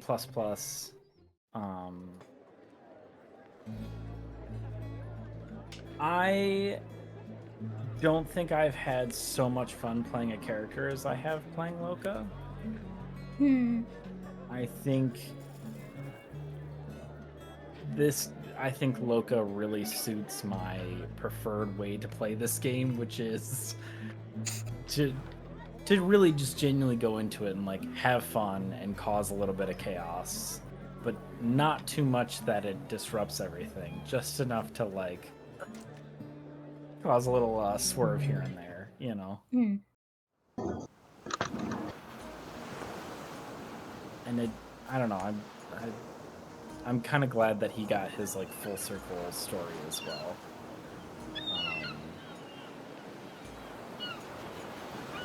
Cole, I mean, you are a fucking fantastic, phenomenal, amazing GM. Oh. Yeah. And it's just been so cool to like be here in this group and to grow with y'all, all of you, as we get like better at the RP and like better at systems and all that stuff. And older. Progressively older. I'm the oldest out of the bunch. Shut up. The oldest one here. You kids be quiet. I mean, hey, I'm right on your heels. That's true, yeah. Right there. But yeah, I mean, it really is like, I feel like this is like one of those stupid like award ceremony speeches all of a sudden that I'm giving. It's just like, it has legitimately been like an honor and a privilege to be a part of this group. Yeah. It's been so much fun and it's brought so much joy. It's me something to look forward to every week, you know.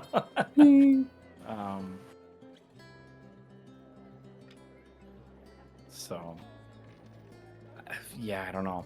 I guess in conclusion, thank you all. You know, wishes, because that's not actually conclusion.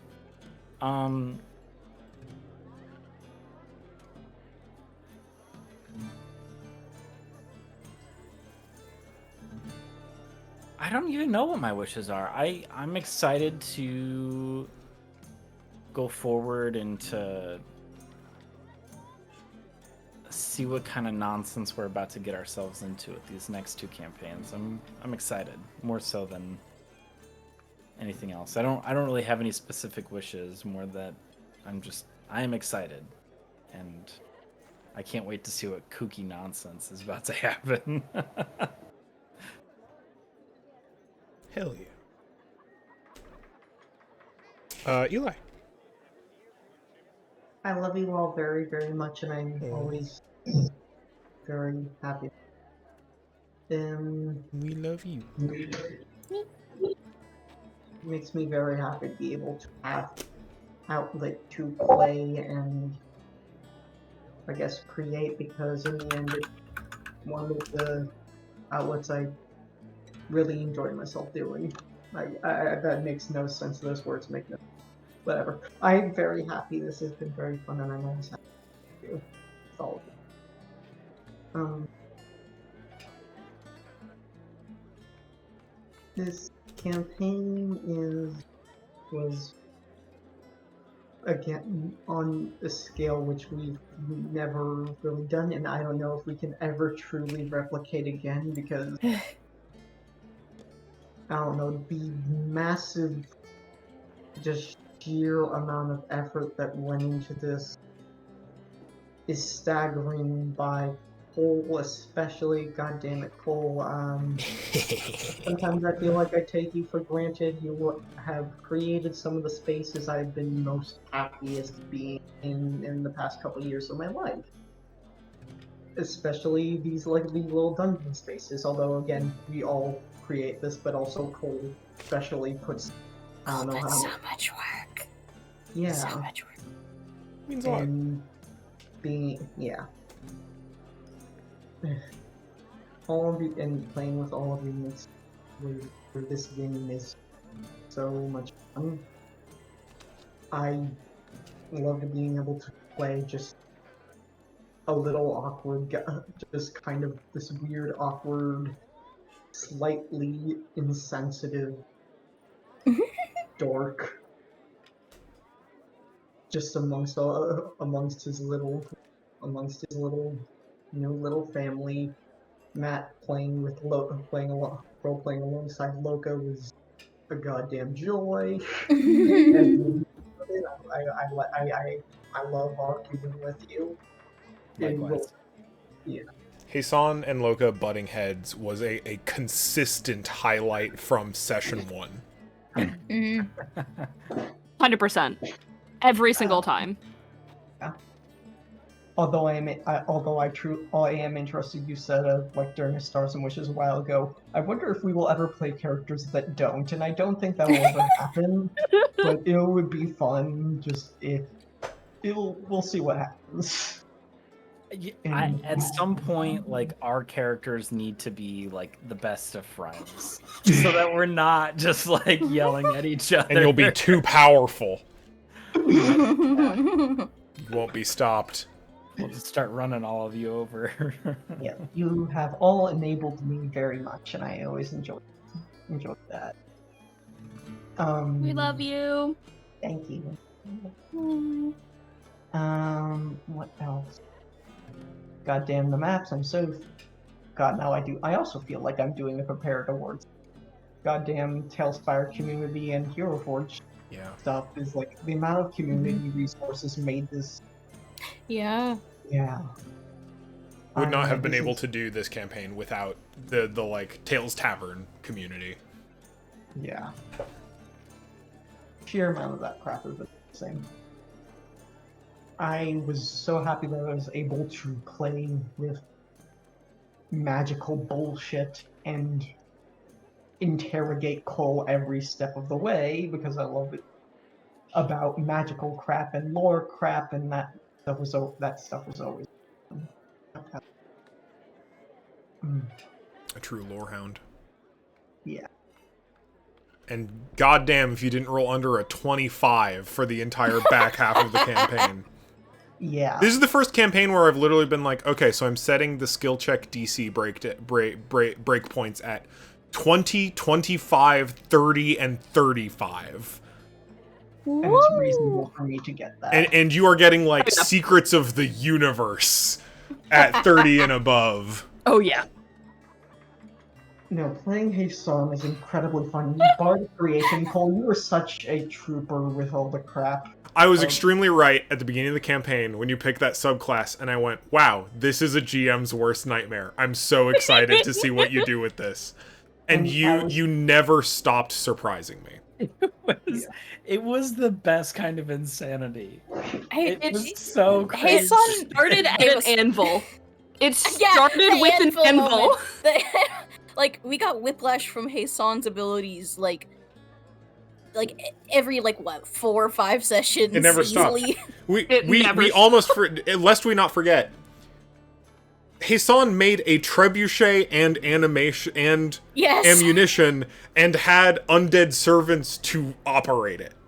I remember that. I almost got squashed by it one time. That was my highlight, and I'm only sad I never got to use the big trebuchet. The big trebuchet, Good. yeah. Here, I'll say this: good fucking luck trying to break Morkborg. I challenge you. I will never be able to break the game the same way that D&D is insane. Like me gesturing at that subclass, and it's like, who approved this?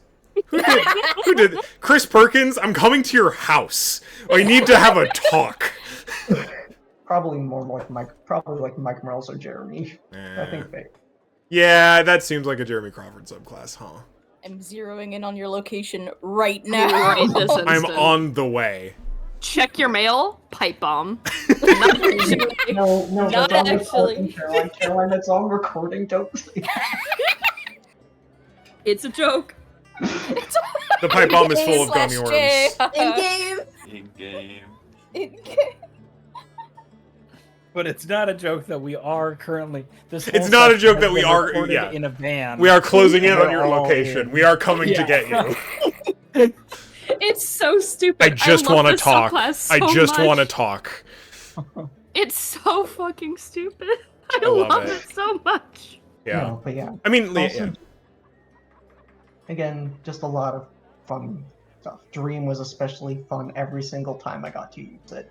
Playing around with Dream made me also just feel incredibly happy getting to, I guess, not exactly take the DM role, but try to create little scenes of... I don't know. You gave me a lot of creative freedom at times, Colin, and it was enough that I was always very happy. And thank you for humoring me all along the way. Always, yeah. I mean, this gets into, like, so listening to you all, I have a greater wish, too. Which is, where I'm so stoked for Morkborg. Caroline, Matt, Eli, when are y'all GMing? Because given this campaign, I know you can do it. That's not an opinion, that's a fact. That's an assessment of your abilities and skills as role players and game runners. Because y'all, at any given point in time, y'all did a great job of stepping up and taking control of different parts of the world, your own story, setting up scenes, priming conflict, creating and resolving drama. Like, it's all there. Y'all got it. I've only tried a couple of times. It's always been incredibly nerve-wracking. I cannot promise anything. I will try my best. Listen, I still have mine. I've never forgot about it. I'm just in so many campaigns that I think I would literally die. Understandable. If I tried to run one. As well as everything. I'll have you know. At each other. Yeah. I'll have you know, in the latest Destiny expansion, there's one of the legendary pieces of gear is named Mahis, and I pogged out. Mahis love mentioned. that so Mahis much. mentioned. Mahis mentioned. I am so excited. One day. I promise, one day. I do want to interact with Mahis as Honor because I have my hoity-toity, for that campaign I essentially made an Ivy League. Amazing. Ivy League Dragonborn's first sorcerer. Fuck yeah. I was very happy. Yeah. Well, but also, yeah. But wishes. I want to play more. I want to play. I want to play the game. Wishes. I also kind of want to take a brief bit of time after this to talk about where all our characters go, because I feel like we still have a little bit more. Yeah. If that is the end of your way, I'm happy to open book about the campaign, about the world, etc. Whatever people want to ask. Like free talk, but also, yeah, if y'all have like speculation about Loka, you mentioned that like basically what you're doing in the first year, like that's Loka. The rest of Loka, that's like Loka's intentions, you know, right? That's what it sounded like. Yes. Yeah. Settling down a little bit. Yeah, I think that Loka you know, he is kind of an adventurous. I don't know if rebellious is not necessarily the right word, but I don't think he's a big fan of being tied down. I think that's why the high seas were so exciting, and getting into real, actual trouble. I'm listening. I'll be right. So I think there is kind of that like yearning that would crop up at a certain point from him to want to do that again, to find some new adventure to go on for a little while. But I think he tells himself that he doesn't want it to be as big and calamitous as what it was before. But yes, he absolutely wants that to be the case, because that's where it's the most fun. Thrives in conflict. You know what I mean? Like, I remember a long time ago talking about, I don't know if it was with any of y'all, I think it was with people prior, about the alignment chart and how true adventurers in D&D, like the people who go out and make money and do that, are like chaotic, neutral people. Like career adventurers. Correct, yeah. And chaotic kind of means like, not necessarily like I create chaos, but I live for myself. Like you live kind of free of like societal constraints, right? Yeah.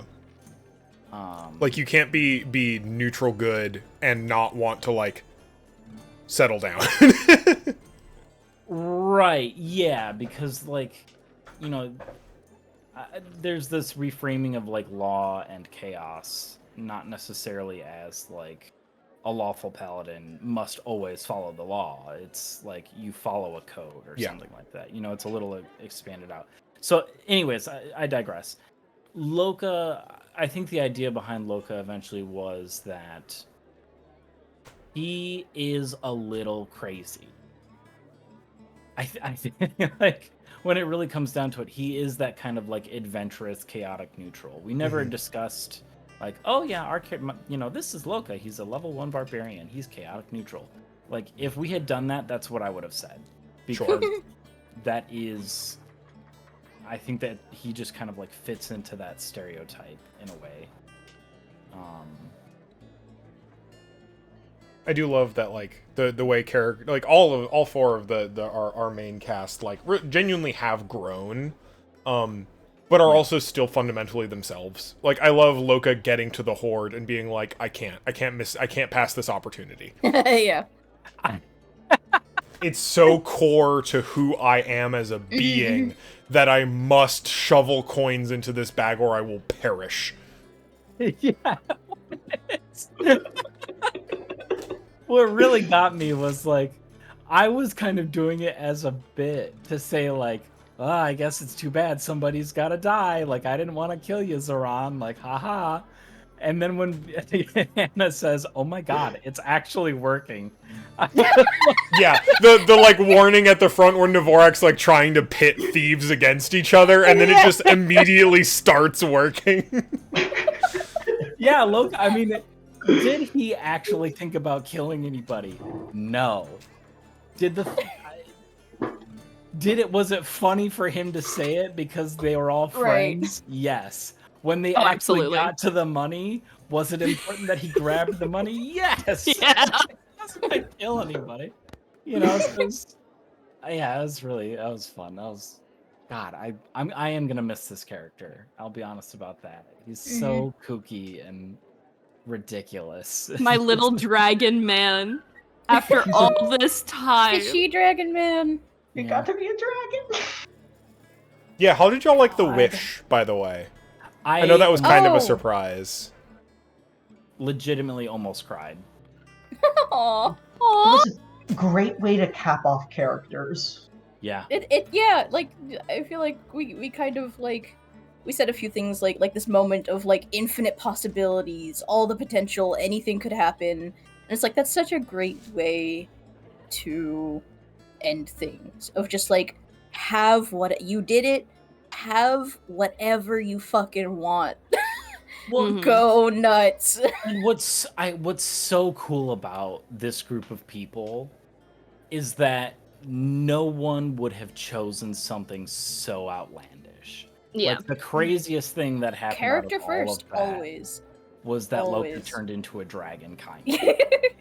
Like that was the crazy. We could have done fucking anything. We could have gone anywhere with that, and that was the craziest thing that we did. I love that that as like an intrusive thought, as like a wish, but it's just like, yeah, of course that's what Loco wishes for. You know, like you said it, and I You've been immediately wanting went it the whole campaign. He says it always. I immediately started going for the mini, and I'm just like, you know what? Everyone else is giving some time to thought. Let's, Loka, do you like Matt? Do you want to think about that for a minute? And like thinking about it for a minute, and then eventually coming back to just like, no, that's correct. That was the impulsive thought was the correct option. Exactly. Yeah. It might not have been like the perfect option for the character, but it was the character's perfect option. Genuinely, yeah. You know what I mean? Yeah.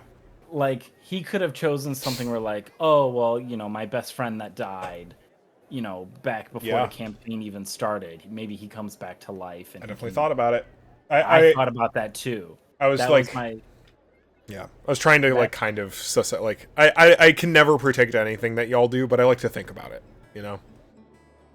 Yeah, that's what gave me pause, because I was like, ooh, maybe Loco would do that.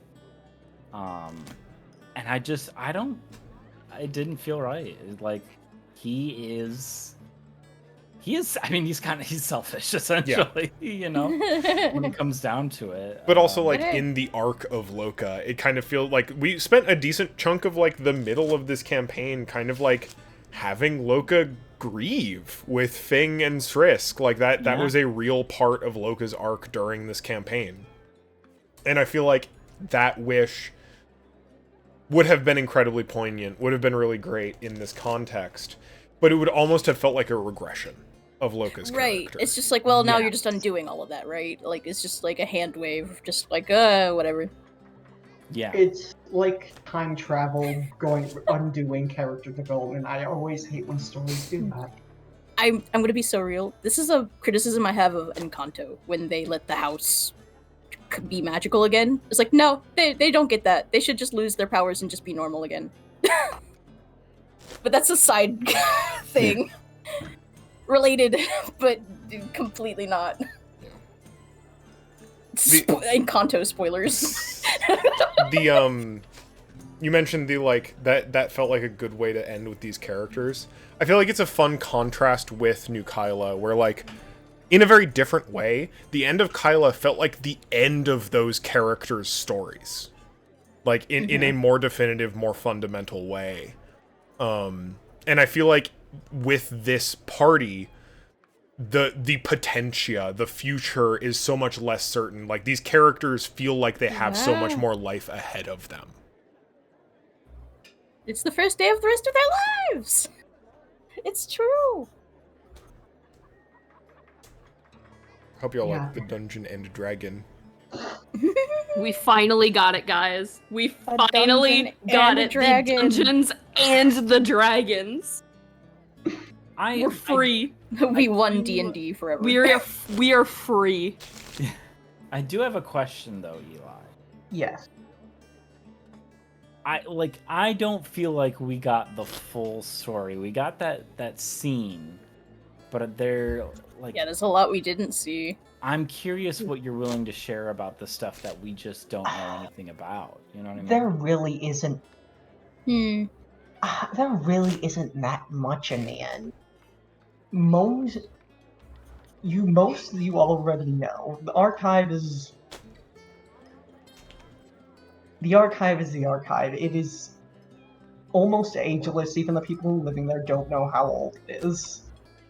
They have, for the entirety of their memories, been there, a small community of maybe 1,000 or maybe 1,000.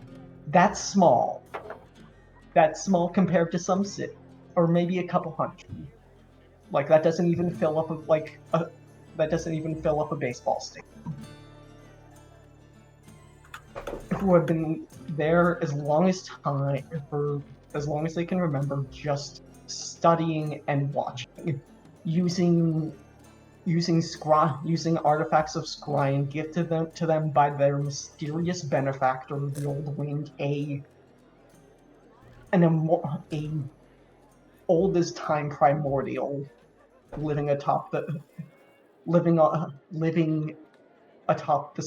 at the highest point of the mountain, an eternal tempest just swirling. Sorry, I'm losing the thread. But that's kind of all there was to them. They using scrying, they watch, they record, they interpret, they write, they archive, and they do so forever. And Loka pretty much had them down. Like the whole bit I was trying to go for with them is are they hoarding knowledge? At what point does hoarding knowledge out of fear of others, what they will be if they will be targeted? At what point does that just become sort of malpractice to have so much knowledge but not share or do anything with it? As for the old win, I guess they were supposed to, when I originally started writing about the fascia. Of course, not much in the end got into the end, but my point was that the Old Wind was supposed to be essentially kind of the fixture of the in-life equivalent of some of the fascias, like folklore of the Kenku. The Kenku believe that they lost their wings because it was stolen by a deity. And you know how mythologies are often built upon essentially just the world around them, world around you, explanations for the world around you, much like how Greek mythology is based around Greece itself, correct? Right, yeah. And that's the way. What I was going for the Old Wind was essentially that. He was supposed to be. It was supposed to be the reason, pretty much one of the main causes of the phenomenon around the fascia, why it's so dry and whatnot. It is because if you ever look at the map, you'll see a little cloud atop one of the mountains. That was supposed to be the Old Wind, an eternal tempest raging above the tallest mountain in the mountains, literally attracting all of the rain clouds that try and slip through the mountains. And that was kind of the mystery I tried to build around it, but as time went on and I kind of realized that I don't think I would ever have a good answer and I don't think we'll ever get around to it, I sort of just kind of lost it. I'm sorry to say there's not much to it, but yeah. That's okay. The thing about, like, anything like that, I feel like Cole and I have talked about it a little bit, the idea of, like, a hollow iceberg, where it's just, like, you need enough to generate intrigue, but sometimes there just isn't a deeper answer, and that's okay. Yeah. It's a Brandon Sanderson classic. Yeah. I feel like I want to create an iceberg, but I didn't have the will to really make it. Which is...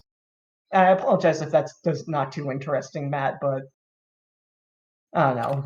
If you ever have any random specific questions, feel free to ask and I'll think up something. When it came to, like, your specific interactions with them during the campaign, did you ever suspect that your mysterious benefactor was the Old Wind? No, I always suspected that it would have been the head scholar or something like that. I don't know why. That also took me by surprise. Yeah, that was a big twist. I liked that. No, I didn't like that, and I still like the idea. So if I might really do... Now I'm remembering something specifically about the Old Wind. The only things I really knew about the Old Wind were that it was it is an entirely alien entity, and that's how I kind of like to interpret Primordial's life, that as sort of these deific entities that do not share the same sort of they're not Greek gods. They are that share in the same human emotions and desires that others do. It's just something entirely alien with unknowable motivation. Well, mostly. Except for the fact that I knew that they were supposed to be, in my idea, essentially one of four, the last of like 4 primordials of earth, water, fire, and air, and it used to sing at the dawn of creation the song of creation with its siblings, but over time they all just sort of disappeared, and now the old one is just sort of alone atop the mountain forever, just stagnant, doing whatever. That was sort of my idea with the old one going into it. What it might be now, who knows, but that was my whole idea with the old one. Sorry if that makes no sense. No, it's really cool. I have in like the cosmology, because I remember when we were talking about that before, in the cosmology of like Gaiul, and when we were talking about the old one at the beginning of Rackentha, again, things that like are hard to put into a high fantasy adventure because they're just like the kinds of things you would read in a book in a room you don't normally go into in like a Skyrim game.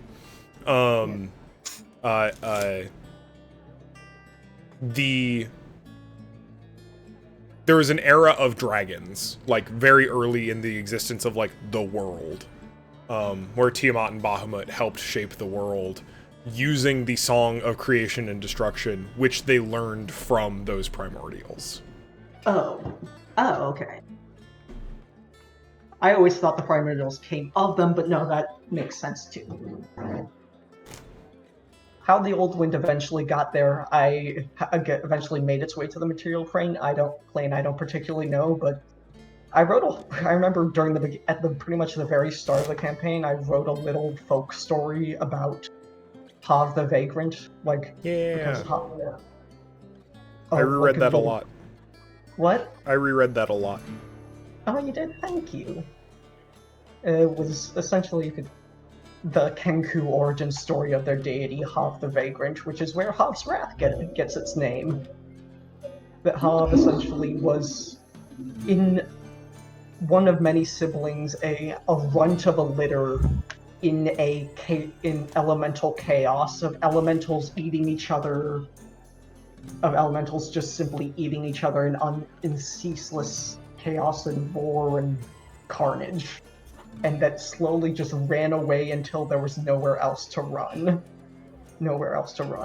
And Hav, as part of the mythology, sung the world into creation. But yeah. That's pretty much all I got on on the lore I kind of wrote. I also wrote 2 whole other cities, but then again, they they were kind of half-baked. Anyway. Can I talk about Hey Son, what he might do afterwards? Yeah. For a bit? So, yeah. Cole, can you roll a D100 for me real quick? Fuck, sure.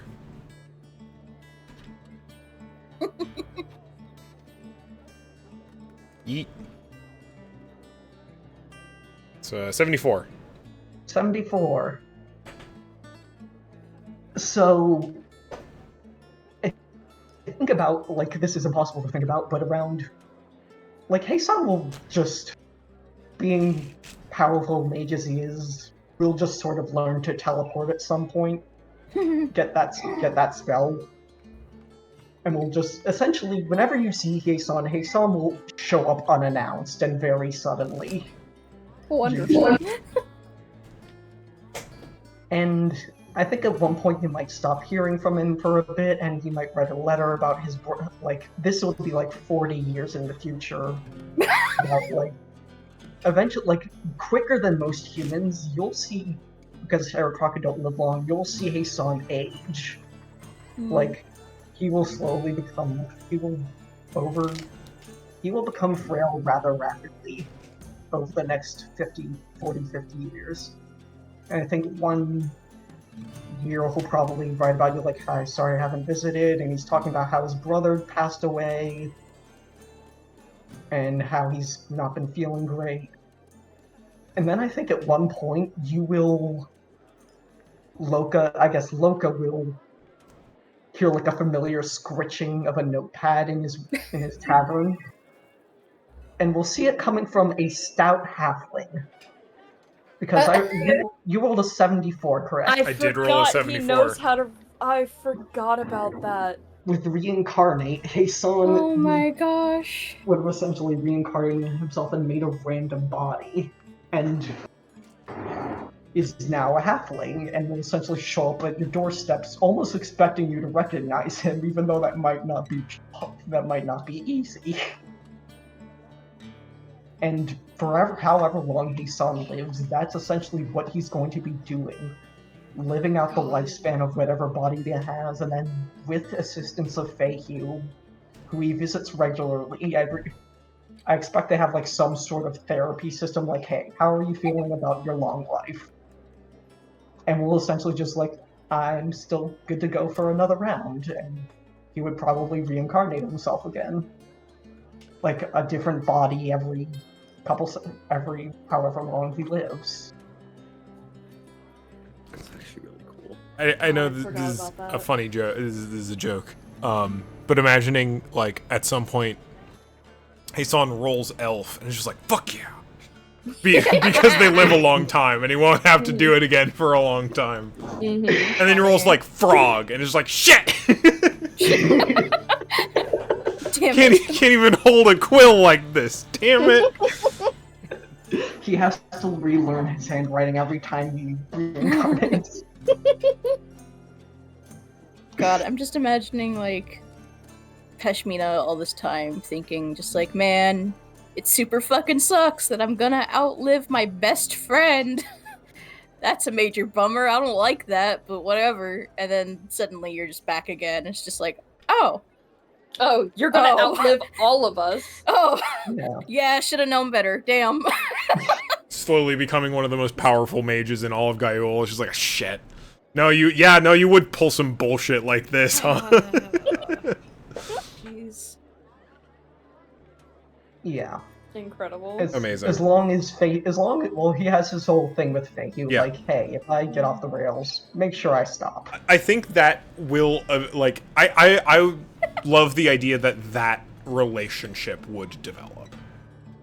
Yeah. Like, Yeah. in a very, like, interpersonal... I don't know if y'all have read Sandman, but, like, that has a lot of very long-lived, like, almost deific characters, and there are some relationships in that are just like, yeah, these people meet up, it seems like they're barely friends, they don't meet up very often, but what you don't understand is that they're actually meeting up very consistently and have been doing it for, like, generations. They just keep doing it. The idea that, like, every once in a while, Feihu cancels all her plans to have tea with a friend. And, like, that always happens, and she will cancel anything and everything to make sure that happens. It's fun. It's interesting. It's cute. Yeah. And who knows, maybe Heisan is... I also like to think, so what Heisan is doing all this time, he's, again, doing what he did before. Essentially just doing more of what he did before, mostly on his own. Maybe sometimes he'd badger Loka into coming with him. Like, if he wants to visit another dragon library in some far-flung place, he would just keep searching whatever caught his fancy and studying whatever he wanted to study. And who knows? And eventually, he will always keep that. I also like the idea of Heisan wandering around, sometimes consulting both Ignith and Ignith and Dvorak and Ed and Fang, like sort of as like not exactly You made them into a Tamagotchi for your personal, like... not exactly like devils on his shoulders, but like, hey, maybe I should understand these people. Maybe I should try and understand their like what they would do and what not to do. I don't know. It just sounds fun. Always having that. And there's also one specific thing Heisan would do.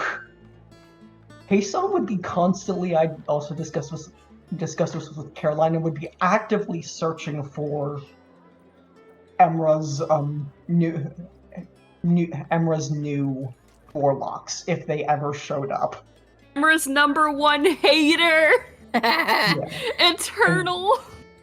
And would constantly, whatever, be Chase trying... that bitch forever. Good. would constantly be trying to, I don't know, help them. Like, which I can imagine Intervene. Heisan just randomly showing up in their dreams, yes. And introducing himself and, like, asking and trying to help them in any way he could. But yeah. Now I just imagine this is half the reason why Heisan rolls up in a new body. It's because Emra, whenever he figures out your new Just keep persona, scorching him. Yeah.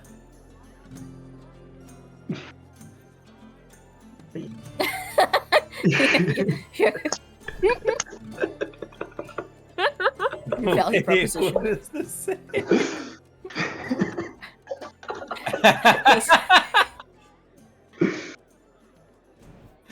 That's... I like that. I can hear the music playing in it too. Like I can just hear it subconsciously in my head. No, that's what Heisan would be doing. And I think there's a long life for Heisan, and well, we will never see it happen. Maybe sometime he will become the villain. Who knows? That's a story of his life. Tragic God. villain.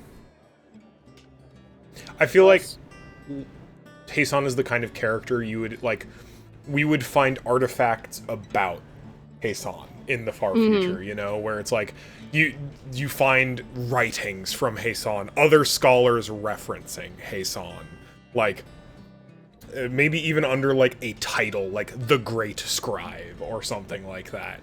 Like I feel like Heisan would become a Volo, if that makes sense. No, I get that. Even though well, yeah, Volo's a ridiculous man, but Maybe yes. more of a, Mordenkainen. Ooh. Yeah, Heisan would like that more, but he also acts a bit more like a Volo. He does act a little bit more like a Volo. Some mixture therein, The for sure. charisma of a Volo, but not the bullshit of a Volo. Yeah, charisma of Volo, but competent, you know? Sometimes. Hysterical. Sometimes. Hell yeah. That's really It is midnight. Yeah, sorry, That's I wanted to gush. No, I would talk forever if I could. Any burning Gaiul Rackentha questions? What the fuck happened to Cybella? Yeah. Like in the future? Or Yes. or like in the past? Like imminently. I have to make a decision about that. My DM decision is she gets away and causes drama. I mean, like, practically. So, with Zephyra Shade dead, like, she was an apprentice witch. She is a dangerous spellcaster now, fundamentally. And she hates you. And would probably still try and fuck around and find out. And hey, you have 16 hit points now, so that's, like, dangerous. Super 16 hit points now. But, like, I mean, that's not how also you have professional a bodyguard development wife. works, you know? 16 wife now, so. The most guard dog wife there ever has been. I'll also remind you that Heisan explicitly threatened her. That's true. Yeah. I think, like, regardless of what happens, I think Sabella would end up, like, disappearing into the shadows. Yeah, Yeah. I have this, like, internal, like, if Pashmina ever got to speak to her again, it's just like, look, your option is this, which is disappear and make a new life for yourself, because I know you can, because you are strong enough, and you just need to fucking stop pining over this stupid fucking guy. I mean, I know. Listen. As they're married. I mean, It's okay. He deserves it. Okay, True. Like, here's it's the thing, not though. worth it. Too. Sabella would thrive in New Kyla. Oh, I'm sure. Like, hey, yeah, Like, the that's old what ways I'm are saying, dead it's like, to some extent, look. but also, like, in an industrializing society, Sabella would crush it. She's like, I don't hate you. I hate the things you've done, but I don't hate you. Use all that fucking girl boss potential you have in you that I know is there, and fuck off, like actively, and go take over some fucking other place because you can, because you have that in you. Start a new life, bitch. I think absent of Zafara's influence too, that would be easier. Yeah. Because Zafara was like, I kind of implied this in some capacity, but like Zafara was manipulating her fundamentally. Yes, in a you number had of kind of ways. mentioned, I don't know how true this was for her, but you had mentioned that Zafara literally had this sort of penchant for exacerbating people's desires. Yeah. Like there was something there that you mentioned that I wasn't sure how She's true a it was mind for. witch. Yeah.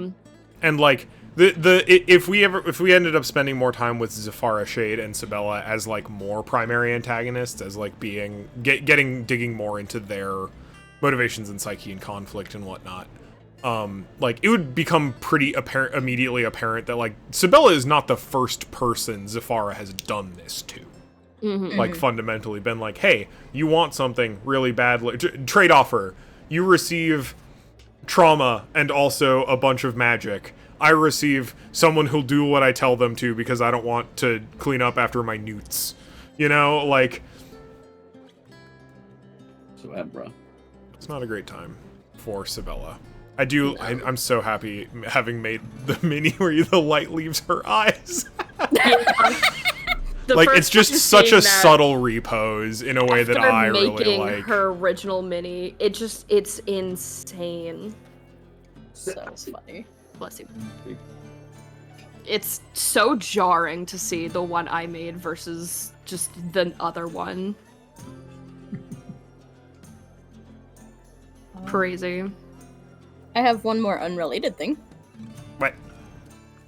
Zeal and I promised each other that we would do the ritual together. How does that pan out? I mean, I haven't written hard plans for it. So this is lore I had, like, way at the beginning of the campaign. Because I think it was something tipped me off in character creation. Because it's like, okay, you're a weirdo unicorn tiefling. Awesome. Do you care? Why? How? Etc.? And we kind of rooted some of that into Pashmina's character. So I had a whole bit about, like, well, so...